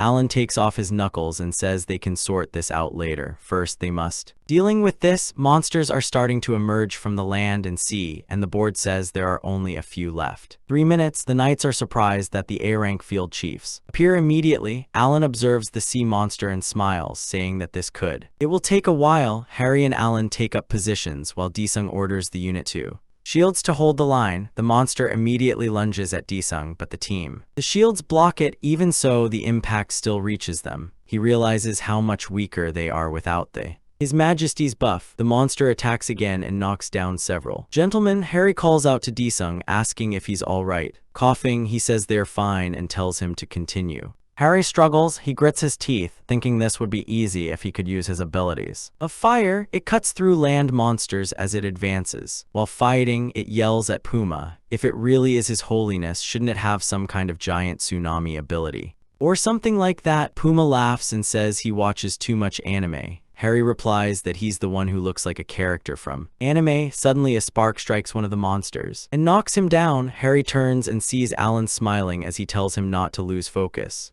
She thanks him silently and realizes that he has already eliminated all the nearby monsters. Alan calmly says they weren't that impressive to be a derby. The other one says that's to be expected. From the Best Hunters Guild of America, Alan observes, to the next group that manages to clear the third wave, 36 have passed. Hours since the crab monsters. They saved them and now they follow their orders without hesitation. Jappy notices that each wave arrives every 12 hours. Kim Yi-hyuk, who was rescued from the beach on the first day, says the window. The system finally appeared, and none of the Rackard statues have been destroyed. After reading the mission, Yi-hyuk says that the objective should be to destroy the statues. Jappy explains that the crab monsters, they have fought against the other monsters for a long time. Jappy says that that's the best idea. Yi-hyuk then mentions that many from the Kirik clan have already died and asks if they can continue to hold back the waves. There's no chance. Every wave turns. It's getting harder now, and at this pace they'll probably fall in the fifth. What they need now is weapons. Yi-hyuk imagines a crab holding a knife and wonders if that's really the plan. Then he remembers something and he tells Jappy that he found it interesting. They come and go, on the other side finding a place with tall buildings and adequate roads. Yi-hyuk says that the clan Kirik may have been weighty at the same time. It is a place with remnants of a civilization. Ancient says there is a ruined world down here. Look around, remember that Puma's power was cut off when the ship capsized. MC deduces that's what happened, because they entered the domain of another being, probably a god. The voice laughs and calls him Lionheart, the hound of the god with the heart of a lion, heir to the dragon slayer, the one who killed more demons that no one. The voice replies that any demon would know the Lionheart. He was a legend, even among themselves. He says many heroes came here before, but none were strong enough to beat him. Then he taunts him, asking if it will be different. He replies that a disgusting demon has no right to judge his worth. The protagonist wonders if he even knows. To someone with that name, the demon goes on to say that after waiting 500 years, finally it's time to end it. With everything, Harry and the others trapped on the island beat the water in frustration. Puma, sitting on his head, jokes that if she's going to splash around, she should do it naked to make it more fun. Harry grits his teeth and tells her to stop saying things like that. She struggles to stay. Wake up, Puma says quietly that he's just playing and that won't wake him up. Nothing. Harry stands up deep in her thoughts. After a moment, she says she had heard that with the goddess Ariana you get closer to her by doing things over and over again or by living with honor. Puma says that sounds right for Ariana, although it's a bit stiff. Harry goes on to say that the goddess Mira wants people to cultivate and give thanks. The land and the ducks were about winning battles and determination. Fiery, looking at Puma, Harry says he thought that since he's the god of the sea and waves, his awakening had to involve the ocean somehow. Pama says beach games probably won't do the trick. She strokes the turtle's head and begs it to tell her how they can save his majesty. Pama admits that Leon is probably not trapped on land. He appears to be underwater. Harry picks her up and sadly asks if they shouldn't hurry so she can wake up and find MC. Palmer agrees, which only annoys her more as she says this should be over by now. If Palmer were to look at Harry, he would call her his saint and say that learning the creed of the sea and the waves and building faith is easy for her. She explains that the sea is the source of infinite life and simply being grateful for it will elevate her faith. But then he asks how one can think that the path of a believer is the same as that of a saint and how can you compare the knowledge of a gentleman with that of a soldier? Harry tries to process that, then sighs and says he'll work harder. Palma nods, and right at that moment his ho ho, he runs, calling her. Breathless, he tells Harry that they finally found one. Statue of Rapture. Harry looks at it in surprise as he adds that it was the Maverick Guild who found the rain. He watches Jongwon still staring at the statue and thinks they are guarding it with real determination.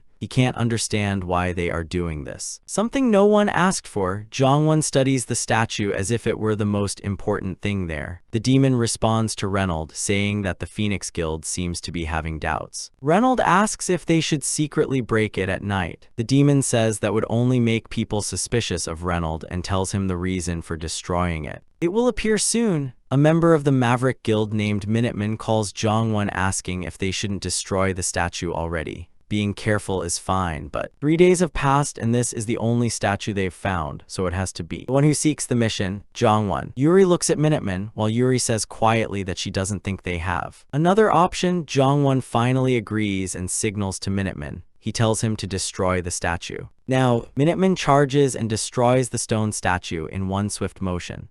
A notification appears saying that the statue of Rockchar the Great has been destroyed and only 2 statues remain. Minuteman smiles, confident that he made the decision. Correct. Finally, Jongwon accepts that they chose the statue. Correct. Yuri bows and says they should prepare. Jongwon asks if another wave is due, saying they've been here longer. Time beyond what was expected. They wait a little while and then Yuri says quietly, approaching Jongwon with a smile, that destroying the statue must have been the right move if no wave appeared. Jongwon grits his teeth, but he says he's happy. Then Reynolds says they should organize what they know and asks to everyone that get together. Once the group is assembled, Reynolds begins by saying that there are probably 3 statues on the entire island, but first they need to clear things up. He says they should focus on what they've learned so far and figure out the next step. Movement. Then they listen attentively. The meeting continues. One of his companions warns that the enemy has firearms. Frustrated, Jongwon asks why this island is so different. She tries to calm herself, thinking that the monsters on the previous island didn't use weapons, so maybe those guns are fake. But a crab monster. He fires a laser, leaving Jongwon paralyzed for a moment. A voice suddenly orders them to kneel before the chief of the tribe. Kirek, Suryapi, and Yejuk appear riding a giant crab. Suryapi tells the humans to give up as they have no chance of winning. Jongwon recognizes Yapi and Yejuk as members of the Pantheon, and that means that the Phoenix Guild has lost. Right now, the Phoenix Guild is trapped on the island of Yapi, while Maverick and Reynolds are on the island. They find Harry blocking the road with his body, and Reynolds says this is all annoying.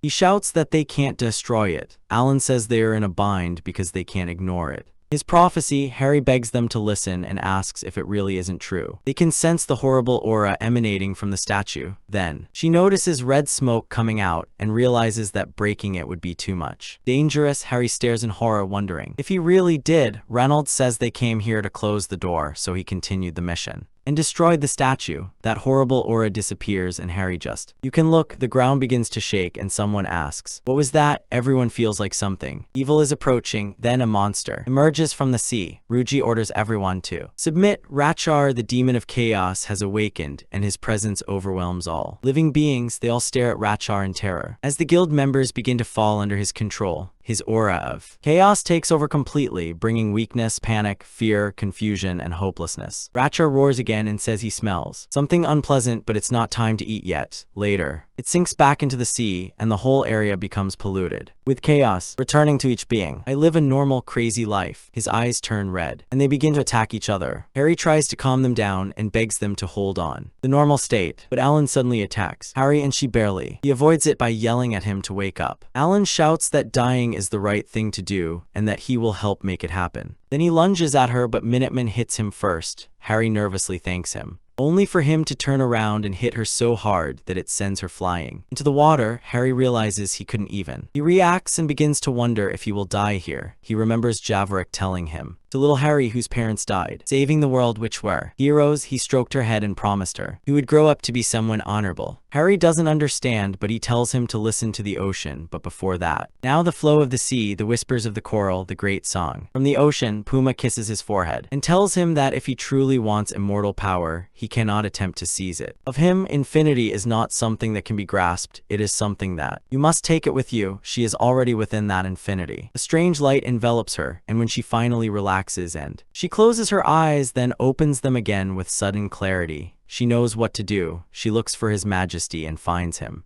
Immediately, he moves his hand and parts the sea in two using divine law separation. From the sea, the underwater city is revealed, and he finally sees Leon there. He turns to her, sees her, and he tells her to come closer. Harry wakes up with him, praising her. Well done. She regains consciousness and screams, but the protagonist tells her to stay still. They're on Stallion, the MC's Pegasus. Harry asks if he was really in the water, and the MC says he's glad he didn't have to see a water scientist drowning. Harry then remembers the return of Rakkar and everyone going crazy trying to kill themselves. he says, who knows this and explains that normal people cannot maintain their sanity in the face of evil. That determination. He has the Pegasus on land. When they arrive at the island, the protagonist takes out his cup and he appears. The aura of the King of Lionheart repels the state effect and people slowly return. Dyson approaches, relieved that the MC is safe. The MC tells him he did well keeping everything is under control. Dyson reports that some soldiers and trainees are missing, although he heard that Puma kept them safe. He saves her and asks her to verify. He says he can already sense them, then orders everyone to leave. She stands at the door and says that the saint's blessing will allow them to walk on water if they trust in her. She tells them to run. Towards the door, Alan asks what will happen to the others. Lion says they will save so many people. They struggle to move, but the monster appears before them, calling out the parasites and saying it had been waiting. This, he says, the moment has finally arrived. He has arrived. He begins to form a ball of fire. But suddenly he stops, sensing the aura of a Grail Knight. Then Jappy appears on a crab right in front of him. The monster flies into a rage, demanding to know how. They're still alive. Jappy switches to his third set of weapons and fires. The shots hit, but the monster is not harmed. He says they changed the bullets for divine artifacts, but that's still not enough for him. Then he sends a wave rushes toward them. Cow Bay tries to speak, but the monster interrupts him and says they can't do nothing. Through wave control, threads of water rise toward him, while Lion envelops them. Around the demon, the monster realizes who he is. A guardian of the Grail. A sphere of water forms around him and traps him inside. Lion tells Sir Jappy to close the door now and get everyone out. Jappy says the enemy is seriously wounded and can begin to weaken, but the MC refuses, saying that they still need to destroy it. He knows he can't kill such a powerful demon without the holy sword, so saving as many survivors as possible is paramount. The best option, then Jappy says they should also take to the people of the island. He explains that the Kikarik tribe is not made up of NPCs, they were sealed here to keep the demon safe. Lion asks if there's time, as the demon is about to break free. Jappy says he'll use the last resort. The Kikarik tribe, with the saint's blessing, will all be able to cross the water.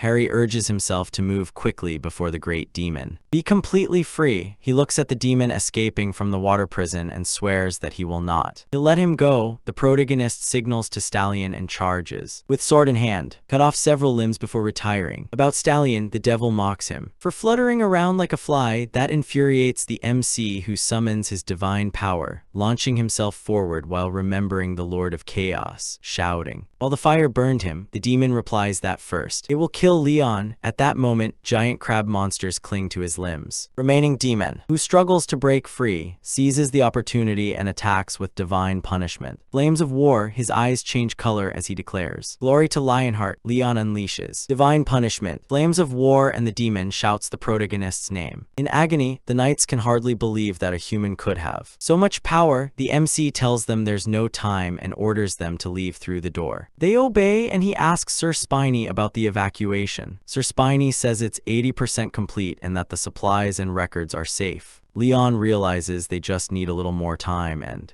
Sir Spiny says they will hold out. He sees her determination, and Sir Spiny explains that they have been waiting. Meanwhile, the demon continues to scream, and language analysis translates it as prosperity. For Krabietera, Leon, he honors his noble name and says that the door will soon close, so that they must retreat. The demon mocks him, asking if he's running away. He says they always claimed their virtue was never surrendering, so he should stay and fight. The protagonist smiles and says that chivalric virtue doesn't apply to inferior creatures like himself. He has no respect by beasts or evil beings. This enrages the monster, who screams that Leon will die no matter what. But before he can act, the door closes. The world explodes after the first confirmed appearance of a demon of the art show class. Humanity suffered great losses, and the appearance of the great demon felt like a warning of worse things are yet to come. However, not everything was bleak. Some people resisted the mental corruption that even the most skilled S-class hunters couldn't withstand. They were able to handle it. People from all over saw a broadcast showing the achievements of the Pantheon Guild shared on YouTube. The president, he shakes Leon's hand, and the MC says a great weight has been lifted. The president downplays it, although he is surprised that there are 10,000 survivors. He says they were honorable people who had fought against the devil during a long time. When the president asks about the statue, the protagonist first thinks of it as a border marker. He then explains that it was made to honor the heroes who gave their lives fighting the demon Archduke, and the central statue represents Puma, god of the sea and waves. The president asks about the other statues, and Leon says that one is for him and Sir Spinny, as Sir Spinny. He speaks for the Kikrig tribe that leaves. The president was astonished. Seeing his face, the MC laughed, and he says he was joking. The president hurriedly asks him to remove his statue, but he tells him not to be so embarrassed. He runs an entire country. After saying that, the protagonist walks away with his right-hand man. Behind him, the president feels that this exchange has cost him 10 years of his life. Then her assistant reports urgent news. All contact with North Korea has been lost since last night, which confuses the president even more. Meanwhile, in what was Pyongyang, the comrade is on a ruined road, recalling when dimensional holes opened 30 years ago and how, until now, the only help they received came from Korea. South, he kicks a man and throws him onto a pile of unconscious bodies. And he smiles. Soon he says they will become the strongest nation using demons. For his own benefit, his assistant tells him, the magician is calling, so answer. Reynolds says the preparations. They are ready. Immediately, the comrade orders everyone to accelerate the summoning. When the great demon appears, the comrade is surprised. Seeing how badly injured he is, he asks if the invocation was successful. The demon apologizes and says he needs time to recover and that the other great demons do too. They'll need more time. Then he adds that luckily there's plenty of food here. This surprises the comrade. In a dungeon, a red-haired girl smiles at a white-haired girl and she says she's told him everything. She adds that she's no longer hiding anything. Nothing. The white-haired girl finds it interesting that demons, they can enter through any portal, so if that's true, they can also send them wherever they want. Later, as the people of Kuruk build new structures, Hariyama to Sir Yappy. He knows they can breathe underwater, but he still wonders if it's really true. I'm sure they'll live there. Yappy assures her they'll be fine as long as they stay together. And a place to reproduce. Seeing the kitten and the crabs working around it, Hari realizes that food can be the real problem. Then Yappy tells her that they have signed up for the cemetery insurance service to help them to adapt to modern life. It says it covers all kinds of support, including legal and administrative help. Hari thinks about joining too, only to find out that she was already registered and has been using the service since last month. She completely loses it when she hears the bill is 19,000 to 1,000 bones. Right in that. At that moment, Leon approaches on horseback. He tells Hari to get on the horse because she needs to return to the guild. This takes her by surprise, since MC had previously stated that this was a king's horse and only the queen and Sir Yappy could ride it. When he notices, when she hesitates, Leon gets out and extends his hand, saying to her, let her come. But instead of sitting down immediately, Hari feels uncomfortable and a little annoyed by how he behaves. Then he gives her an envelope with property rights inside. He says it's right for a king to grant lands to a knight, although his faith hasn't yet been fully confirmed. When tested, Hari barely manages to murmur a thank you, but the protagonist intervenes, telling her not to act so strangely or like a servant. He says she doesn't need to behave like a noblewoman, but neither should she act like one.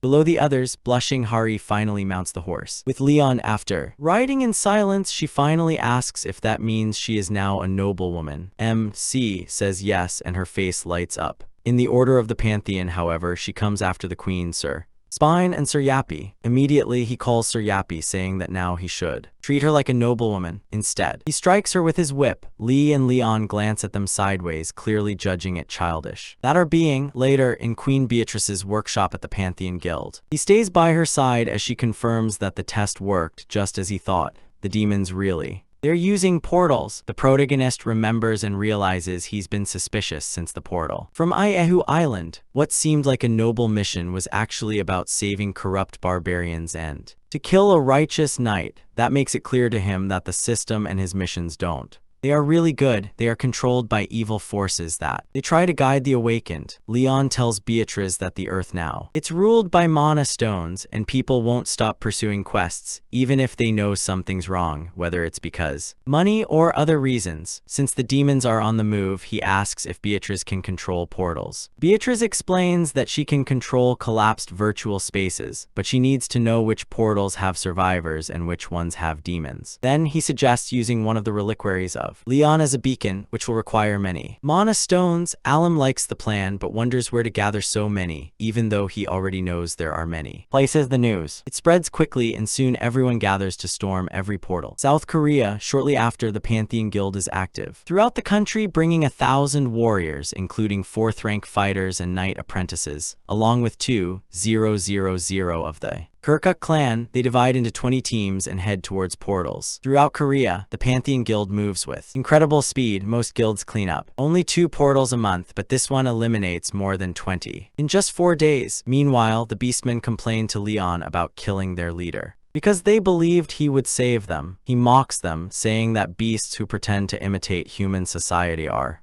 unbearable and will be destroyed. That's why a guild ends up controlling the portals. In the Republic of Korea, after clearing all the portals, Jinsu's eyes widened at the sight of the enormous pile of objects in front of him.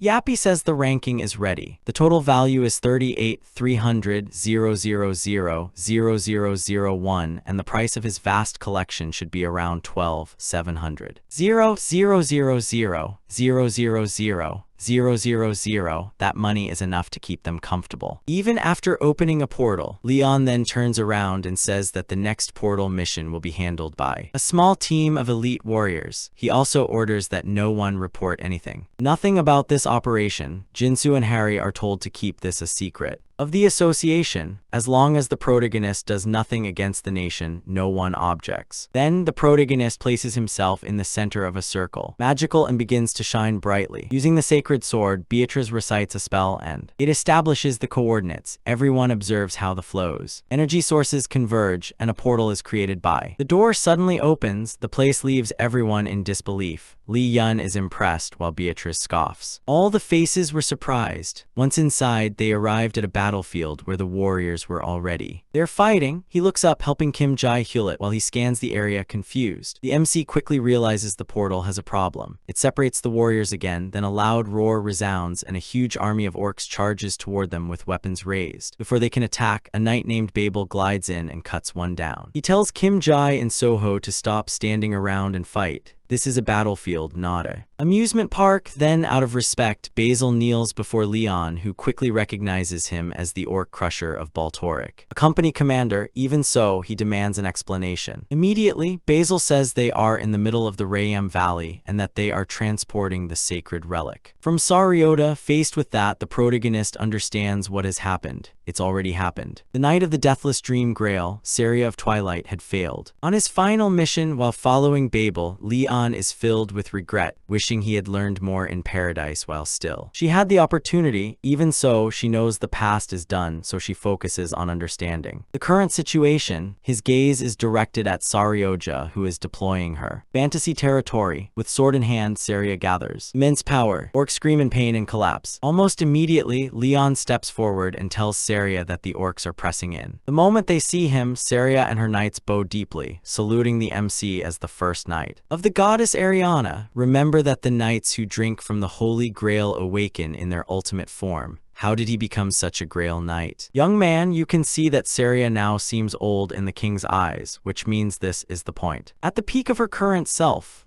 Noticing that Saria hasn't changed much, Leon tells her to stand up and explain everything. Saria says that they recovered the sacred relic and were heading on the border of the Empire when they were attacked by orcs and their followers of the Beast God. Some knights stayed behind to hold them off while the others moved the relic, splitting it into 5 groups as bait. The protagonist asks which team has the true relic. After a long pause, Sario says it's the 5th group, that it's going southwest. That team is led by me. From Sario's past. Elsewhere, Sario laughs as Disung wakes up after being knocked unconscious. Disung is relieved to see that the bear that attacked him is dead and Harry is there too, realizing they've been separated again. Sirio is surprised to see other knights here. He never thought anyone else would be reckless enough to attempt this. Then a system window appears telling them to help the Grail Knight Sirio from Twilight deliver a sacred relic at the border of Lionheart. Seeing their confusion, Sirio says they are out of date because they've been in the middle of nowhere. Disung repeats the name to make sure.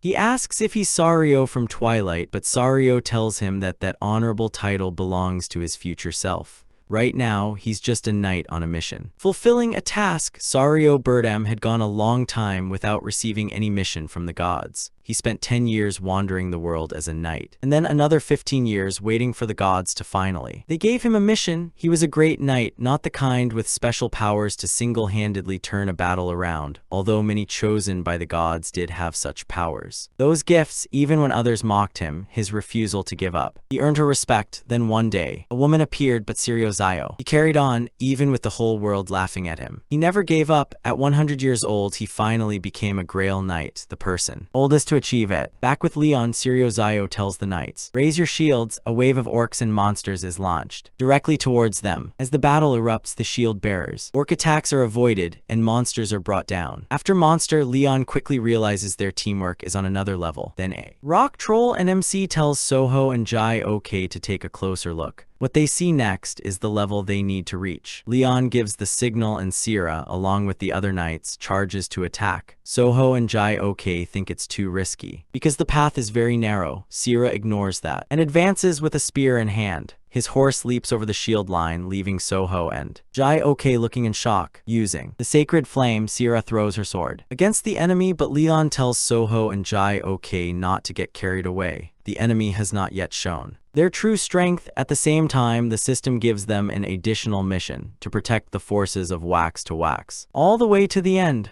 After reading it, he decides to stay and support Sierra. He's certain the stallion will stick with the real team of the relic. This time he wants to see this noble knight of the Grail until the end. Meanwhile, Soho and Jai OK search the orcs' bodies as ordered, but there are no mana stones. That tells Leon this mission isn't unfairly rigged, and he doesn't sense his usual malice hidden behind it. Even so, she thinks the mission itself could be something which he can take advantage of. With that in mind, the protagonist tells his knights to seek out any student. He is about to continue speaking when he suddenly feels a spear flying towards him. In an instant, he catches it with his bare hand and tears it apart in a rage, clearly insulted that a beast dared to attack him. From afar, looking at the orc, Leon smiles contemptuously, saying that it's a low, filthy beast. Furious, he orders Sarah to bring him the head of that creature. Sarah turns towards the orcs who dared to dishonor the king, honored to kill the beast that insulted him, the orc. She just laughs, but before she can react, Sarah, he's already behind him. He strikes immediately. His staff strikes the orc's head. The impact sends the orc crashing to the ground with considerable force. To scatter rubble, the beast can hardly believe it that this power is real. Sarah stands over him and demands to know how he dared to invade the land of heaven, where only the king should rule. The beast shows no fear, warning Sarah that she came alone while she brought an entire army. Even so, Sarah doesn't care a bit. Army of trash. A faint smile crosses his face as a strange energy it spreads around her. Before anyone can react, Sarah invokes the goddess of dreams and death to punish the infidels. The goddess appears behind him, gathering the same power in his hand, and suddenly the orc's body is torn apart with countless cuts. Meanwhile, with the team carrying the true relic, Sarah warns Disung to stay alert, as most of the beasts that come out at night are monsters. It's too dangerous to be exposed, he says, who must head to a nearby cave, carrying the heavy box of relics over his shoulder. Sarah leads the way. Stella feels bad seeing someone as noble as him do that, but Sarah says that at this moment, he's just a knight on a mission. Nobody he really understands what he means. But they reach the cave. Once inside, Sarah uses divine power to seal the entrance with a barrier similar to a plant. After settling in, Stella carefully asks if she can keep an eye on the box of relics for a while. Her answer surprises her. Sarah says that she should give the orders because a knight the kingdom has higher rank, which only confuses everyone more.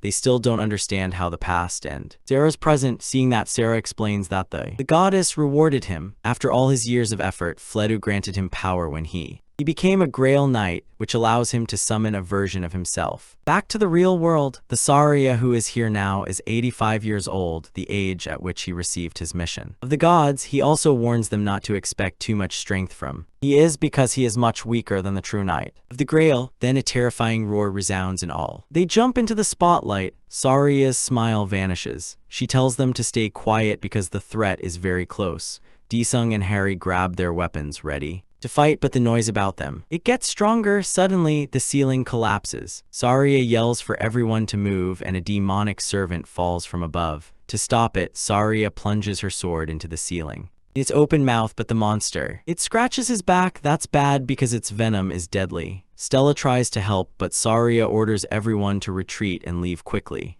Hearing this, Harry runs toward Disung.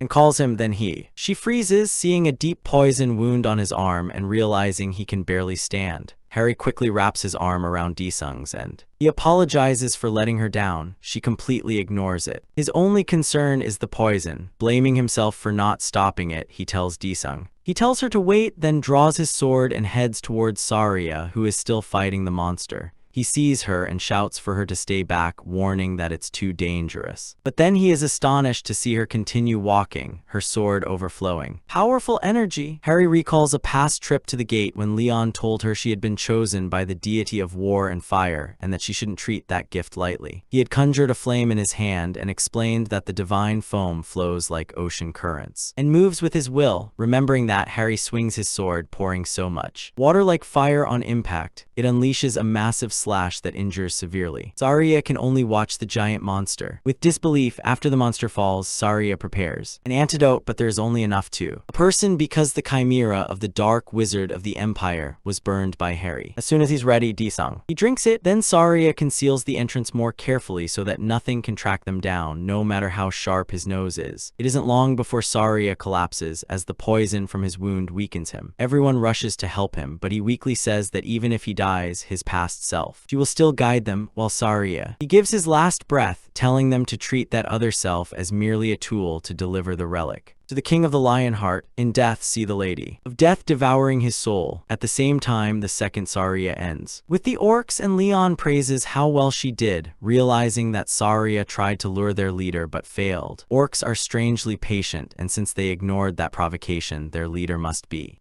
someone with real power. MC starts thinking fast. Could he? Is there an orc champion? They are rare chosen warriors by the orc god, and they unite the tribes and great wars begin. It's still early, but Leon suspects an orc chieftain may be here. He speaks later, alone with Saria, and tells her everything that happened. Saria clenches her fists upon learning that he had already died and gone to heaven. His hand trembles as he realizes that the protagonist fought against evil alone for 200 years. Overwhelmed by guilt, MC tells him he is there's nothing to apologize for. From that, Saria deduces that if an orc killed him, then the great chieftain, he's probably here. He agrees. The champion chosen by the orc god is in this battlefield, and he's using this as an experiment, with the loot as just a secondary objective. But Leon now, he has a new purpose, to be by his friend's side, until the very end. Later that night, in the orc camp, the protagonist lights up a fire. Orcs live much like humans. They eat, they drink, and sleep, which makes them easy targets for a night raid. Watching the camp burn from above, Leon smiles. While the orcs die below, Saria, behind him, shares everything she knows. She believes MC's arrival has already changed history of his death. If this gate truly recreated the kingdom as it was then someone equal to the King of the Heart of Leon, the strongest Grail Knight, surely it will appear. A few days later, a man in the orc camp screams in rage, unable to understand how his enemies have continued attacking for 3 days. They are being attacked. They have 10,000 orcs, but they are under attack day and night. What infuriates him most is that only 2 people, Saria and Leon, are doing it, and killing thousands, while telling his subordinates they must act. The severed carcass of a bear. The iron crashes into the shop. It was the strongest and the most resilient of all. Then enters the champion of Helkan, the one who killed the Iron Bear. Enraged, he grabs him by the neck, furious because the opening was supposed to happen yesterday. The man struggles, but he knows he is powerless. The champion may be even stronger than a Grail Knight and fought against Grail Knights in his youth. The champion of Helkan throws him to the ground and orders him to prepare the army for tomorrow's attack against the Knights of the Grail. Both the champion of Helkan and the great skunk warrior, they will participate. As they leave, the man thinks they could win with 2 champions of the orc gods on their side. Then suddenly a loud explosion. The man and the others, beasts with the Helkan chieftain, find a giant spear with an attached letter. This challenge letter has been sent every year since it began. The Kingdom of the Heart of Leon. Its message is, simply put, a duel. The champion of Helkan tells the man that, except, this is their best chance to kill the Grail Knight. A worried knight asks, where are Soho and Yahio? Beatrice says they were supposed to support Sirius and Abertham. Even so, he tells them not to panic. He put a tracking spell on everyone, so they will meet soon. What really bothers him, it's because Spiny, it's outreach. At that moment, Spiny, it floats in space, checking gravity. Then it captures a strong signal. It comes from a Knight of the Lionheart. To Spiny's surprise, the knight looks at him. He takes off his helmet and he tells Spiny to leave. On the battlefield, the horde advances, roaring. He says this confrontation is important. They need to study the enemy and find out what happened. Really, remembering transport failures. Asjia continues, hesitating, but Leon keeps him calm, trusting in Beatrice and Spiny. The noise bothers everyone on MC's side, especially AM. Then the Helkin champion Balbazar enter the field. Balbazar no. He takes it seriously. She attacks first, but Zarya. He dodges it and mocks him. Balbazar strikes with his axe lift. The axe in victory. While the knight looks incredulous, then Zarya's body changes. His divine ability, mastery of fantasy, made Balbazar think that already Zarya had won. He throws to finish it. In that clash, Zarya senses Helkin's power, despite being wounded. He gets up and charges at Balbazar. They exchange blows, but Zarya begins to fall behind and takes more damage. Balbazar. He grabs it and throws it to the ground. The axe hits the ground and Balbazar assumes that he's dead. Leon just smiles. He knows that Zarya isn't. She will die so easily. At the same time, Zarya gets up. Ashamed, he wanted this win to honor the king, and instead they're crushing painfully. You tie his hand to the hilt of his sword. He takes position and charges. Once again, he faces the beast. Balbazar awaits him calmly. To get closer, the instant Zarya enters its range, Balbazar's axe slices through her shoulder, mocking her of him as a weak human. Long before this Orca campaign, when Leon was still a war knight, he approached Zarya and he asked her name. When Zarya introduced herself, she recognized him as a royal knight who had served for 50 years. Then he mentioned to take down the Orc champion, and Zarya accepted immediately, asking for only the lowest rank. She didn't want fame, just to live by her own code. Back in the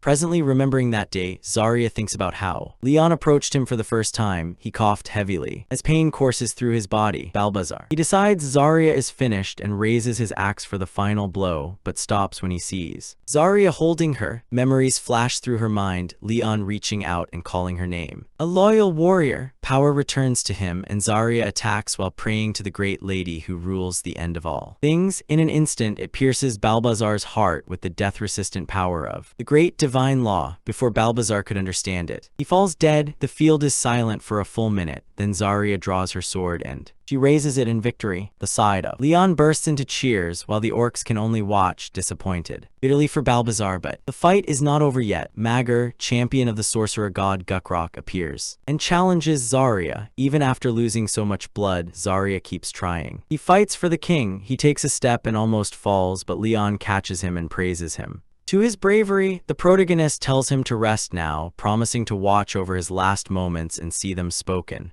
Then the MC confronts the enemy and she takes out all her reliquaries.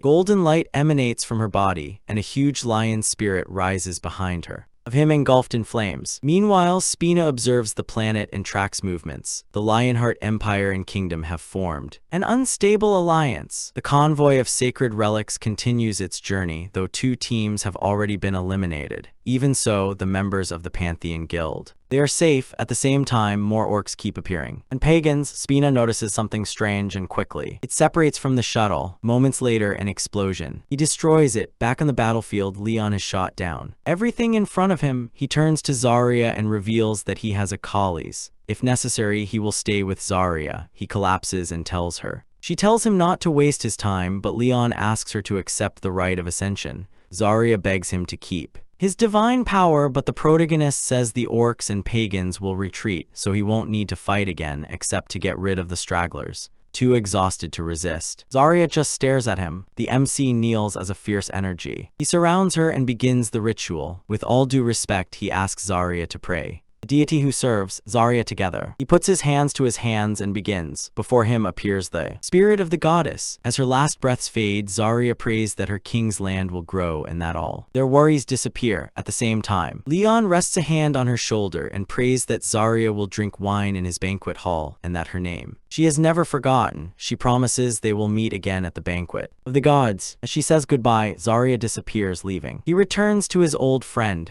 At the same time, another mystery begins. The orc chief's subordinate apologizes for not having defeated his enemies. However, the chief, seated on his throne, he says that if fate wills it, he will face the Knight of the Holy Grail. There are no signs of monsters ahead. Zarya watches Zarya and carefully asks if she remembers something from before, referring to the memories of the other clone who traveled with. He adds that he is currently an 87-year-old missionary knight, while the king was both a Grail knight and a war knight. That makes Harry feel even more curious. With a small laugh, Zarya says that the protagonist impressed him a lot back then because he was the gentleman of the youngest Holy Grail knight in history. It goes on to say that MC became a Knight of the Cross at 16. Leon single-handedly wiped out an entire orc village and stopped a group of pagans in the middle of their ritual. Those feats soon became legend at 20. By 27 he had become in the Knight of War and of the Grail most young man. History in Zarya believes that no one will ever match her talent. And he tells Harry to dismiss after clearing a safe area in the deep forest. Everyone goes to sleep except Dyson, who continues training with his sword. Then he hears someone call it the kingdom's sword style. It's Zarya, awake because she barely sleeps at her age. He approached to help with surveillance, but upon seeing Dyson training, she decides to train him, an honor Dyson can hardly believe. They face off and Zarya tells Dyson to focus on dodging while he attacks.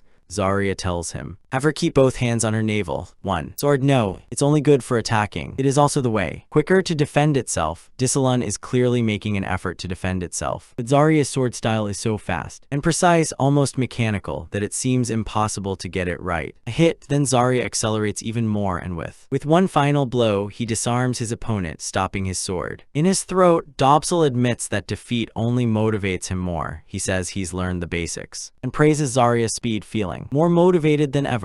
Then he sits next to Zarya and asks how she compares with Harry. Zarya tells Dobsel says that Harry is incredibly strong and learns faster than almost anyone. That it shocks Da, who begins to think that he will never be. At that moment, the castle guards stop them. Zarya advances fearlessly and says, "You are here." For a moment later, someone. He greets them. The voices belong to the headmaster of the School of Light Magic, the commander of the Imperial Guard, Sir Voltard, and the observer of the skies started. With a mocking smile, Sir Voltard asks what the members of the 13 electorates. He also realizes that this is not the true Zero, but a clone. At the same time, the orcs begin to approach. Then Voltardov. Suddenly he shoots a beam at Zara while mocking him with a salute and a twisted goodbye. Harry runs towards Zara after she falls to the ground and everything. The group panics. Voltard remains calm, confident that there is no danger since he is only a clone, and provokes the others to see if they dare to counterattack. Estella responds by launching a wave of fire, but the old man sends a dark magic spell towards her and he cancels divine law. As the headmaster of a magic school, he knows how to counteract divine laws, and she calls hers weak. Estella blushes with anger and shame. Using magic to study miracles seems like a direct insult to the gods. Voltard merely mocks, calling them fools for clinging to old ways. Forms of divinity. Disung points this out. The Empire has been working with the orcs from the beginning, and the reliquaries. They are his target. Voltard bursts into laughter, saying that the reliquary will allow him to study the gods and track his progress even further away, but before he can move, a figure appears. It's Beatrice, watching him from the shadows. Divine power feels the pressure of its spell, then strengthens with a double recovery of mental fortitude. Voltard keeps his magic circle active and calls his power vulgar, saying it smells like magic. Seductive. Beatrice just shrugs, and she says she was born that way. Voltard pretends not to care, but deep down he's bitter that she has such power.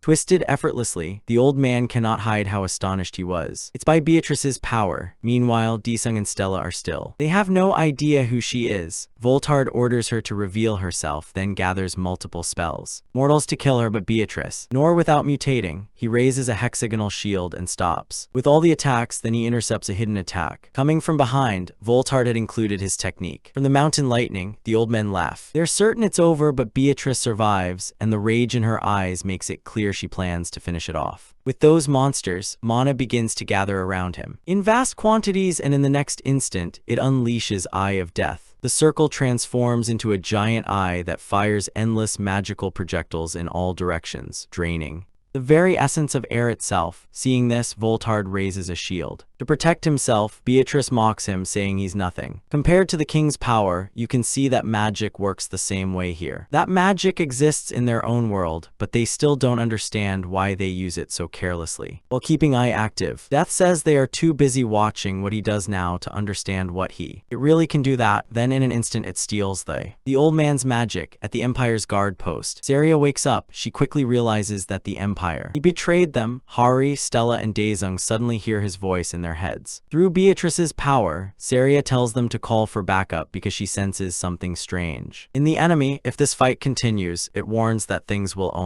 will get worse. Elsewhere, Spiny falls to the ground with a great crash. Speed, his body severely damaged. It begins to report a major system error and he says urgent repairs are needed, but a lion-hearted gentleman grabs it, checks it, and demands to know why it's not broadcasting. Divine power, Sir Saria tells the others. They leave the valley. They jump to their horses and treat to flee, but the Imperial soldiers catch up to them. One of them shouts for them to stop. Stella is warned to be alert, protect the sacred relic, and kill the enemy. Even so, Hari Javu responds with the law. Divine, from the perspective of being Saria, the Empire. He should never survive the divine sword, which means that this enemy is stronger than expected. This makes Saria wonder since when the Empire has the right to speak of Grail Knights. Hari Javu calls the knights glorious. Of Lionheart, they must stand firm and raise their swords, because they could die that day. Furious, the Empire responds that are beasts that were discarded. Their free will, it seems that victory. The Empire is near, however Sir Spiny is. He refuses to surrender and remains determined to defeat him. The Empire mocks from him and asks what he can do. Now, Sir Spiny replies that those who surrender to the missions of the gods live like beautiful flowers. People used to say that facing them, it was impossible for her. A sign he was beyond belief in the gods and had no reason to surrender. But this knight always defied the impossible. The goddess of death. He looked at him kindly and ordered him to face what could not be faced. To do at the same time. Stella returns. Yes, a comrade tells the Empire that it's not over yet. The Lionheart frontier. It's at least midday, so they can follow their trail. Stella rises again and the Empire orders. Tell your men to kill her because no one will be forgiven. Then a meteorite shaped like a Vulcanus appears. The Empire admits that Vulcanus is arrogant, but Vulcanus asks if she understands. Why can it be called an empire? Just because he slash it. They allowed it. The Empire can hardly believe the power, the speed, and the infinite mana, thinking that no human should be capable of that. Even so, he wants it for himself. The flames of enlightenment continue to burn. Sarsaria enjoy watching the Empire get crushed, and even thanks them for arriving on time. He doesn't need to stay. With all the glory, seeing them act so casually, Roxas. Sarsaria, they want to kill them. At the event, Leon says he doesn't have nothing to do with them since Vulcanus never show mercy to evil. Saria demands to know why he is here, calling this the hour of divine punishment. The flames of war, Vulcanus arrives and greets. To the owner of Lionheart, Beatrice reminds the protagonist that they must gather everyone before the door closes. Although he has many questions for Vulcanus, the moment is too urgent, so Leon, he asks for something to represent him. Vulcanus gives him a dagger and then leaves. MC realizes that Vulcanus is still alive and not in paradise. Of the gods, Harry is happy to see him back and asks him. That's fine. Someone hands the sacred relic to Lion and he thanks them. Thank you all for your efforts. Open the relic box. Finally, the last one. The relic is yours. After that, he tells everyone to move. Meanwhile, at the Pantheon Guild. On the plains of Nahu, Park Sujin gets out of her car, wondering what was so urgent that she was summoned. For her, the Pantheon Guild now. It feels more like a tourist stop, and with such an incredible object in offer who wouldn't feel attacked. Then note 2. Yaga Spinny blocking her path and the system scans her face, identifying her as an evaluator for the Hunters Association. The manager, Mr. Park Sujin, confirm your ID and the details of the association of hunters linked to them while contacting Her Majesty. They tell him to wait inside. He sees a banner for the hammer challenge and thinks about trying it, but the 5 million won fee is too high. It's too high. Then she learns that the price decreases with tax brackets, and since Sujin is in the second class, she only has to pay 500,000 She's thrilled because of the big discount, but also confused about how the machine knows who it is, but the machine only guessed, and it was pure luck. Assistant manager Han welcomes Sujin and asks how she's been. Since she's there to evaluate an item, Sujin asks where to go. and Han takes her there. Han takes her to Mr. Spin's room where he checks if she's from the association. Sujin introduces herself as Park. Sujin, Mr. Spindy then tells Harry to bring the artifacts. A moment later, Harry returns to them. That only tells Sujin that these objects are quite rare. Start by examining an orc champion's axe. Next is Vulcanus's ritual dagger, a legendary object. Finally, Harry shows him the epic object, the case, by Richard Lionheart, and suddenly the case, it begins to move on its own. Mr. Spindy recites the words, the founding king of Lionheart. He left for his heirs through suffering and toward the stars, to do good with courage, to stand up for justice even if the sky falls, and to bring light to destiny. After that, Mr. Spindy asks everyone to leave him alone. A strange energy envelops him and he introduces himself as Leon Dragonia Lionheart. He declares himself the 15th king of Lionheart and the true heir of the founder. As an agent of God, he claims the right to wield the relic and says that his ultimate power lies within it. He's back. He tells Beatrice to get ready. They're about to perform a massive ritual, all thanks to that sheath. First, he plans to form the Order of Knights and prepare to name a Knight of the Grail. Then, through the great ritual, she will summon the star. Elsewhere, a woman is on the phone and the person on the other end asks if she really plans to stay there. She says yes, she wants to kill someone and even uses all the sword skills of the Sword Guild. Divine powers are not enough to kill it. She needs divine law. The call asks if she knows where her goal is, and she says, who last saw him in Vietnam still. He carries the demonic sword. In the Pantheon Guild, the morning exercise is training for attack and defense on horseback. The session continues and Suhu follows, taking blows. The result is soon announced. The defenders win and it's time for the next group. Everyone checks in if Suhu is okay. The same is repeated until the students finally win, ending morning training. Leon Dragonia Lionheart calls out to those who failed in the attack. Infantry soldiers are slower than cavalry, so he tells them to charge new and make better use of their speed. The trainees are exhausted, they can barely move, and they see that the men-at-arms are determined to win. Meanwhile, they're being given potatoes and sweet potatoes as a snack. They complain about surviving on salt water and sugar for so long, saying that the door missions at least they included royal meals. The induction ceremony is approaching, and after that, finally, they will receive adequate food. That ceremony will connect with the gods. Since they have been studying the gods whenever they can, they now need to learn divine law in order to. They must become royal knights. They must also choose their god, which one they believe in the most. One student says they will probably choose Ariana of light and justice and Dux of war and fire, since Leon told them those two are the most important. For the gentlemen, nearby, three girls are talking about Sir Japai, a knight of the Jado Guild, god of steel. And the wild ones, one of them says she saw him doing some kind of experiment with loaded hands. The last time, suddenly, Sir Japai appears on the screen and says that his ability is not to make money. He adds that its sound wave detection capabilities are incomparable with those of a living being. Then they tell student J. Duke to change his clothes and head to the entrance because his guardian has arrived. In the guild hall of the Pantheon, he awaits J. Duke's mother. He asks why she's there and tells her to get to the point because he's busy. She realizes that he's just like his father. She asks why he asked to leave his guild, but J. Duke interrupts her, saying no,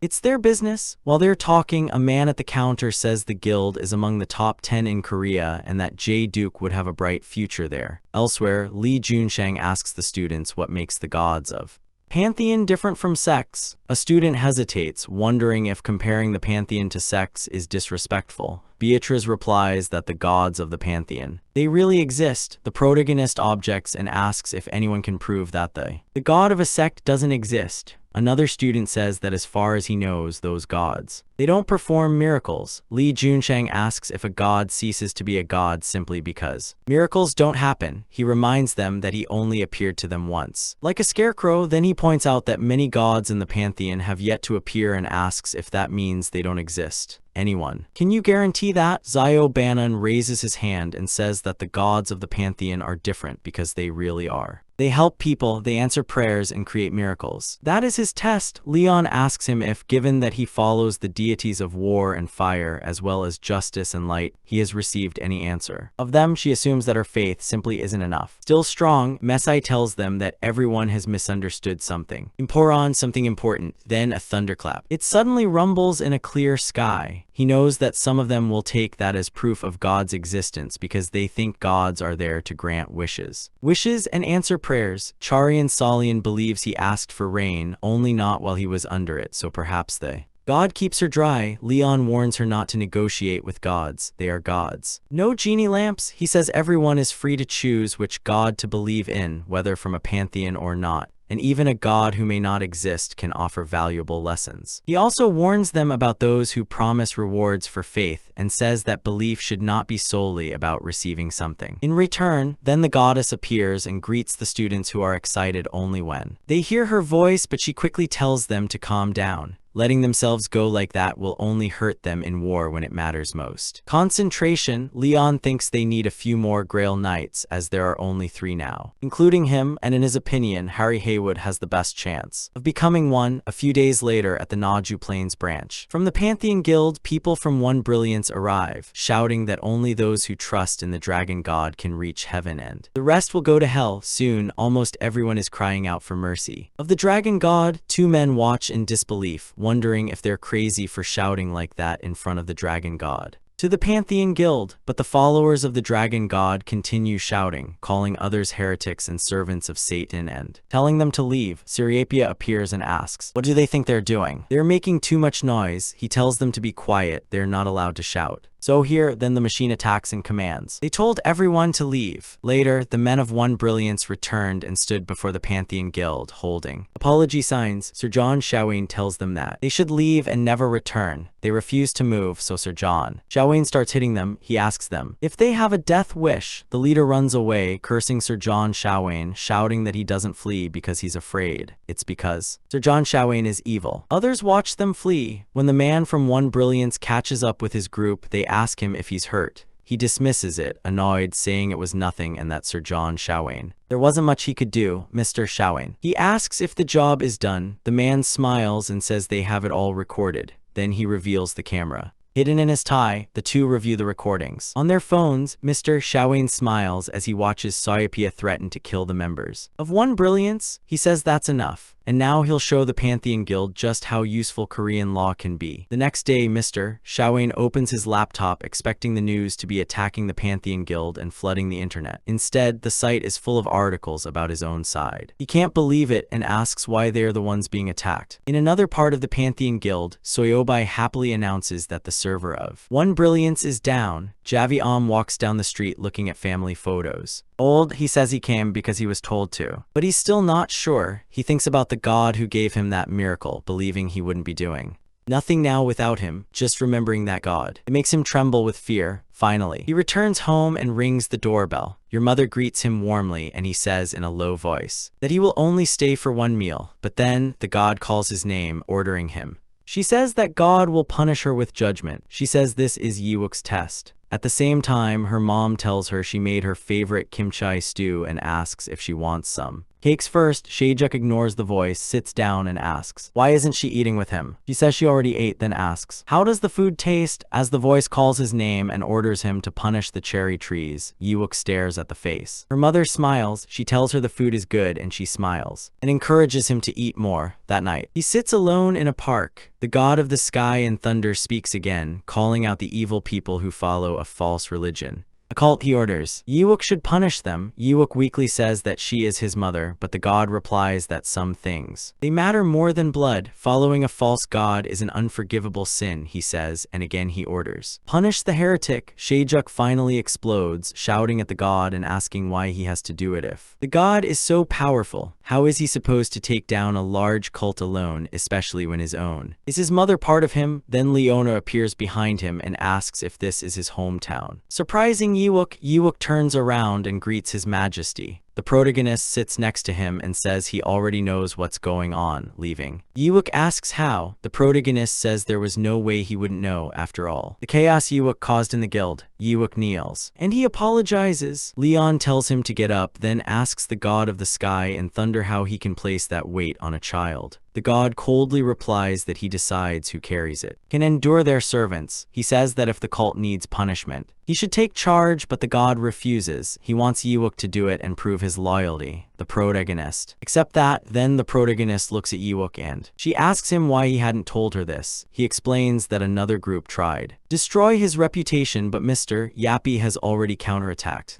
Now they have declared war on that side and also to their gods. Leon tells Yuuk that it won't be a big fight. Yuuk quickly objects and asks about his mother, but he interrupts him, saying he's not crazy. Who kills people for no reason. He says he's just planning to teach them a lesson. Then the protagonist gets up and says to Yuuk to take him to his base. A leader of one brilliance, Park Young-shin, was born in 1990 and lived through the Great Cataclysm at 12. Back then there was no academy, so the people learned by surviving. Young-shin then became a well-known A-rank hunter. He met God at the door in the winter of 2014. The fluctuating number of his entire group died after the door turned much more difficult. Then the system asked him if he wanted to be saved, and when he said yes, the voice blessed him. That was the arrival of the 7th hunter of S rank in South Korea. Now Young-shin preaches that God is real and shows proof every day. He tells the crowd to look to the warriors blessed by God. They are moved to hear the gospel before. Upon entering the door, one of the warriors excitedly recounts that the door initially appeared normal, but once they entered, their system began. They were supposed to defeat the boss and extract mana stones, but the system led them to a treasure chest instead, and that changed his whole life. The fans cheered, and they call it God's blessing. The warrior shouts that everyone should believe in God. Things like this happened all the time with the hunters of one brilliance. Even the Hunters Association had to admit that these miracles weren't random and were somehow connected. Way linked to one brilliance that facilitated his growing power. Young-shin smiles as the crowd. He praises the dragon god. He says that things are not always what they seem. Then he tells of a hunter who stormed gates to pay for his sick mother and received a healing herb, and another talentless man who suddenly he leveled up. Both miracles occurred after they proved their faith with donations, and Young-shin shouts that God rewarded them for it. He says that anyone can be blessed if they show true faith because everyone is one family. The followers, they praise their god again. Then Young-shin notices Leon and Beatrice seated in the back. He is astonished that the guild leader pantheon has presented in person. MC clenches his jaw, furious with this cult and the parasites who use the poor to sell false faith for money. Young-shin recovers quickly, welcomes this special guest, and says the new recruits must be baptized. Then he calls Leon at the front, stands up and mocks their audacity in summoning a king. He approaches without hesitation, stops right in front of Young-shin, and drops a bunch of money at his feet. Young-shin asks, what is he doing? And the protagonist tells him to do it. A miracle. As Young-shin said, donations bring miracles. Leon says he is doing a deal with his god. Young-shin smiles, calling him disrespectful for trying to test God. MC responds, if faith and loyalty lead people to heaven, is Young-shin who decides who enters. Young-shin's expression hardens.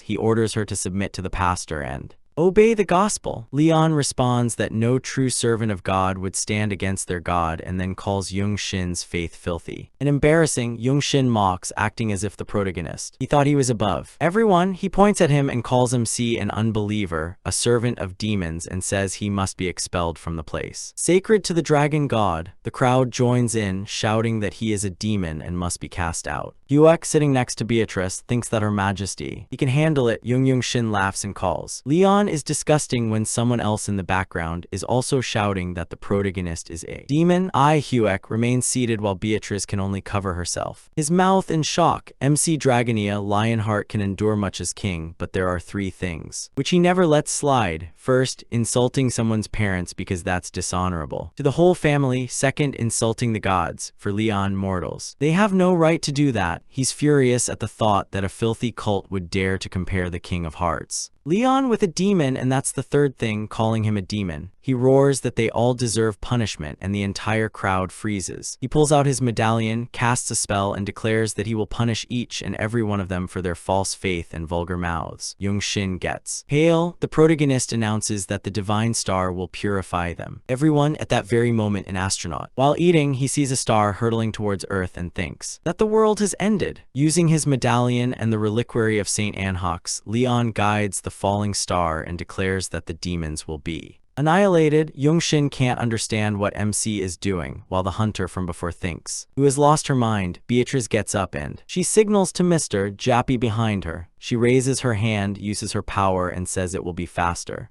if everyone looks out for themselves while blows the roof out. Everyone is stunned. Young-shin calls her crazy and demands to know why she did that. Leon calmly says she summoned a star, and Young-shin sees madness. Then Shadows spread over them and look up to see a star that weighs around 68 million tons falling. Directly about him, he summoned Meteor Mickey. He signals to Beatrice and she says she's ready. Together they activate divine power. Beatrice envelops the meteorite with its power while Sir Jappy loads divine ammunition that changes his properties. The three attack together and they destroy the meteorite. Yongshin's face. It loses all color, even the system curses Yongshin. He begins to pray to his god, kneels down and covers himself. His face, only to realize that the meteorite had stopped inches from his eyes. He can't believe it. Lee Young remains calm. Beatrice says it was incredible, and after reviewing it, Sir Jappy says the material doesn't match anything. In the database, the protagonist approaches Yongshin and asks him if understands his sins and how long he thought he could hide in the darkness. Then, the MC calls out to Yi Hook. He grabs Yi Hook's hat, turns him towards Yongshin, and tells him that now he can see what evil he is. Clings to them. Sao Beihuk is horrified to see a red, ugly demon attached to Yongshin, while he continues to scream that they've gone too far. Leon explains that this evil consumes the mind. It's a parasite that attaches itself to people and waits for the right moment to attack. Then Sao Beihuk listens. He calls his mother and sees the same kind of demon feeding off her. He demands an explanation and tells her that this is the evil that the god of the sky and thunder once punished, and that this responsibility, it's up to him. Yi hesitates because she is his mother, but Leon tells him to trust in his god and believe in the outcome. It will be what you expect. After a pause, Yi Hook raises his hand. At first, it's just a small gesture, symbolic, born of hope. Close your eyes and pray that your miracle strikes only evil and that God save the innocent, the demon that feeds. Her mother begins to burn and she falls to her knees. Calling him, Yi Hook runs and hugs her while the demon is burned. His mother apologizes and he hugs her tighter. Leon praises Yi Hook, thinking that's exactly why the god he chose the sky and the thunder. Then the protagonist turns. He approaches Yongshin and tells him it's his turn. He destroys the demon that was attached to Yongshin and Yongshin faints, the most demonic. The little one tries to escape, but Leon crushes him.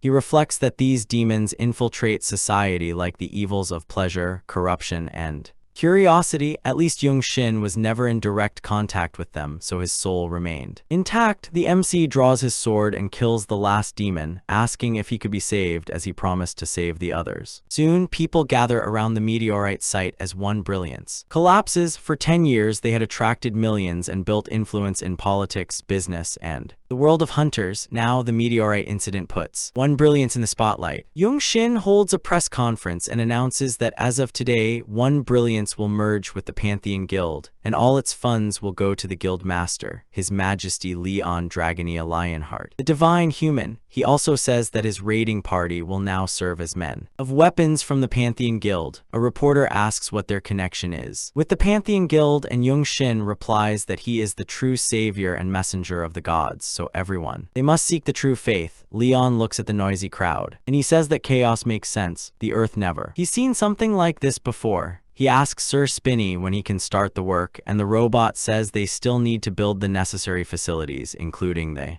main and Pantheon. The protagonist says they need 50 sets of armor and swords immediately. Spears and horse armor can wait, although both types of armor, they are equally important. Sir Jappy adds that they will also need to expand the facility and take care of from the legal aspect. Just then, the president of the Hunting Association calls, saying that he has been trying to contact the MC. Leon recognizes both the president and the Ministry of Information and Communications. In science and technology, the president greets him politely while Mr. Kim asks. He's nervous about the meteor, he says, with the calm that is his due. The president barely reacts when Leon adds that he summoned him, but Mr. Kim is stunned. The president asks what the protagonist plans to do with the meteor. MC says he will forge weapons and armor for his gentleman. Mr. Kim begins to say that the department could also use it, but the president interrupts him and he accepts her claim immediately. He says that Harry already told him a blacksmith shop is being built and asks if the meteor will be used there. The protagonist, he confirms it. Then the president asks if the facilities and legal steps for using the meteor are still in place. They are preparing. When Leon Shin says yes, the president gladly offers the help of the hunting associations. He says they will take care of taxes, permits, and any legal issues. They will even create a new law if necessary. MC asks what he wants in return. The president says he wants a piece of the meteorite and a set of armor made by Suryapi, wear gear forged by the blacksmith. It would be a divine honor. He accepts and says he was already planning to give it to him. One anyway, however, he cautions that artifacts from the Star Ironworks can't be handed out just like that. They might not be relics. Divine, but they are equally valuable. The president asks once more if Harry will receive an artifact from the Star Ironworks, and Leon nods. The president says that every time Harry passes through the association, it will be inspected or properly appraised as she continues. Being one of his employees, the protagonist nods and he shakes the president's hand. Then, the president pulls out another file and says there's something else that MC needs to see. He watches a video taken inside. It appears to be a door, but the president explains that it is actually a video of a battle in Vietnam that it happened on Earth. He mentions the wandering demon sword and Chan Jiho, its current wielder, and then tells Leon that the sixth anonymous human. She's headed to Japan. Outside, John Ching is there with a sigh. Yuri asks if he's alright, and when he doesn't answer, she teases him.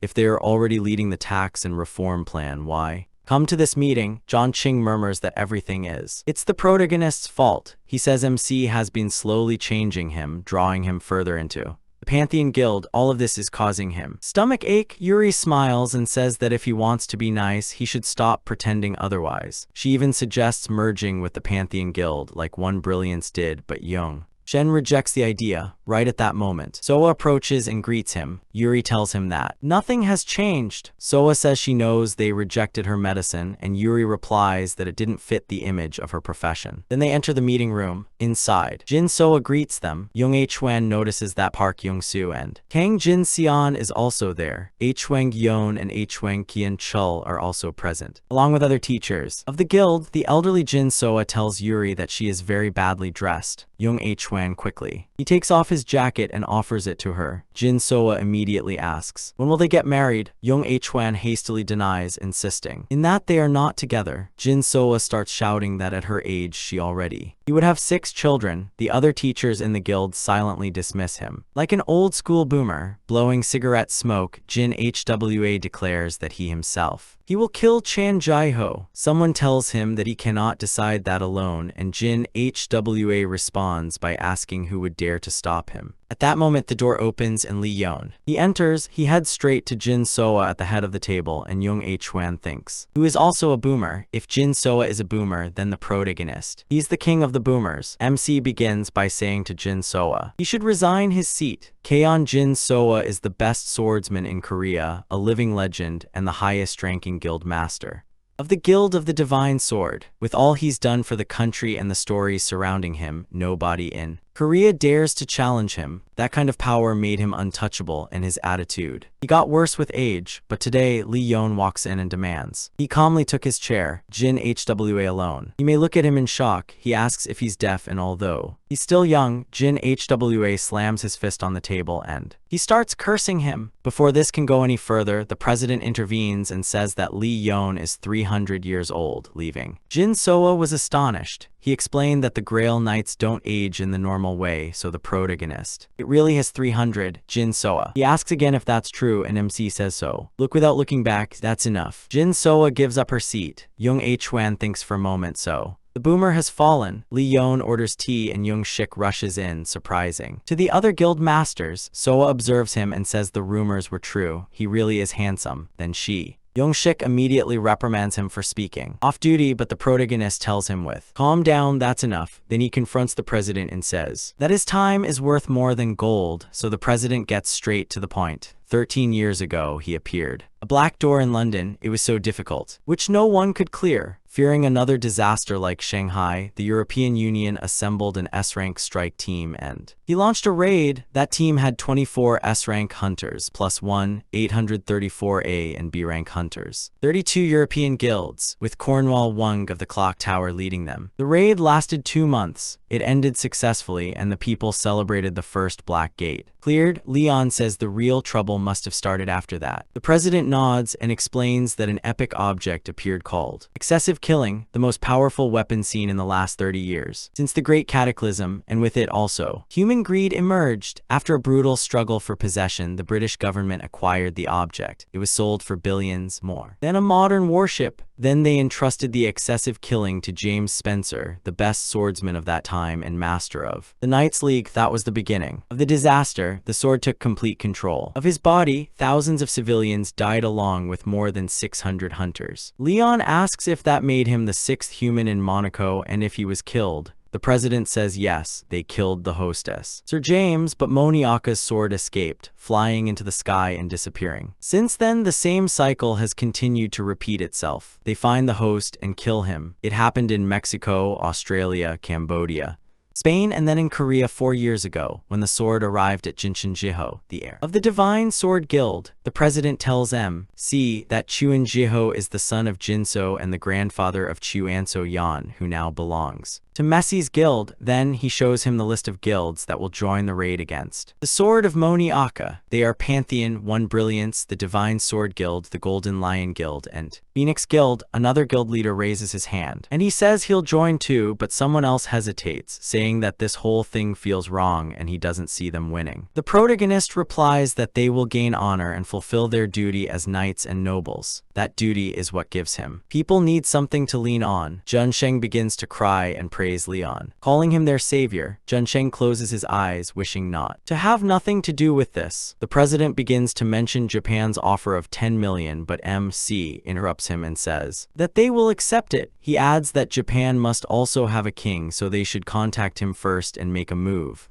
The president nods and says he will get in touch through the government. Leon walks away with Junsheng following him eagerly. Then Jinsu. He calls him. He turns around with an angry look and Jinsu quickly corrects herself, calling him Your Majesty. He says there's something he wants to ask and that he has right to do so. The protagonist tells him that he will decide after listening the request. Jinsu says she only wants one thing and that MC probably already knows. Which one is it? His granddaughter Jin Saoyan is in the Pantheon Guild and begs Li Yon to support her. Outside of this raid, Jin Saoyan stirs in her sleep as a nightmare grips her. In it, everything is beyond salvation. His mother. He begs her to run while his father nails him the sword and then begins to walk towards Saoyan. She wakes up with a start, soaking wet in a cold sweat. Later, alone by a vending machine, she murmurs that she's just starting out and that this is their opportunity. Then Ventarsis appears and says that it's madness to call this an opportunity. She replies that this kind of treatment leads her to believe that Li Yon, her avenger, never taught her not to negotiate with the divine. She tries to resist, but the god of vengeance interrupts her. He says he answered her audacious plea and is the only one willing to grant her power despite her wavering faith. She shouldn't take that. She's taking a lucky break. Saoyan asks if giving him something he wants might allow him to become one too. In a Grail night, Ventarsis laughs and asks if he's really comparing himself to her avenger. He says her accomplishments are nothing compared to the King of Lionhearts, and he asks if she thinks she could replace him. So Yoon realizes that Leon must also having taken power from Ventarsis. He says he's nothing now, but he'll help her get revenge if he gives up his soul, and the moment that revenge is complete, his soul will be his. Li Yon addresses the academy students, saying they now belong to the association's militia,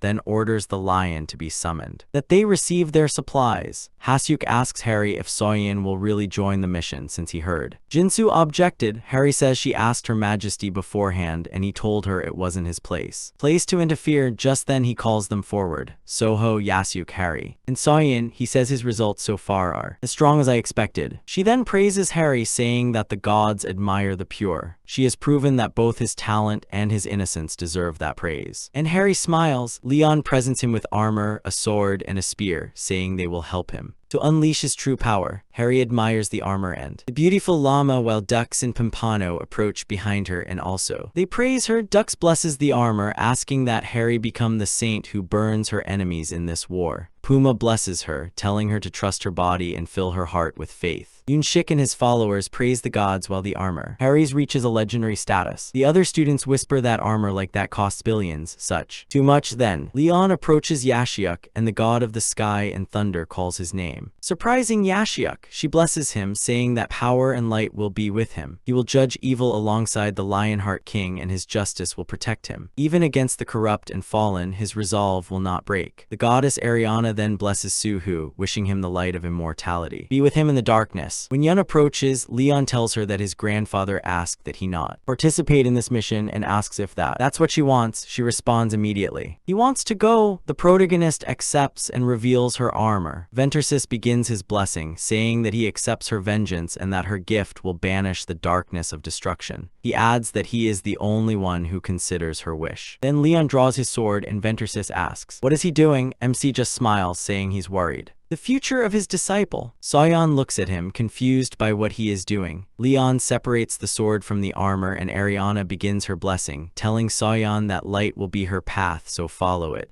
The sword shines so brightly that it's hard to look at her. Ventursis quickly asks if she's changing her mind, but Ariana says she's just honoring his knight's wish. The god of vengeance turns to him, calling him back his avenger, and mocks him for having gone soft with humans. He replies that he is their king. Ventursis just smiles and mocks him. He was upset about losing his daughter. Ariana gave him a hard look while Leon lowers his gaze. Ventursis continues, reminding the protagonist that he is the heir to the King of Hearts, Leon and Dragonius, and that the founder found glory in obscurity. MC says he remembers him well, calling him the guardian of the founder. Ventursis confronts Soyeon and warns her not to let the light drive her away because revenge only exists in the cold darkness. Then he calls her his little avenger. Japan, the president of the Hunters Association, Camilla Yasuda, tells her assistant to bring the list of everyone who they will join the raid. He laughs that the prime minister must be nervous if he's even using survivors from abroad.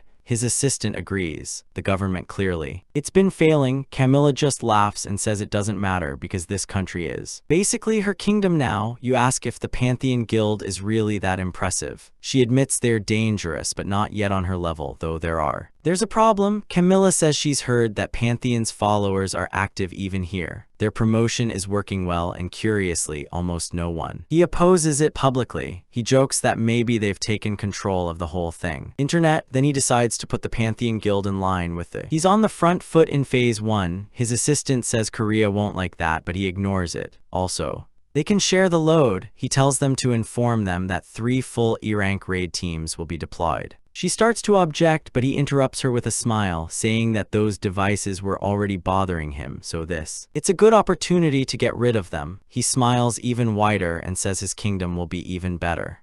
After the raid, he adds that if they properly welcome the Pantheon Guild, they can encourage them enough to take the front line. No problem, the plane finally arrives. To Japan, the reception team begins to sweat, remembering the last time foreign royalty visited, and they silently pray that nothing goes wrong. A staff member recalls the warning. Leon isn't normal, so don't turn this into a political clash. Treat him like true royalty. When the plane door opens, he steps out holding Beatrice's hand. Both were dressed like royalty. The Japanese staff were stunned. The manager immediately sensed that this wasn't just ordinary pride or strength, but a genuine difference in status, something that people with borrowed power they cannot understand. They bow quickly and greet His Majesty, the King of the Lionheart, and Her Majesty Beatrice. Lion offers his hand and asks if he is the king of this country. The man, he freezes, and the president behind the protagonist also seems surprised. Just then Kamea approaches laughing, saying that the misunderstanding makes sense since MC. He comes from another nation. Kamea explains that the man is only a cabinet representative. Then he introduces himself as the president of the Japan Hunting Association and extends his. The lion looks at the hand to shake it. Offered, then grits her teeth and asks how a peasant dares to try to touch a real body, ordering that they be taken away. Kamea immediately. Kamea is seething with rage, thinking that the protagonist has a lot of nerve treating him like that in his own country. A hunter named Takwada intervenes, calls MC rude, and demands to know how he can speak to his own country like that. President, he smiles and asks why he should care about the rank of the peasants. That leads to traffic jams at their limit and heat waves. They begin to emanate from him, the representative. He begs her to stop while the Korean president watches. Under total stress, Lee Jun smiles again and says that Kamea doesn't. He has trained his dog well. Blaming the owner, he begins. He drew his sword. The president of the Korean Hunters Association wiped his sweat from his brow.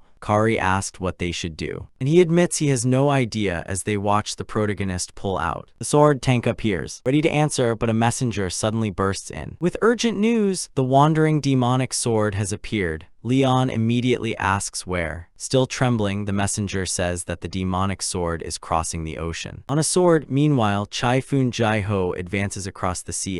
Its blade, parting the water, opens a path forward and creates a dungeon. Middle of the ocean, smile. For himself while the demons. They begin to emerge from the door, and with a broad smile he calls out, "Soyun Ching!" Security quickly puts images on the screens. The demonic sword caused a breach in the dungeon at the Dragon Palace gate. Then it disappeared. Underwater, Kamea asks how someone could cause a rupture of dungeons. Another person says it happened right after the demon sword entered the gate. Kamea and the guild leaders are growing increasingly uneasy about the sudden. The door appears. Leon steps forward and calmly says that a door appearing like this is not impossible. He says this is an emergency, so he will share vital information. Then he asks Beatrice to explain. Beatrice steps forward and calls Sir Yarpai, who immediately hacks all the computers in the room, leaving everyone tense and confused. Beatrice begins by explaining that 4 weeks ago they raided the Western Sea Gate with hunters of the Federation. During that raid, they began to suspect that something was wrong with the door, the system, and the missions. His conclusion was simple: the doors can to be done artificially. Everyone is stunned.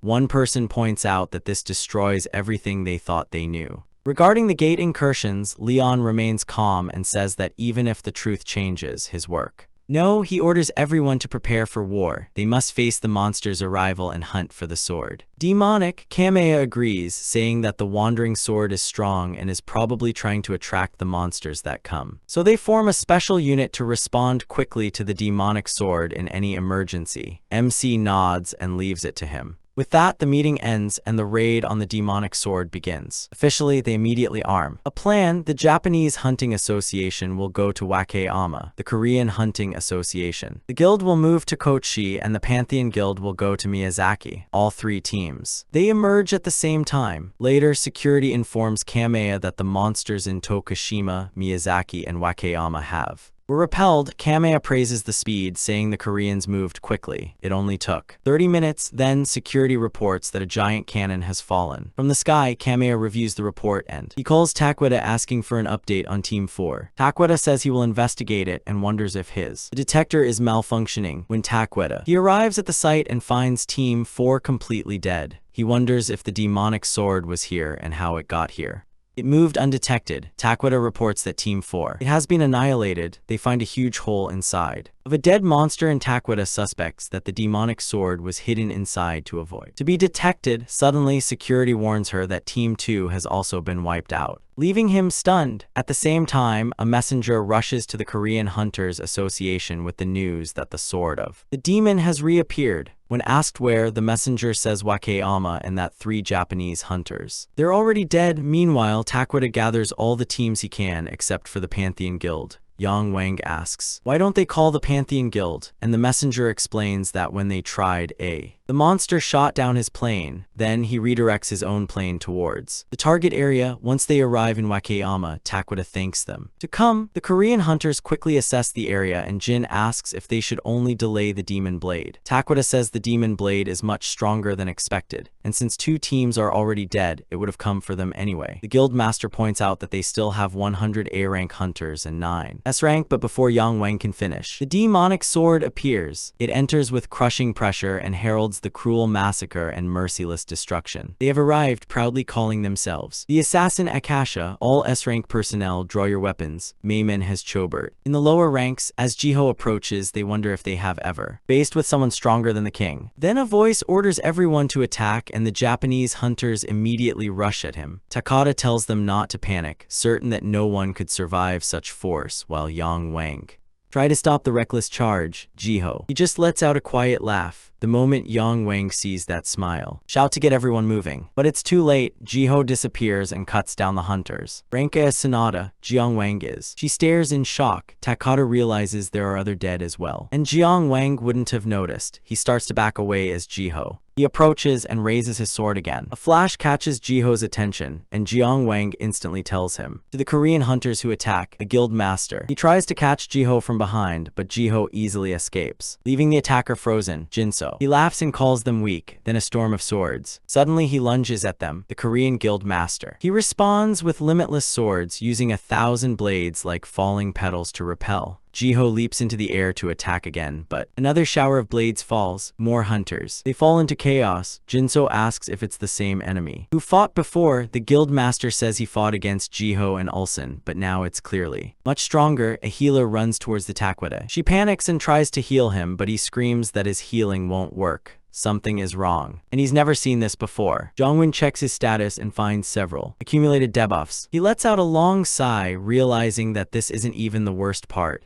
Jiho can be as strong as the demon archduke Rakshar, or even stronger. Jiho laughs coldly and they force themselves to concentrate. Whatever it is, come in, they have to kill him here. Jiho steps forward to confront him, and the demonic swordsman laughs, saying he knows Jiho's fate and asking if he is related to the container. Jiho looks at it with disdain and he says he doesn't have a son like that. Jiho laughs and asks where his granddaughter is there. Gritting his teeth, Jiho says that's none of his business because tonight she will die. Jiho's hands, an aircraft is heading toward the battlefield. Junshink says it's lucky he had a private helicopter ready, though he still wonders why they need to go when those monsters are already fighting. Smiling, he asks Soyeon if she's ready. She calmly replies that it was she who wanted to come, then asks if he has his own reason for bringing a helicopter. Junshink blurts out that he's still begging for forgiveness of Her Majesty. Suddenly, the helicopter shakes and outside, Jinsu and Jiho are in the air, their swords colliding again and again, keep exchanging the same deadly pattern without giving ground. Jiho smiles and then summons the sword of the massacre Lord Akasha, causing his. The leaf glows red. Soyeon screams. He is instantly taken in by his grandfather. A little while later, Yuri wakes up and finds Yeonwon is checking on her. She tries to remember what happened after the father-son collision and tells Yeonwon to stop screaming.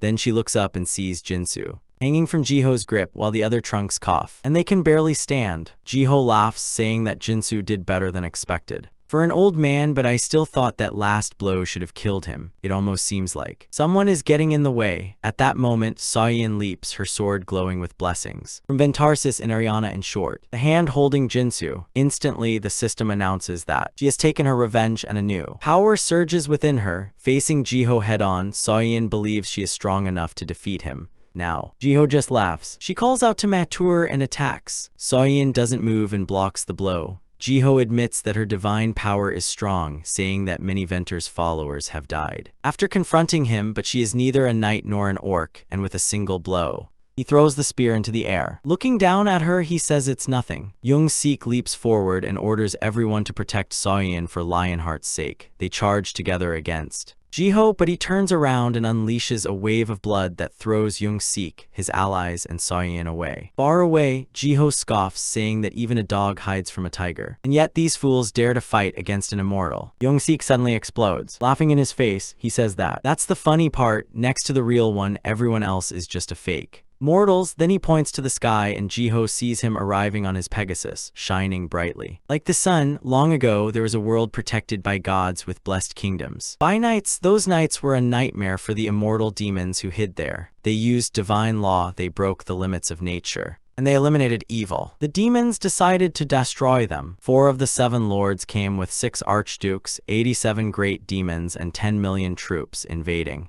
the world of the gods. In the end, they won and ruined great part of that world. The only ones left were the knights, ready for a final stand, and the orc army, who treated war like a festival and ravaged the east. Akasha had been sent to another world, so he never saw the end, but now he will learn how.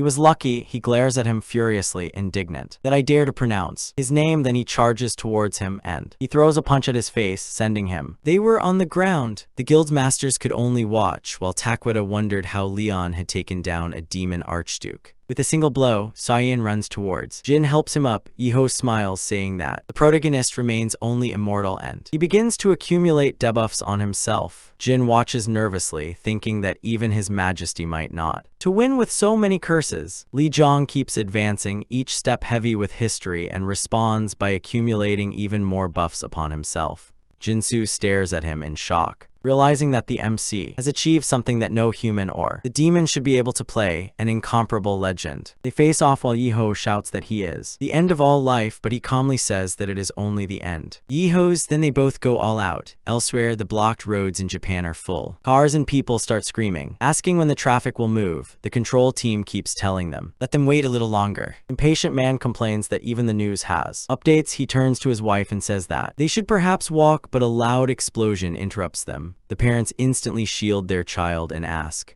yes, that's fine, Aruto, look out for the window, and tells her parents that people are fighting in the sky. His father looks up and he wonders if they're even human. Back in the city, the two monsters continue to clash. Its blows shaking buildings and scattering. Panic? Yiho laughs and charges at Lee again, but the protagonist calmly uses the Divine Sword's opening technique and declares that the Divine Sword of Extreme Radiance will never allow despair. Upon completing the mission, he received 3 sacred artifacts, armor, and a spear. Magic and the Sacred Sword of Radiance. So, what exactly is the Holy Sword of the Grail Guardian? The Guardian of the Grail, heir to the Heart of the Lion, he became a demigod to defend the Holy Grail, but King Lionheart did not. He is sustained only by the power of the gods. He carries out his will. His sword was forged by Gethsemane, tempered in the flames of farts and filled with Ariana's light. Along with many other blessings, Lion attacks. With that sacred leaf, the summit of the pure light, taken by surprise, the monster demands to know how a mere human can contain it. To so many gods within him, wanting to end this before it gets worse, he explodes in fury. But the glory of the lion never fades. The power that emanates from the lion stuns the monster and shakes the entire battlefield. Even so, the monster smiles, noticing that the MC is weaker than before. Soon it explains why the land here is not rich in faith, the source of its strength. The protagonist, treating it as the hard-to-kill leader of a cockroach nest, gives him an arrogant look and says that even weakened, he continues becoming stronger. That strikes a nerve, and the monster launches a barrage of spells aimed at him. Leon didn't even flinch. Using his blind sight, he attacks and almost wounds the monster, who barely manages dodge in time. As the fight continues, the monster asks why the MC would waste his limited divine power, but the lion no longer listens and slams his face against the ground. He won't let him escape this time. While attacking with the beasts, the monster buys itself a little more time to complete its demonic transformation. It commands the creatures that attack Ollie, but Yappy suddenly focuses and they annihilates with a charged particle cannon, surprising the demon. Then Beatrice arrives to support them, helping to save. At the perfect moment, Harry and Beatrice arrive, ready to fight for his majesty. Seeing the lion's side grow, the monster, he feels very uneasy. It was only 4 months ago that he had seen King Lionheart for the first time.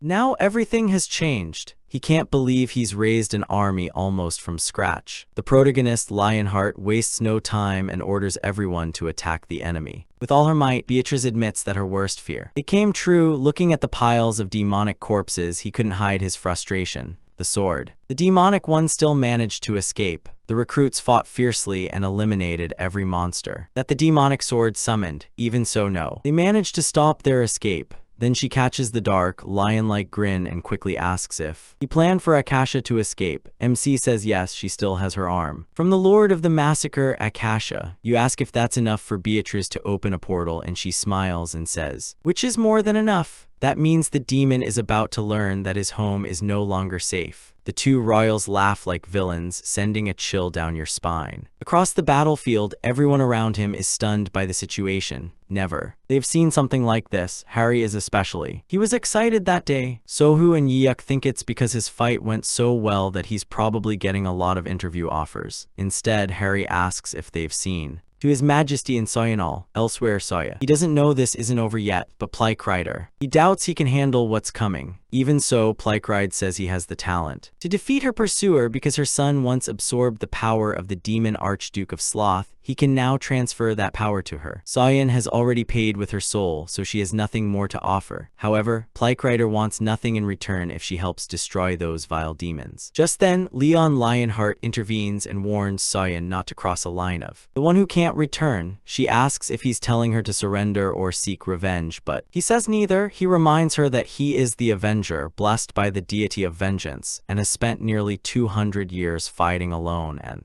overcoming impossible odds. Plycride tells Soyan to listen. For nearly 2 centuries, Leon has sought revenge for his people, his comrades, his country, and even its world. They even believe in revenge, but he warns that revenge may sound sweet while the path to it is icy. If it costs everything, then it's not worth it. It's not true revenge only. It will consume his soul, so he tells him to be careful because this choice comes at a price, and even those who betray the gods will still. They preserve their souls. The path she is considering will leave her with nothing but emptiness. If you feel inadequate, you need to confront your flaws instead of losing yourself. Your revenge should. To end with a smile, then Leon asks who he really wants to avenge. To her father who killed her, herself for having been chosen by the demonic sword, Sayan finally. She admits that she is the way she is because she succumbed to the temptation of the sword. She is becoming both hunter and victim at the same time. Turns, the real revenge must be against the Archduke Demon, and before that, he needs to fix his contract with the deity. From the darkness, that truth hits her hard. 10 days later, the Sword Squad. The demonic group gathers again. With a stretcher present, the group is already assembled. They demand to know why the Black Gate in Japan must be opened, and that the demonic sword be held accountable for their fallen comrades. Even so, more people join the line. With the Pantheon Guild, these hunters are supposed to help build Japan's future, so people can't believe Pantheon is throwing away the lives of its own nation. Just for money, a man is determined to make the demonic sword pay for every life it took and expose it. Who is actually Pantheon? He's also curious to see how King Lionheart will handle it. The things inside the door, the moment they enter. What awaits them inside paralyzes them. Leon is furious and ready to drag them in. Everyone as servants. Now everyone wants to see what King Lionheart and the Pantheon Guild. A few hours earlier, something had already changed in the territory of the swords. Demonic, a red message suddenly appeared, warning them that they had entered the domain of the Lord of Slaughter and that all stats had dropped to 80. The group was excited and struggled with the sudden weakness. Leon tried to calm everyone down, but it barely helped. Then they reviewed the list of effects and found a bunch of improvements. Legion reinforcements, Warknight augmentations, stronger defense, tougher fortresses, large-scale support, bravery augmentations, lighter armor, and especially when they fought alongside a war knight. MC was surprised to see that these enhancements covered thousands of people. He knew he was strong, but even this surprised him. Then Harry. He told them that a mission had appeared ordering them to help King Lionheart to defeat the Lord of Kasha, that he prepared everyone for the demon hunt. Leon wanted his team to gain as much experience as possible since it was their mission. First time in demonic territory, then the nightmare machine of the Chenggu Gates awakened Spinner. Sir Yappy suddenly appeared and scared a poor fellow. The protagonist smiles at the little boy and asks him if everything is ready. Yappy clearly looks stronger now, and its new configuration sends a drone to explore anything strange, report it. Who found enemy colonies, so Leon heads to the nearest one. When they arrive, a human has the nerve to ask him, MC, who is he? His attitude bothers him, but he lets it go. The man hurries to call the village chief. It turns out to be Baron, who comes to greet the protagonist, but at the moment when who learns that this is King Lionheart. Baron tries to escape. Leon tells Yappy to take care of it, and Yappy fires at the door, terrorizing everyone inside. MC then intervenes and asks about the man tried to escape. Baron. He falls to his knees begging for mercy. Leon says he only came to kill him. Demon, not by threatening them. Harry reminds him that Baron used to be a sergeant in the Empire's army and a devil worshipper linked to the great demon of massacre. That it makes his anger flare up. Back in the present, the protagonist learns that Baron was given immortality in exchange for becoming Akasha's servant. Although Baron claims who was deceived, in the end, everyone there had been enslaved by demons and forced to living with death hanging over them. The chief falls to his knees, begging King Lionheart to save them and forgive their choices. Jae Yuk and Soho Woo. They begin to feel sorry for them, but Lee Jun doesn't back down. Confused, MC asks how many people died because of him and demands an answer. The boss says he had no choice and insists that none of this would have happened. What if he had been there? The protagonist dismantles that excuse, saying that blaming others won't erase his decisions and everything that came after was a result of his own actions. He is ready to punish them severely, however, since they were once citizens under merciful gods. He chooses a different sentence and therefore, for a second they feel hope. Then Leo declares them servants for the next 50 years until Totter, the deity of judgment, decides their debt is paid. The old man writhes in misery, rejecting the servitude, and even begging to die in her place, but the goddess herself confirms. The sentence is law, so they have no choice but to obey.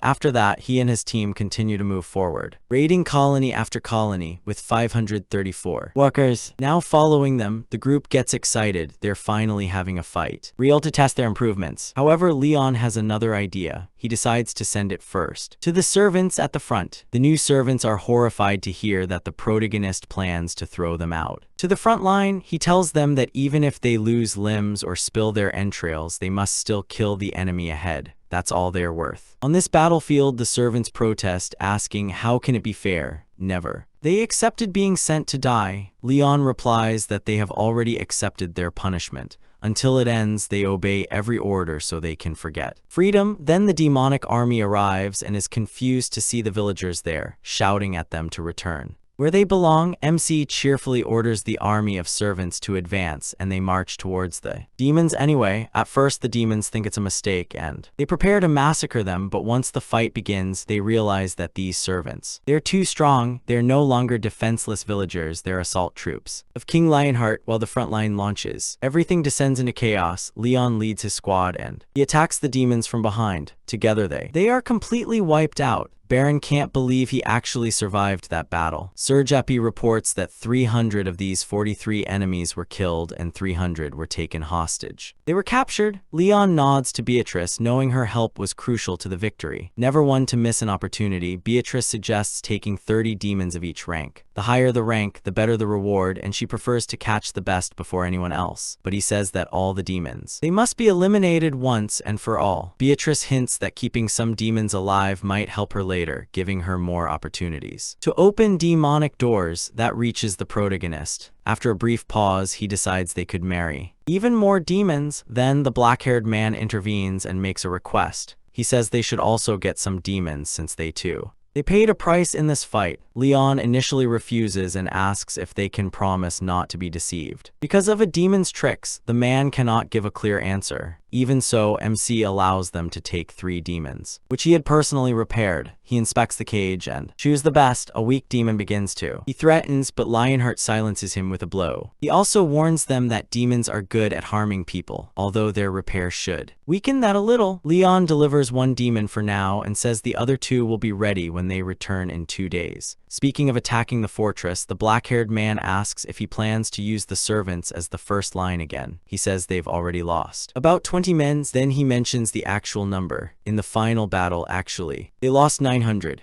This leaves Leon completely shocked. He quickly asks if that count includes the servants. At that moment, the dark-haired man realizes how desperate she is, which could be the state of humanity. Meanwhile, Lord Akasha learns that her plea for help was ignored. Because she no longer has any authority, she curses the orcs for losing their lorda in the last battle and mutters that Lionheart's attacks have made her recovery difficult. Painfully slow, worse still, the body is beginning to decompose because the vessel is awakening. Now Kasha desperately needs a high-level container, and Chin comes to mind. Leon asks Chin if she truly wants to save her father and get revenge the right way. She immediately says yes, even if it's difficult. He strokes her head and tells her that, don't forget to protect yourself too. Then he gives her an earring, a star iron artifact filled with the power of the goddess of dreams. She can protect the mind, and Beatrice did so for the apprentices because she knew that the battles would be brutal. Leon admits that if she fails, she will become a demonic vessel and he will have to kill her. Shayati remains firm and says he will not hold a grudge. For now, she chooses to trust him. The protagonist breaks down the doors and he orders her to stay with him. In the next instant, his golden sword pierces through Lord Akasha's castle. The attack, it terrifies the demon but excites Kasha. Upon seeing Chonka there, he sees her as an opportunity to change everything. He orders his henchmen to stop them for 5 minutes so he can to take his new container. While Shayan fight against the henchmen outside, Kasha is attacked by. She's behind him with the demonic sword. Shayan is surprised. She still attacks the Archduke and he demands that his father be returned to him. But Kasha wants something more. They fight intensely until he finally catches her. He is obsessed with becoming whole, using Shayan as his perfect vessel. Then Shaon hears his father's voice telling him to run, but Akasha. He mocks the fact that it's too late. In an instant, he possesses her and takes complete control of her body. She knows how dangerous it is. It could have been its potential, and although it lost its former essence, it's excited to get a new body so strong. Now he just wants to escape and become stronger, but Lai Yun will no longer allow things to continue like this. He plans to end this here. A fierce fight immediately breaks out between MC and Akasha, with Akasha enjoying every moment in this new body full of promise. She carries the sword skills of every vessel he has possessed. He knows that Leon is human, but his ability is what? Sharp enough to be like a demon. Suddenly he laughs and tells Akasha that learning many techniques means nothing if you haven't mastered any of them, right? Which I would expect from a parasite. Akasha responds to the insult by calling the protagonist a mere human who has only lived 300 years, and then attacks him with the demonic sword. MC remains calm and says he copied the weaknesses, along with the techniques. Then he slams her against the ground and he pins her down under his foot. He provokes Kasha, asking them if he really can kill his beloved knight, but Leon. He reminds her that justice does not bend. Without hesitation, he raises his sword too. He attacks with all his might. With Kasha trapped beneath his boot, the demon continues trying to shake him off, asking if he truly has the courage to kill his beloved knight. He remains silent for a moment, but his sword never falters. The demon then calls the protagonist the true monster, and he immediately rejects it. He says he's not a monster, he's the king of the Lionheart. His power is unleashed, covering the sword with golden light. As the blade descends, it changes target. Instead of stabbing, it strikes the earring, which protects his mind. The result is savage. Lord Akasha ends up bound like a helpless slave, completely under control. Beatrice and the player. Beatrice starts with an arrogant comment, and the player enthusiastically joins in, both clearly. They enjoy this. Akasha stands there stunned, realizing that this was no accident. The gods. Lionheart's people were behind this. Sean had deliberately let Akasha possess her, and the trap worked perfectly. Beatrice says she would never have refused Leon's request, while Playu adds that capturing the soul of a demon archduke is sufficient reward for everyone. However, Sean has no interest in talking or staying here any longer, so he asks to leave.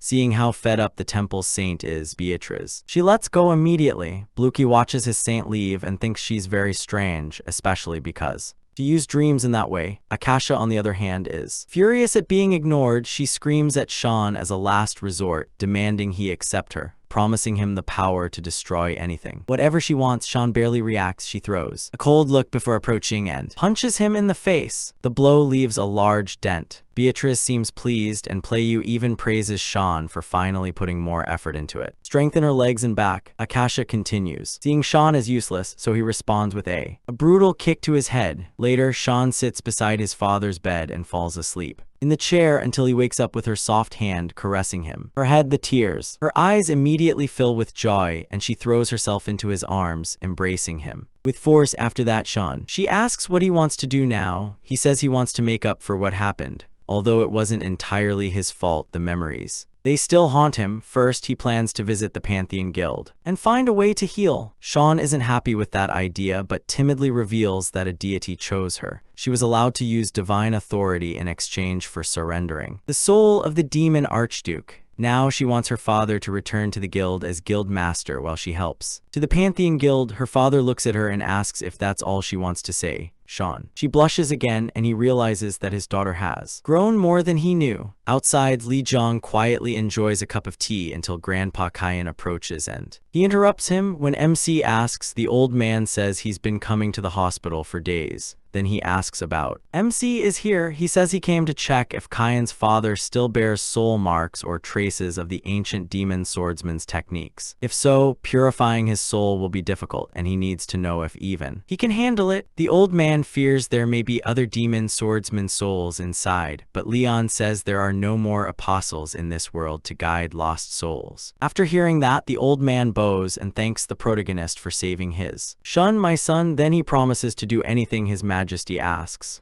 MC says he would like some help with to eradicate evil from the world. Grandpa Kayan excitedly offers to swear brotherhood to him for that cause. Even he says he might be the oldest. This makes the protagonist a little uncomfortable, since the old man doesn't have the rank to be called his brother. Grandpa Kyan proudly states that he is the 37th generation from the high-class Shan family. Upon hearing this, Lai Yunking says that if he truly wants brotherhood, he should convert to their faith. Grandfather Kyan immediately agrees and plans to bring other members along from the guild as well. Even so, MC says he needs time to think about becoming a sword brother since the old man is not easy to deal with. After that, Grandpa Shan asks if he's leaving. The protagonist tells him to enjoy the reunion after 4 long years. A moment later, Lai Yan feels a calling in his soul and knows it's time to use the servants against giants. In the forest, a bald giant scratches his nose while the group of MC observes silently. While everyone else just watches, he estimates that the giant is around 9 meters tall. A few days after Lord Akasha was defeated, Harry and the apprentices were knighted in the protagonist's kingdom and given their first mission, to kill the giant. Using only servants, Yongok tries to clarify, asking if the servants are just bait for the real attack. MC dismisses him. He wants the giant. He was defeated by only the servants. That only confuses Yongok more when Leon says that ancient records. They claim it's been done before. Seeing their faces, he sighs. The Earthlings are still trapped in their old way of thinking, so he decides to show them first before their real test what only. It makes everyone feel more uncomfortable. Soon there, in the forest, facing the giant, Sathu is worried because the servants don't seem to be getting any stronger. That D-rank hunters, then Bill, acting brave, asks Leon how he's supposed to, which will make this work. Still thinking, the protagonist begins to cite Sir Grotus's theory. He explains it simply. If a giant has 3,000 health and a servant with a dagger only does 1 damage, then 1,000 hits will damage him.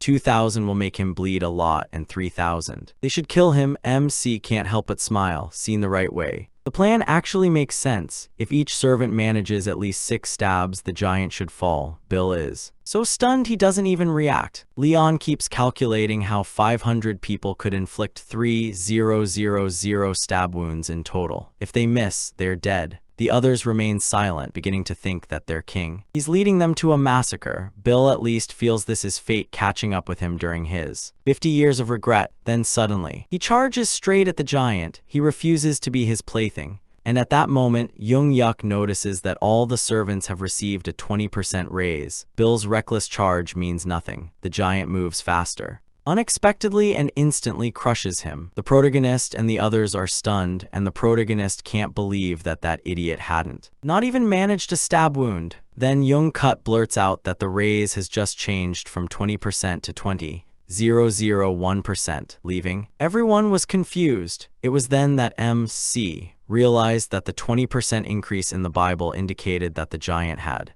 absorbed 200,000 units of blood. After discovering Sir Gratus's hidden power, bursts into wild laughter. When they all look at him for an answer, he just tells them to go to kill the giant or die trying. After a fierce fight, the group finally brings down the giant, though several minions die along the way. Even so, the victory raises their attack power against giants to 2,044%, and the increase becomes permanent. Leon closes the book. Impressed by what the servants know, Harry and Jung Kut are completely stunned.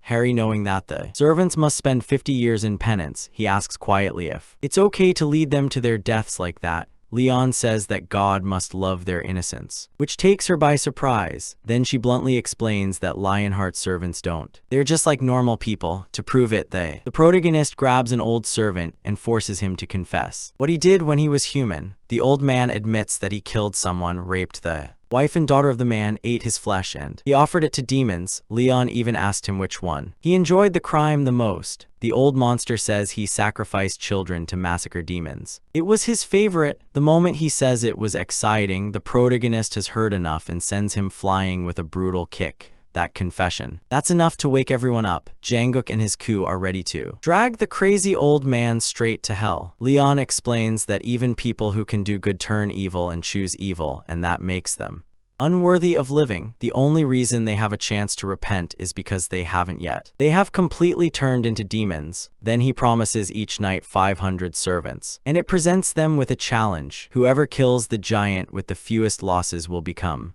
in Captain of Knights. The servants may have gone mad, but the results finally came. Hari, not very bold, managed to maintain 88 live servants. Janguk's disorganized commands caused chaos, leaving him with only 32. Then he was appointed his servant, but this task did not suit him, and his blessing was not for leading servants. Chae and Soyeon did much better, ending with 154. Servants still alive. During the battle, Chae and Soyeon asked a trembling servant if he wanted revenge because of the person who died in front of him. At the same time, Playus happily focused on his goals of revenge and gathered souls to strengthen himself. Back in class, Leon. He looked pleased with the results and appointed Chaein Soyeon as captain of knights. He praised how well he used the revenge contracts to control the servants. When she asked, the protagonist told her he was proud of her, and that brought a genuine smile to his face. Then, Leon suddenly turned to Soyeon and explained that Surfstratus created the challenge of the servants to reduce their number. Unfortunately, the blessing of Soyeon's light. She was never suited to command them. Even so, the protagonist says with a smile that Soyeon has a real gift for it. To bring the servants straight into danger, he even offers him extra servants as a reward, leaving Soho completely bewildered as he laughs and laughs. Later, in the Pantheon Neo Leon, Demura and Gunnar are deep in thought because Gunnar's seedling has stopped growing. Demura points out that creating a seedling from Tremin, it won't be easy in this land. The protagonist wonders if the problem is the soil. Demara says the land has its blessings, so the real problem might be the difference in divine power. So the protagonist tries to understand the magic of Lionheart in the seedling. Demara thinks the answer may lie the nature of that power. Leon's strength is great, but it is not pure because he carries too much. Deities, Demura says that her Grail Knight could have succeeded, but for now, they're just hoping for the best. He thinks that seeing his old comrades in paradise might help him understand what to do. Demura refuses. He immediately seizes on that idea and refuses to leave him in the realm of the dead for too long. The protagonist. He insists he can handle it, but Demura asks what he would do if Castile would like to spend the night with him, or if Sura asked him to drink with her. Gillingham challenged him to a duel, or Roxley wanted to resolve old issues. Could he really walk away? Memories like these, what begins as a short visit could easily stretch on. A second's delay becomes longer, and by the third, he may not want to leave at all. That path should only be used when there is no other option at that moment. Leon understands. Later, Beatrice meets with MC afterward. He examines the sprout. She asks what kind of power it has, and he says it's the sprout of his old friend Gunnar, the wise one of the forest. He explains that Gunnar spends his entire life preparing a seedling that grows into a sacred tree, the heart of the forest, and the only way men trees create new life. Lee Young says he wants may his friends' people prosper here, with a sacred tree at the center of the temple of Ermine, the goddess of the forest and trees. Demura could descend. Here, when Beatrice asks more, the protagonist explains that if Demura were to descend with all her divine power, she could annihilate to most demons easily. Vidicure thought that divine strength came only as big as a god's faith, but MC says it depends primarily from God himself. For example, Leon's heart within him is like a holy tree that generates divine power on its own. It is essentially a perfect anti-demon force that purifies corruption, which is why demons cannot approach a holy tree. Baedekir quickly sees how valuable that would be, and an idea comes to him. Since the demons, they love to hide among humans. Soon, they all gather near the field. Leon plants the sprout himself, leaving the rest to Baedekir. She gladly takes charge. Then suddenly, a new door opens, colorless as emptiness and pure energy. Her presence freezes everyone in place. No one he has seen a door like this. Leon decides to inspect the door himself with only his elite group, ordering everyone below the rank of knight to follow of the kingdom that are left behind. While Ji, Yuuk, and Sohu are still trying to process it, the others, they already wish them luck. Then, the protagonist's elite squad prepare to enter the unknown. A moment later, MC and his team enter through the door. Those below the rank of knight in the realm can sense it. It's a swinging door. Leon instantly knows something's up. It's bad when the door doesn't accept him. Then he realizes why a version of he's already inside, so the door excludes him. However, Harry and the others pass by without any problems. When Harry turns around to see what Leon thinks, he has disappeared, and that only terrifies her. Nobody can believe it that this is happening again. Vita Kurz quickly deduces that the protagonist was blocked from entering. She decides to cancel everything and withdraw the team first so that they can solve this. Then comes the real shock. Someone can manipulate doors. Hase Yuuk suddenly shouts that the door is about to close, and everyone panics. Vita Kurz feels the door is changing, as if it's about to of collapsing in on itself. Worse still, the mana that comes from she is something he doesn't even know. In the end, he can't keep it under control, and the door disappears. Harry is completely terrified when the Life Queen, Turs 12 Blood, tries to control the door, which reversed her mana flow. He asks Javi what he sees, and Javi confirms it. The door has disappeared. Yankaros is so surprised, which seems ready to freeze. Before anyone can recover, an army of monsters attacks the elite squad. Leon, while they are still unprepared, there are beasts everywhere, and Yu counts 354 nearby. They jump onto their horses and flee. Yayuko checks on Vita Kurz, and she admits that she ran out of mana. Furthermore, the gate let them out in the worst possible place. Then, Suho yells to Harry that a great enemy force is approaching. It's right across the street. Without Leon, they're trapped. The monsters. They're ready to tear them apart, but Javi shoots a lightning bolt to stop them. Even so, it's not enough, and the situation worsens. A group of beasts leaps out from a blind spot, but the Thunder King annihilates them in just one blow. Immediately afterward, his army advances and takes the battlefield control. They move under divine military law, and its vanguard formation crushes to the monsters. Their leader says he came because he sensed a great divine power here, though he doesn't know who they are. He introduces himself as Gillingham Gimli, Knight of the Grail of Ultima, the god of the sky and the thunder. For now, he tells them to move to a safer place. Later, by the campfire, Gillingham gets to the point and asks who they are. Looking at the knight bound to the divinity of steel and blacksmithing, he says that power feels a lot like that of Sir Antox. Vectorus explains that they are coming from the border due to growing concerns. The demons delayed them. Then she asks how. That's really how things are here. Deciding he can trust them, Gillingham reveals that the volcanoes have vanished. And after the battle on the plains of Andoltree, the Archduke of Greed plunged everything into chaos. Now the demons are advancing deeper into the kingdom. He adds that the Lionheart King has gathered elves, treemen, dwarves, and other races to counterattack. The invasion is already underway, and the knights appear to be gathering. To the survivors of the kingdom, Beatrice is immediately understood how serious it is and tells Harry in a low voice to check the mission window without that the gentlemen realize. Harry looks and blurts out that all the worlds are locked. That only makes things worse. Meanwhile, Gillingham says he hasn't treated his guests well after such a long journey, but he promises they can rest until dawn. The following morning, Harry and the others go outside and are astonished by the view of an enormous castle. Gillingham proudly calls it the Pantheon, the last sanctuary of humanity. The group remains speechless because they are about to meet a king with a lion heart that they have never met. This is the 63rd year. Leon Lionheart on the throne. A powerful demon named Malice appeared, but the following year he was dead. Then the demonic arts of chaos brought disaster. Gillingham died. The king died, and 980,000 demon worshippers fell, along with 330,000 soldiers and the 13 electors of the empire. Manon, Grail Knight of the Sea and Wave Divinity, and Killian, Grail Knight of the Goddess of Life and Fertility, also died. Around 3,000 of the 14 knights of the realm also fell, along with 270,000 soldiers and 10,000 serrated knights. In total, 22,700,000 people of the empire and the kingdom perished. Life in the winter of the 66th year, the second incursion against begins. The demonic army and ends with the collapse of the empire. The forest, Elven burns, the dwarves of mountains are massacred, and the kingdom of heaven, the east, is destroyed. By then, almost the entire kingdom of Lionheart has vanished.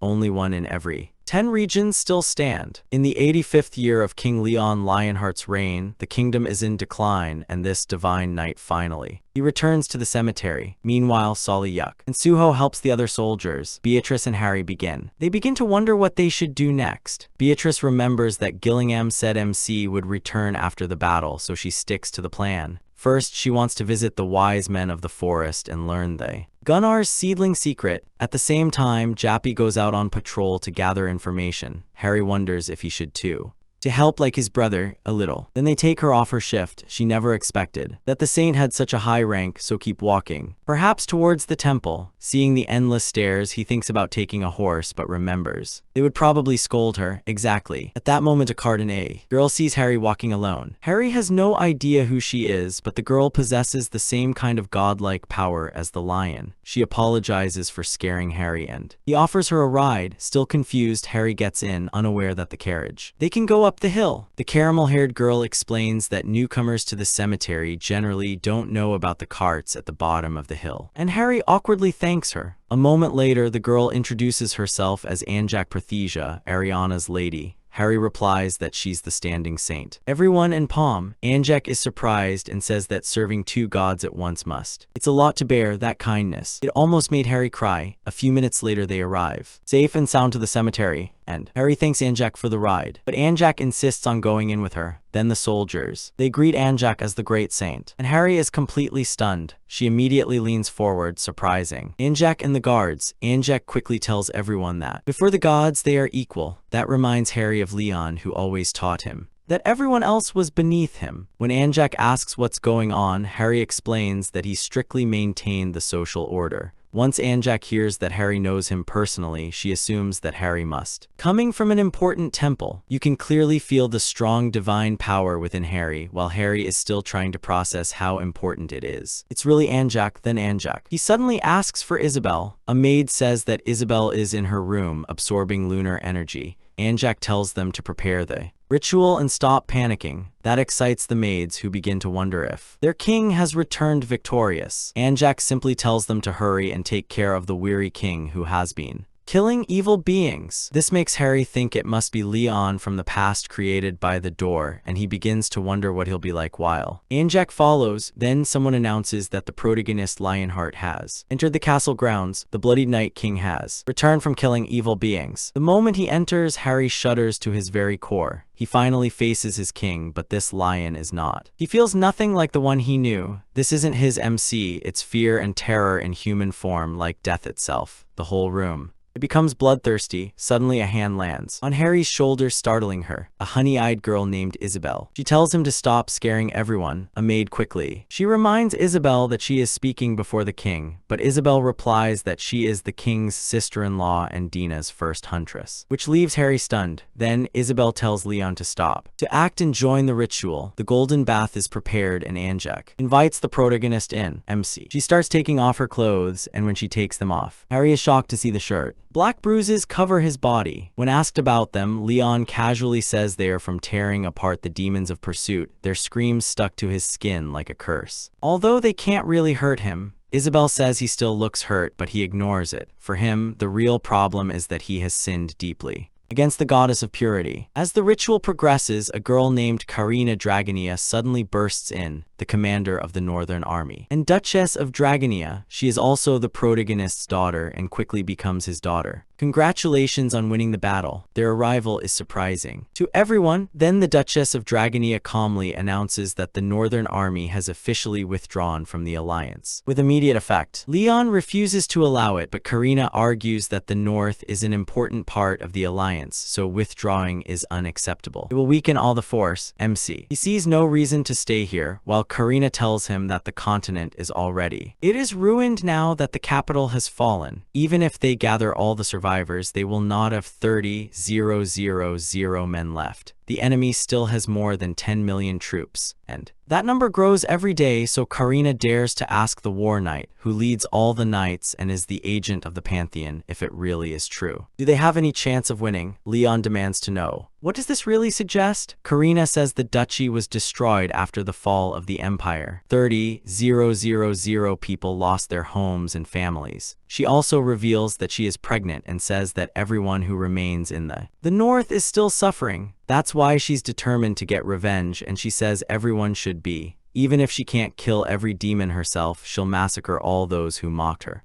They rose from the dead and settled in his land. He lowers his head slightly and asks if he hates him for attacking the main army from the enemy instead of protecting the duchy. 30,000 people lost their homes. Karina tries to ease her guilt. She says she made the only decision she could because the entire kingdom, it mattered more than just a duchy. When Leon asks what she means, Karina shows. How far does his hunger for revenge go? By revealing the mark as evidence. The sight hits the protagonist hard, and the disgust on her face says it all. She explodes when Karina admits that the entire northern region made a contract with the god of vengeance. That made her the Grail Knight of Venters, Duchess Dragonia, and commander of 30,000 Avengers. Leon immediately fires and disinherits her, but Karina makes it clear that she no longer lives only to survive. Isabel questions that decision, and MC says it's too late. after making that contract, Karina. There's only one ending waiting for her. Isabel keeps working, extracting the darkness from her flesh. The protagonist wonders if he chose wrong. Isabel says no, although she is surprised that she even asks. After all, this is the same MC who once kidnapped her little sister, the priestess of purity, and they both secretly desired him. As she tends to him, Isabel asks why he doesn't act like the man who once ordered the Northern Army to do something so ruthless. Then Leon suddenly looks at the unknown visitor, surprised. Harry is completely in on it. At the same time, Yappy listens as the workers talk about Star Iron. They're staying. Without him, they need a new star. They wonder if the great saint has already said something. Yappy quickly records the conversation and she keeps it so she can study its movements later. While that's happening, the blacksmith remains focused on his work until who suddenly senses that something is wrong. He detects a rat nearby and it turns out to be little Yappy. The blacksmith asks who he is, but Yappy. He tells her to calm down. A second later, Yappy fires. Bright lights flash, making the blacksmith realize that the intruder is just a little priestess. This makes him laugh, which only irritates Yappy. The blacksmith says there's no reason to fight anymore. Who serve the same god? He introduces himself as Antak, the steel knight of the Grail and blacksmith, and asks if Yappy knows Antak.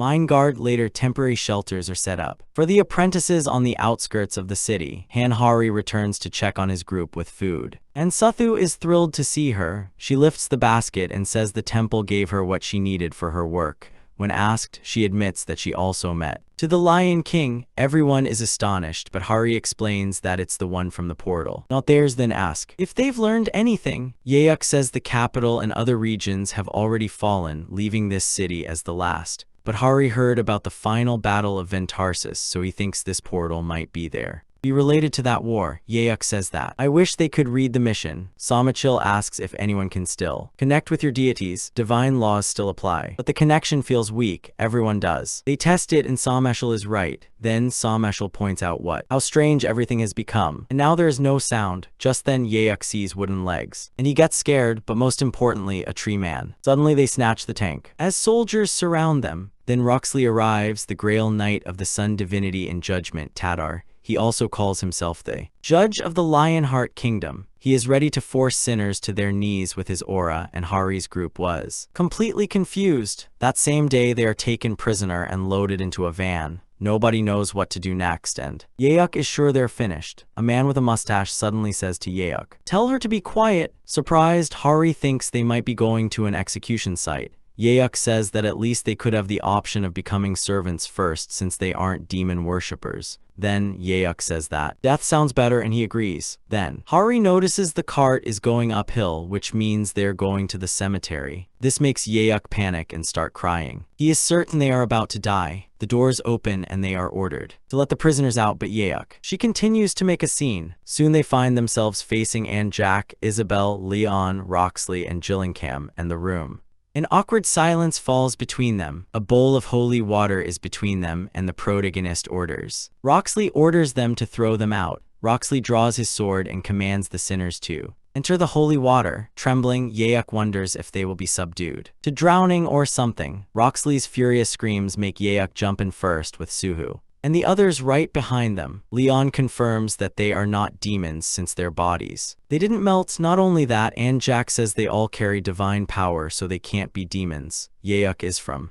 He agrees that he doesn't doubt them either, but Roxley isn't convinced yet. He knows that demons can use all sorts of tricks, and although he trusts the MC's closeness to the gods, he doesn't know none of these people. Yeok realizes that everyone thinks he can't be wrong, and that scares him. According to the report from Yeok, there were two more, a woman with the divinity of dreams and death, and another being of the world with the divinity of zero and blacksmithing, strong enough as if to be called a saint. After hearing that, Leon says he will handle the interrogation himself, and he tells the others to move aside. Then he relaxes a little and leaves. Roxley should handle this part. By order of the protagonist, the room is cleared so he can speak privately with Harry and the others, just as the MC calls Han Harry. Zorjo pulls her out of the water, but Harry is completely beside herself, still kneeling in a Latina pose, and formally introduces herself. Like Han Harry, Zorjo snaps her out of her trance and tells her to drop the drama. Harry argues that it worked the first time, so why not try it again?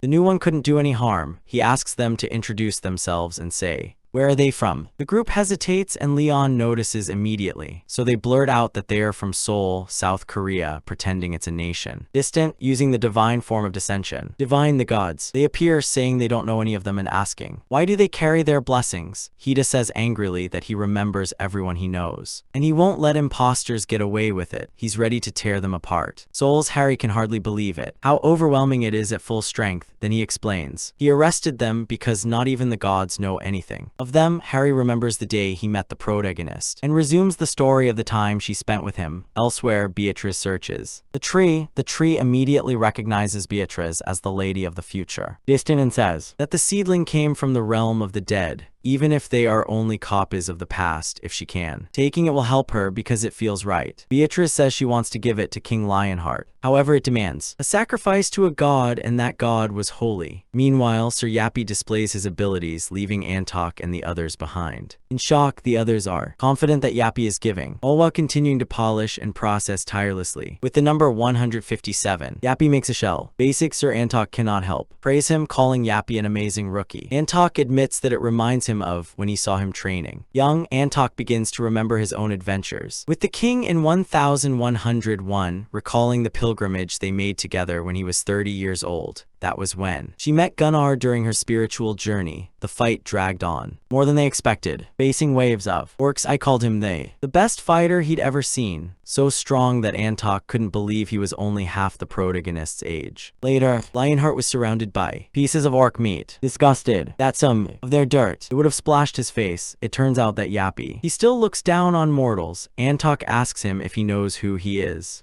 Yappy says he knows the Steel Knight, but that Antok is still immortal. That surprises Antok for a second, then makes him laugh. This little brass guy, really. He thinks he's a man. After that, Antok continues forging with Yappy by his side. He admits Yappy's work is almost perfect, much faster than what he can do. Sweating profusely, Antok explains that he can't. He just makes weapons and suddenly accelerates as if he would have fun. Finally, he says that forging is an art for him, steel molded from the soul, expressed with perfect skill. However, Antok says that passion, it matters more than technique. With effort, in moments of passion, Antok ends. Happy armor. That makes Yappy realize that Antok's method could recreate Leon's armor, something he couldn't do before due to lack of that last 001. Yappy says he still needs more information and that this is vital. Antok gets excited and asks if he will become his disciple. Yappy quickly reminds the mortal that he is only here to observe the process. Antok takes that as enough and pets the little one machine as if it had accepted. Then Gillingham arrives with news. Macaz. Antok was summoned to the castle. Later, everyone sat down at the table while Leon. She looks out the window. Isabel breaks the silence and says that it should be the ultimate grail. You ask if Sir Gillingham could face every demon if the king commanded him to.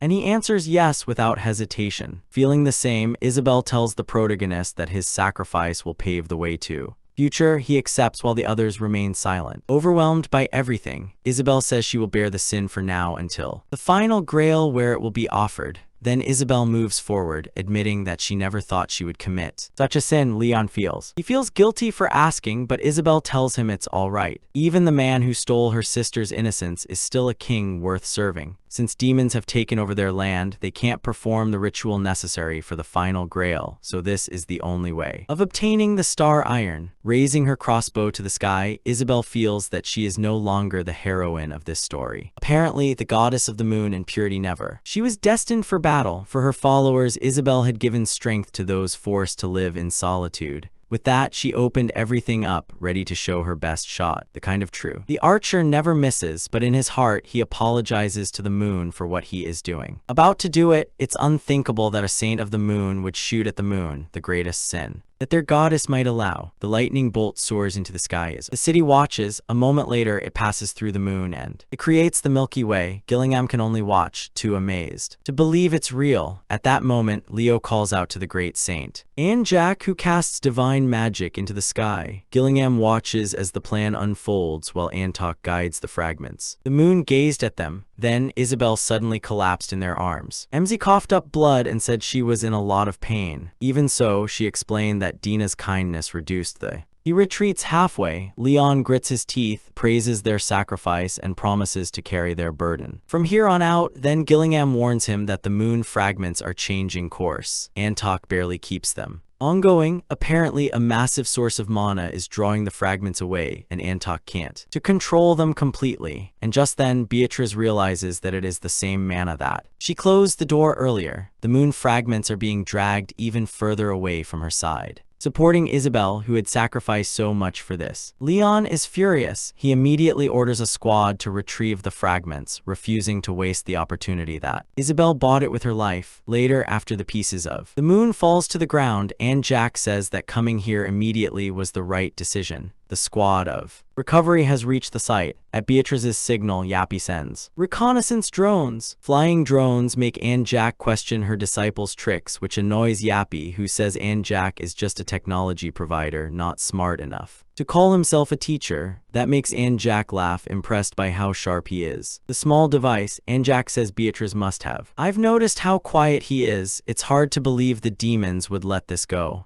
They're probably hiding, waiting to strike when the work begins. With the lunar fragment, even so, he joins Yappy and the soldiers to unearth Star Iron. Suddenly, Yappy. It detects rapidly approaching enemies, a swarm. Monsters charge toward them. Just as Anne Jack expected, she warns Beatrice that they still need more time, so they must hold off the monsters for as long as possible. He tells Yappy, let them start tearing them down. Beatrice intervenes to stop the horde. Using the wrath of the Munta, he unleashes an explosion so powerful that it surprises Anne Jack. Even nobles are usually unable to cast such powerful magic. Beatrice explains that magic had to evolve in a more destructive way to fight against divine law. Even so, he tells Antok to hurry because more monsters are coming. They could arrive at any moment. Antok and the others are working twice as fast, as if their lives depended on it. In a few minutes, Antok, he shouts that they are finished, but just when they think they can relax, they see a fireball falling. Antok shouts down at them from above. To Tonito, Antok shouts, everyone move. The group freezes for a second while a hooded figure watches the fireball impact with the ground. Yappy, also called Sir Thorn, immediately feels a monstrous presence is nearby, and it is Kalesel, the demon lord of wisdom and persecution, the same one who once destroyed the world of Sir Jagged Spiner. Colossal rises in the air through the rumbling explosion, while Yappy manages to protect Beatrice. She orders him to report the damage, and he quickly says that 30 knights are dead along with the entire cavalry due to the full activation of divine law. Bodies cover the ground, and there are far too many wounded to count. Kali, demon lord of wisdom and persecution. He mocks weak mortals and warns them that they cannot withstand an immortal like him. This monster tells them that they accept his death. Antok recognizes him as the prisoner thrower with the great demons supporting him. He asks Beatrice if she has some plan. Beatrice mentions a spell that could connect them to a distant kingdom, but Yappy is sure he won't save any of them. She still agrees, and Antok realizes that they don't have any left. There was no other option but to defeat this bastard. So Antok thanked everyone for what they had done for the gods and the kingdom, and then walked on alone, leaving. The others are confused. Antok says it's time to honor his vow to protect the kingdom, even if it costs them their lives. Immediately, everyone understands that it is a death warrant, so they choose to follow Antok anyway. Antok also says that Yappy is right, but some things in life matter more than the probabilities. His god objects, warning that most mortals do not. They could survive a descent, but Antok says he'd do the same for anyone, no matter what. Whoever he was. Interestingly, the god admits that he loves Antok for his unwavering faith, and he suffered love for life. Then, Antok's whole body glows gold as if he was covered in molten metal, and this wasn't just a power boost. This was the Steel Grail Knight and Blacksmith, the finest smith in the realm and guardian of their minds. Revealing his true form, he had held on to hope for the future, but now that future has stopped. A blacksmith who seals his own fate has no future. Even so, the hammering never stops because that sound is that forged the future in the first place, through divine descent with the divinity of steel and the blacksmith. Antok swears by steel, Calico. I clearly didn't expect this. That power turns every artifact into non-steel material, putting all the steel under its control. Antok's control with that call to Guido's hammer and the demons. They've already raised a shield, but it does nothing except get crushed directly in the demon's face. Kneeling, Calico admits that it is impressive that a mortal can obtain such power in such a short life.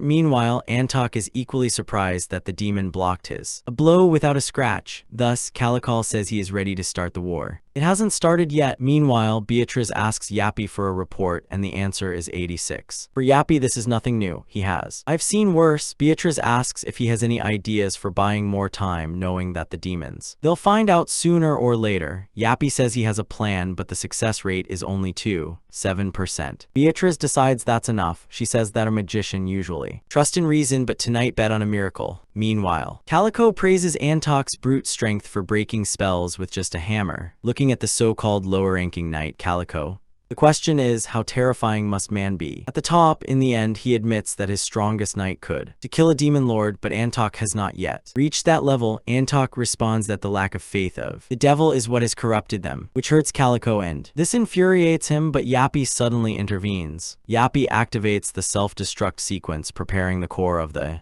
reactor to explode. The choice has already been made, and a massive explosion rips across the battlefield. Walter, the man who he once saved the Emperor and led the Silver Knights, remember, who destroyed his empire about 23 years ago. The Emperor summoned a demon monarch, and that mistake led to his downfall. Ruin. Soon after, the regions fell one by one to the demons. The Lionheart King then crushed the army of the demon monarch. But that was only the beginning. Walter expected the demons to return in even greater numbers. Strong, and he was right. Then the ground begins to shake and they realize that they are not. It's a magical storm. It's the sound of war, already underway. At the same time, Calicale, the demon lord of wisdom and persecution, he laughs at them for trusting in energy. Nuclear, of course. He can't hurt him. Then one of his subordinates reports that a door showing that the explosion was just a decoy. Even so, Calicale calls the plan stupid. A door with such a short reach only. It can move a handful of people, leaving most of the knights behind. And soldiers. His irritation grows and he begins to cast a spell at them, but a spear suddenly appears to stop him. And when they look up, a large force from the Leon side is already charging. Calicale no. He hesitates and responds with a powerful spell, seriously injuring the entire group, including Antok and Beatrice. In another area, Antok's wounds, they are so severe that the explosion leaves a huge hole round in her upper abdomen and needs help immediately. Even so, he tells Beatrice to take him to the blacksmith. When they arrive, Zuraspini says that Antok is dying fast, but Antok already did it. He knows. Instead, he asks them to lift him up so he can see his people one last time. They break down when they see their great leader reduced. Thus, even at death's door, Antok them. He says to take care of the king. With those last words, she lies motionless in Leon's arms. Everyone bows their heads for the man they honored so much. Later, inside his store, one of them sees men. He says Gildas is outside. Leon lets them in, and Gildas arrives with Galvarin, both greeting him respectfully, but he pulls him closer and reminds him of his godson, that he only calls him uncle. He asks about Aren, and Gildas says that despite his father's death, Aren remains true to his duty. Exploration like Antok. Then Gunnar enters the shop unannounced, surprising everyone in the best way. Gildas teases him for taking so long because of his weight, and while exchanging jokes, the protagonist, he can't help but smile. It reminds him of the days when they trained together, and he realizes that those old friends bonds are a gift. Antok may be gone, but they still have many good memories of him, so grief doesn't have to be the only thing left. While pouring wine, Leon admits that he always thought Gildas would be the first to. They should leave, and Gunnar agrees. Then MC says that Antok's last moments were honorable, so they should give him a send-off with love and respect as friends. They raise their glasses to Antok, their fallen friend, whose legacy lives on in the weapons he made and in the people he formed. Then he asks Gunnar about the finished object, and Gunnar says it is flawless. The divinity. The blacksmith blessed him, and the wise men also approved of him, although still all that's left is to add the essence. Li Yun is relieved that the preparations are almost complete and grateful, as always, because of what the wise have done. Then it comes out of the shop where a large army awaits him alongside Walter and Anjak Prayteka. After greeting them, the protagonist asks Walter if he's sure the demons they are making progress, and Walter confirms it. They have also confirmed survivors of the sloth demon on the plains of Andalch, the beast god's cherries, and the corruption of the empire. The number of enemies is around 10,000,000. An army of terrifying scale. They know the final battle is near, and if they want to win, they must be ready. Before the demons arrive, the soldiers line up battering rams in front of the great gate, preparing for the upcoming assault. Meanwhile, Harry, Suhu, Jihyuk, and Chan. They ask for help, but MZ refuses and orders them. They're to stay put, they're stunned. But his decision makes sense. Leon belongs to the past, while Harry and the others are people of the present. If they fight inside the door, they will surely die, and he refuses to waste their lives, however, has another task for them, and they sends to the room of the first hunter of Dina, the goddess of the moon and purity, one of the strongest figures in the kingdom, and King Lionheart's sister-in-law. Her name is Isabelle. Harry and the others are clearly. They are surprised to see her, and Isabelle notices it immediately. She explains that the pantheon has many gods, but one stands out above the rest. Among them, the 7 gods are the strongest, despite their eyes. They are damaged from the previous attack. Isabelle uses magic to open a chest. Inside are relics related to shield, sea waves, war flames, sky, and thunder. She explains that water, fire, and lightning have been seen as the fury of nature. There are other gods too, he says, but these relics are the ones that matter now. Harry can hardly believe it while observe the divine relics left by the ancient knights of the Grail and saints. Even after seeing them, the group remains confused about why Isabelle shows them this. Then Isabelle tells them the truth. They are destined to inherit these relics, but the relics still, they haven't been accepted as owners. She says the future must be in their hands because the king believes they must survive this war. No matter what, Isabelle knows she'll die soon, so she's sure they'll use the relics better than she will, but gaining approval. The fate of the relics depends on them. Then he turns to Sean and asks him a favor, something only he can do for his divinity. When Sean agrees, Isabelle begins the partnership. From there, everyone starts to make their final preparations. The soldiers prepare for battle, the civilians. They pray for those about to shed blood, and knights and troops. People from all over the continent are beginning to return. With almost everything ready, the army. The demonic one finally arrives in his land. Anjak Preacha gives the formally welcome the wise men of the forest and tell them about the ritual. The extraction process is now complete. The sages are impressed with the finished object, deciding that Anjak handled the steel better than nobody did their parts. Now, it's her turn to claim it. Baitara says that she and Spinny will hold the front line as long as possible, while Harry and the others go to claim the divine relics. Spinny tells them to meet at the rendezvous point when it's over and says she will join them. After securing the grail with essence, Baitaris, before leaving, strokes Harry's head and he reminds him of his part. Gunnar then tells Antok that once he finishes, the deity has to descend upon them to complete the ritual, since Leon is on the battlefield and cannot do it.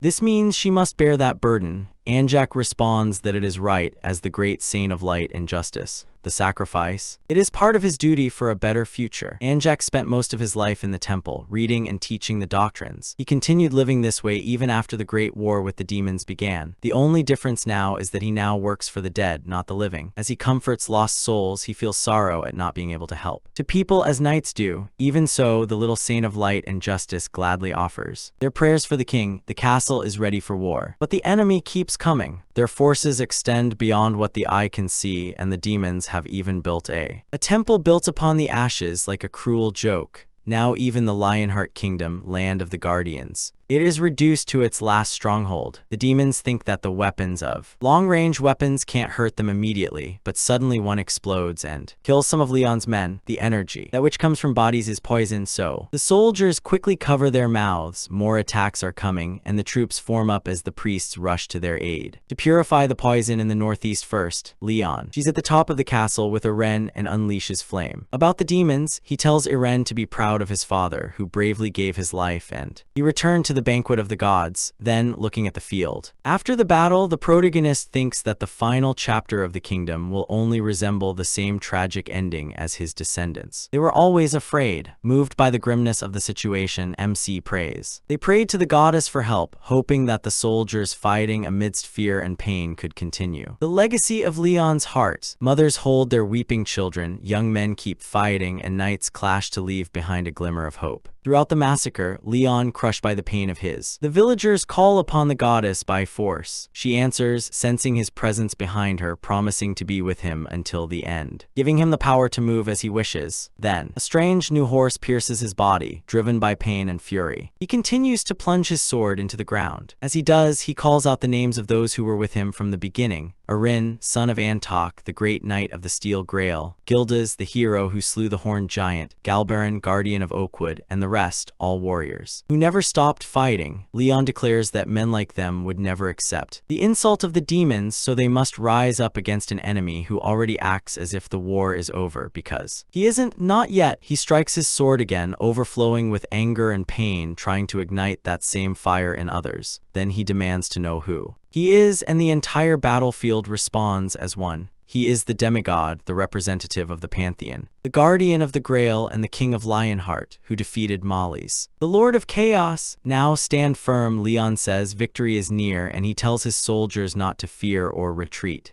Their weapons will shine intensely, and this battlefield will become a graveyard for the demons that they believe humans are easy to crush. He tells them to fight to the end, no matter the cost, no matter who falls, even if it's their king. His words ignite everyone, and the final battle erupts. Calico advances to lead the demonic army, ordering them to bow before him and calling out the lesser creatures who do not deserve to be near him. He says that evil existed before divinity and he will spare none of them. With that, he forms orbs of red fire, filled with evil energy, and throws them against the defenders. Leon gives the signal to Roxley, and Roxley responds instantly with divine punishment, flames of war, and a manifested sun to crush the attack. The protagonist tells him to focus on any fragment of orb that can strike the pantheon, and Roxley dispatches them with ease. The demons, now even more enraged, storm the castle walls, certain that once they reach them, it will all be over. But the soldiers above were ready and rained down arrows above them, halting their advance at the southern gate of the city of. Inside the fortress of the Pantheon, Gildas smells the meteorite fragments and realizes that even the fragments are poisoning the land, turning it into a wasteland. Restoring it will take years. He also hears roars and knows that demons have broken in. Through the east gate, the knights on the roof remain alert and continue fighting. At the same time, Arin faces Doomgor, the great demon of carnage and destruction, proving that some knights don't need to be Grail warriors to be monsters in battle. He vows to kill Doomgor himself, knowing that Leon and Roxley cannot abandon his post, so Arin jumps. He stands high and charges directly at him. Inside the castle, Harry and the rest end up sinking with the relics, but Yuka already doubts himself, feeling unworthy to use them. He even thinks of surrendering, convinced that this war was never his and that only Spino and the king will get out alive. Even so, after having killed 3 lords, he believes he could defeat most of them from the enemies without much trouble. Harry understands why Ijuk already feels this way. Leon. She always wins. She destroyed every demon before and then made it to Harry's group at the Black Door, so part of her thinks she'll be back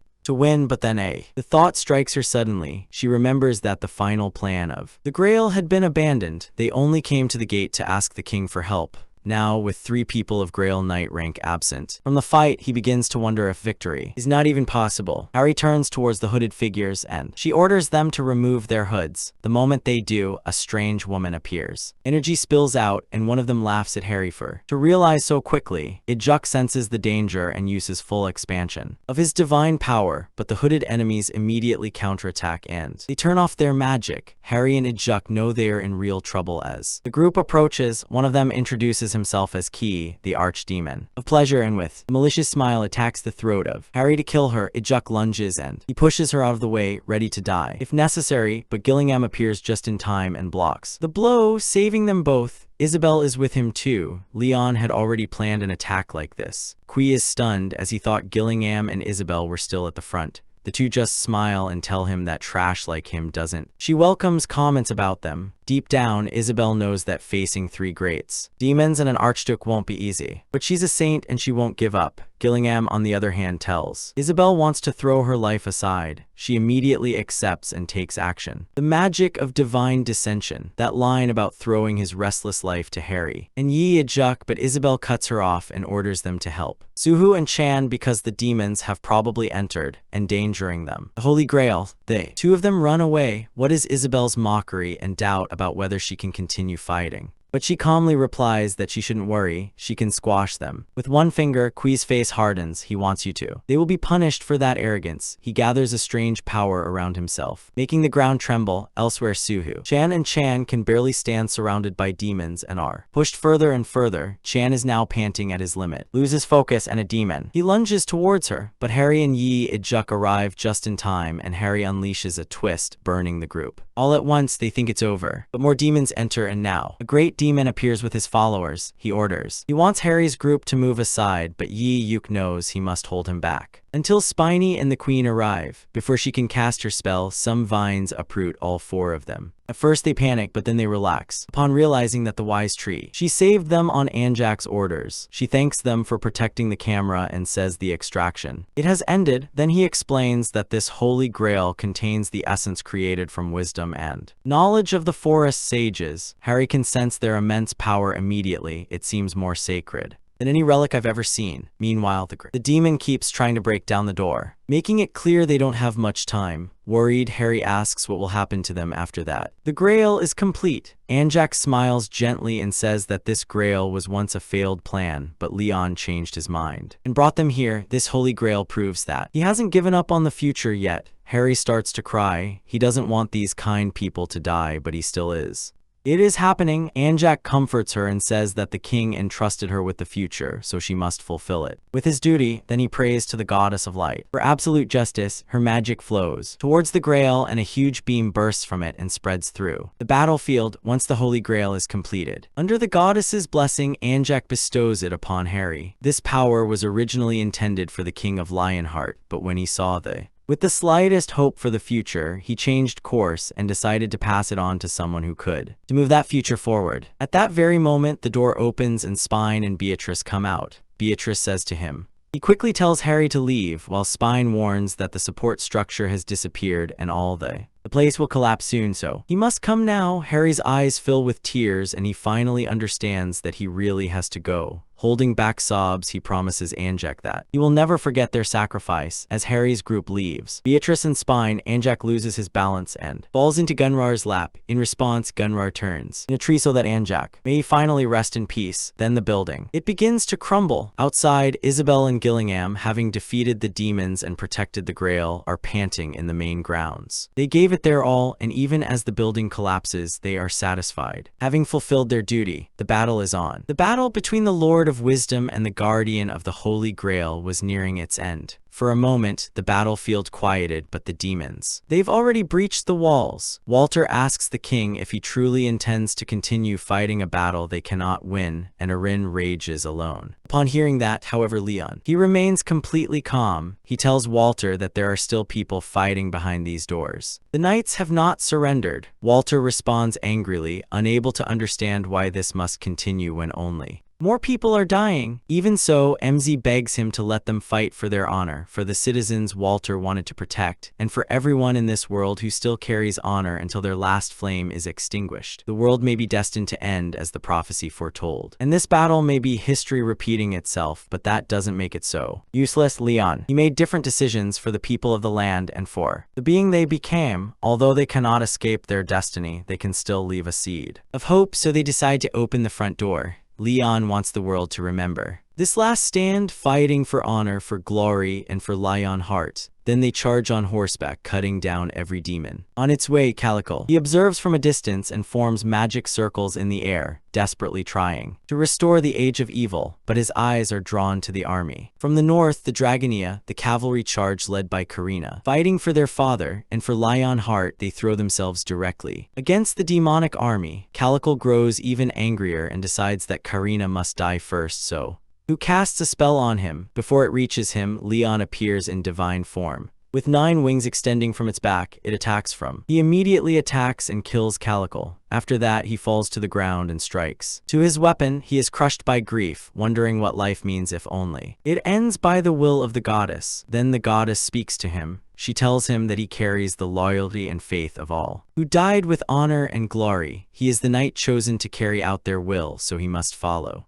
forward to the end. All across the battlefield, demonic monsters tremble in fear, but they still make fun of Lion. The protagonist only smiles because something inside him he has changed. Now he not only wants victory, he also wants them to feel shame and humiliation. The war he fought alone for 200 years begin here, so MC takes down weak demons one after another. His destiny is to overcome every injustice and trial, and that destiny ends in victory. Meanwhile, Harry and the others return. To the Earth, nobody has much to say. Some weep while others continue to revive. The sacrifices they witnessed, the king who had been waiting on Earth. He just smiles silently. At the same time, Spine observes the recording of the last moments he shared with Antok, even after Harry's group returned. Life didn't change much, even so. Harry slowly regains his bright energy, and the rest of the group seems more mature. The change is not. It's enormous, but they are making progress. As for the Holy Grail of the Moon, Lion is. It's impressive to see it in the future. He never expected Beatrice to ask about the seedling. Leading to this, although remember that Gunnar and the wise men of the forest were the ones who did. The plan, it was like a bow, putting everything into what had the best chance of survival so that the future could be saved.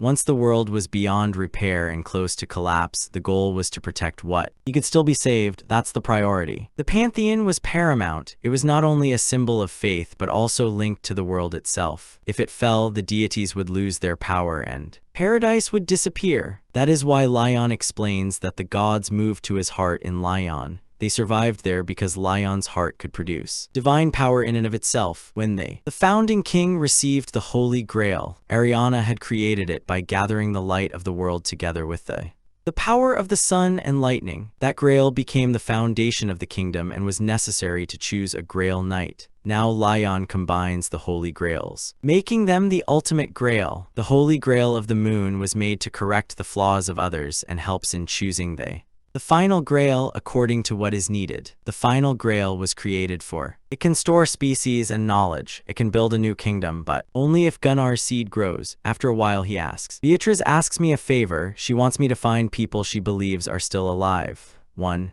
is Vulcanus and the other is Karina. He didn't see her in the paradise of the gods, and although he can't be a father now, he still needs. Beatrice will find her. Beatrice promises that he'll think of something. Lion thanks him, saying that none of this would have. It would have been possible without her and Spine. He even tells her that she can ask him for anything, and he will make it possible. Blushing, she says she'll tell him later. Meanwhile, in the office of the President of Korea, the President, he's furious about the open doors and is reviewing the terms of cooperation with the South Korean government. The government liked the rise of the Pantheon Guild because dealing with Lion alone was easier than managing the powerful alliance of 10 guilds. Pantheon's blessed harvests had become a major export. A real goose that laid the golden eggs, but the president was worried. Pantheon's power and military strength. They were growing too fast, and the effects. Secondary issues were beginning to emerge. In today's report, reporters asked him what he thought about Ariana, the goddess of light and justice. When he dodged the question, people tore him apart in the comments on the recorded video. The president is losing control. Then, one of his men rushes in with an urgent message from the United Nations. It concerns the team sent to investigate the claims of that Pantheon is violating human rights. The once glorious palace of the UNA is now used to mine stellar iron, and the workers, they are hard while Harry. She tells Spine that the government has called. Seeing her worried, Spine says she'll take care of it and tells her not to stress. They haven't done anything wrong. Harry then looks at the bent-over workers about their chores. As punishment, they were caught drinking more sugar and salt water than allowed, so Spine has. A surfing challenge has begun. Now all the servants, they are extracting with sheer effort. Badger, one of the servants of the Pantheon Guild, has been trapped doing it. Work since its degradation. The moment Spine announces lunch for Group 2-14, Badger lets out a sigh of relief, but on the table they find a liquid.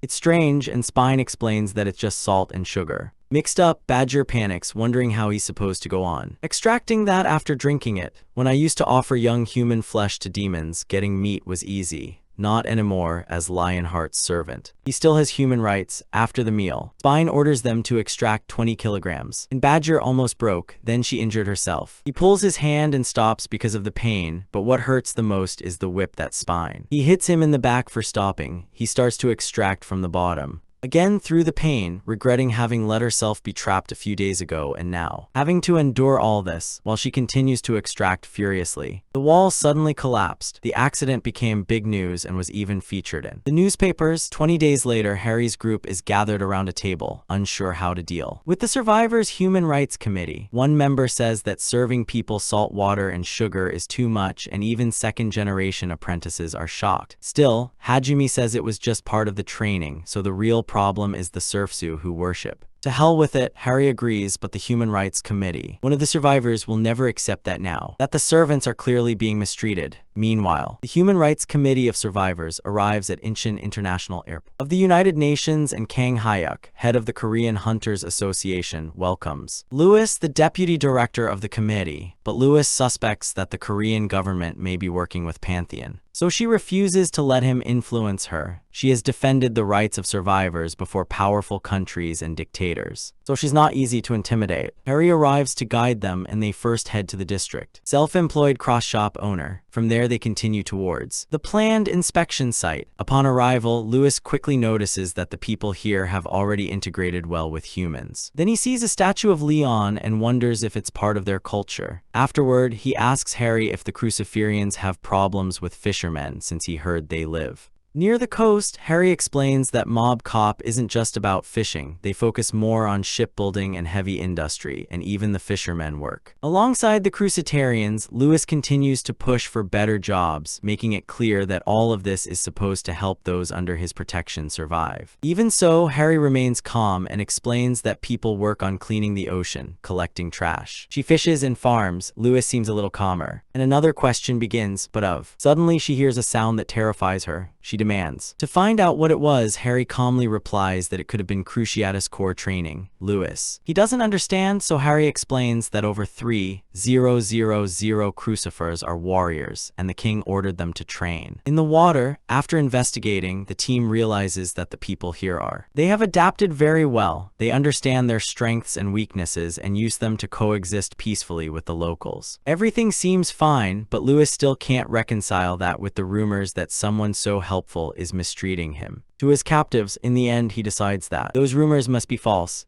That's it, they arrive at Pantheon headquarters. As soon as Lewis leaves, the snakes smile and assure everyone that they aren't being forced to work. Their eyes say. On the contrary, Lewis has seen this type of act many times in places without real human rights. Lewis Foster has dedicated his life to protecting human rights. She has always loved staying true to her beliefs, trying to push the world towards something better. She wants to help people who are suffering to smile again, but her instincts tell her this is wrong. The smiles and answers seem forced, so Lewis grabs one of the servants and demands the truth, asking if he was being threatened, but the man, who seemed completely broken, he still says he's there by choice. Lewis doesn't understand and has no idea that when they made a contract with Totter, the sun deity, on trial, they also gave up their free will. Before I can think any further, Spindai appears and tells everyone to move because it's time to have lunch. Wanting to hear more, Lewis insists on having lunch with the workers, and Spindai agrees. As they head to lunch, Spindai brandishes his whips to warn the servants, who continue smiling, and the terrified servants do exactly that. The town hall, Lewis and his team are surprised by the delicious food and the elegant presentation. She wonders why there's no meat, but doesn't think much of it because of the food culture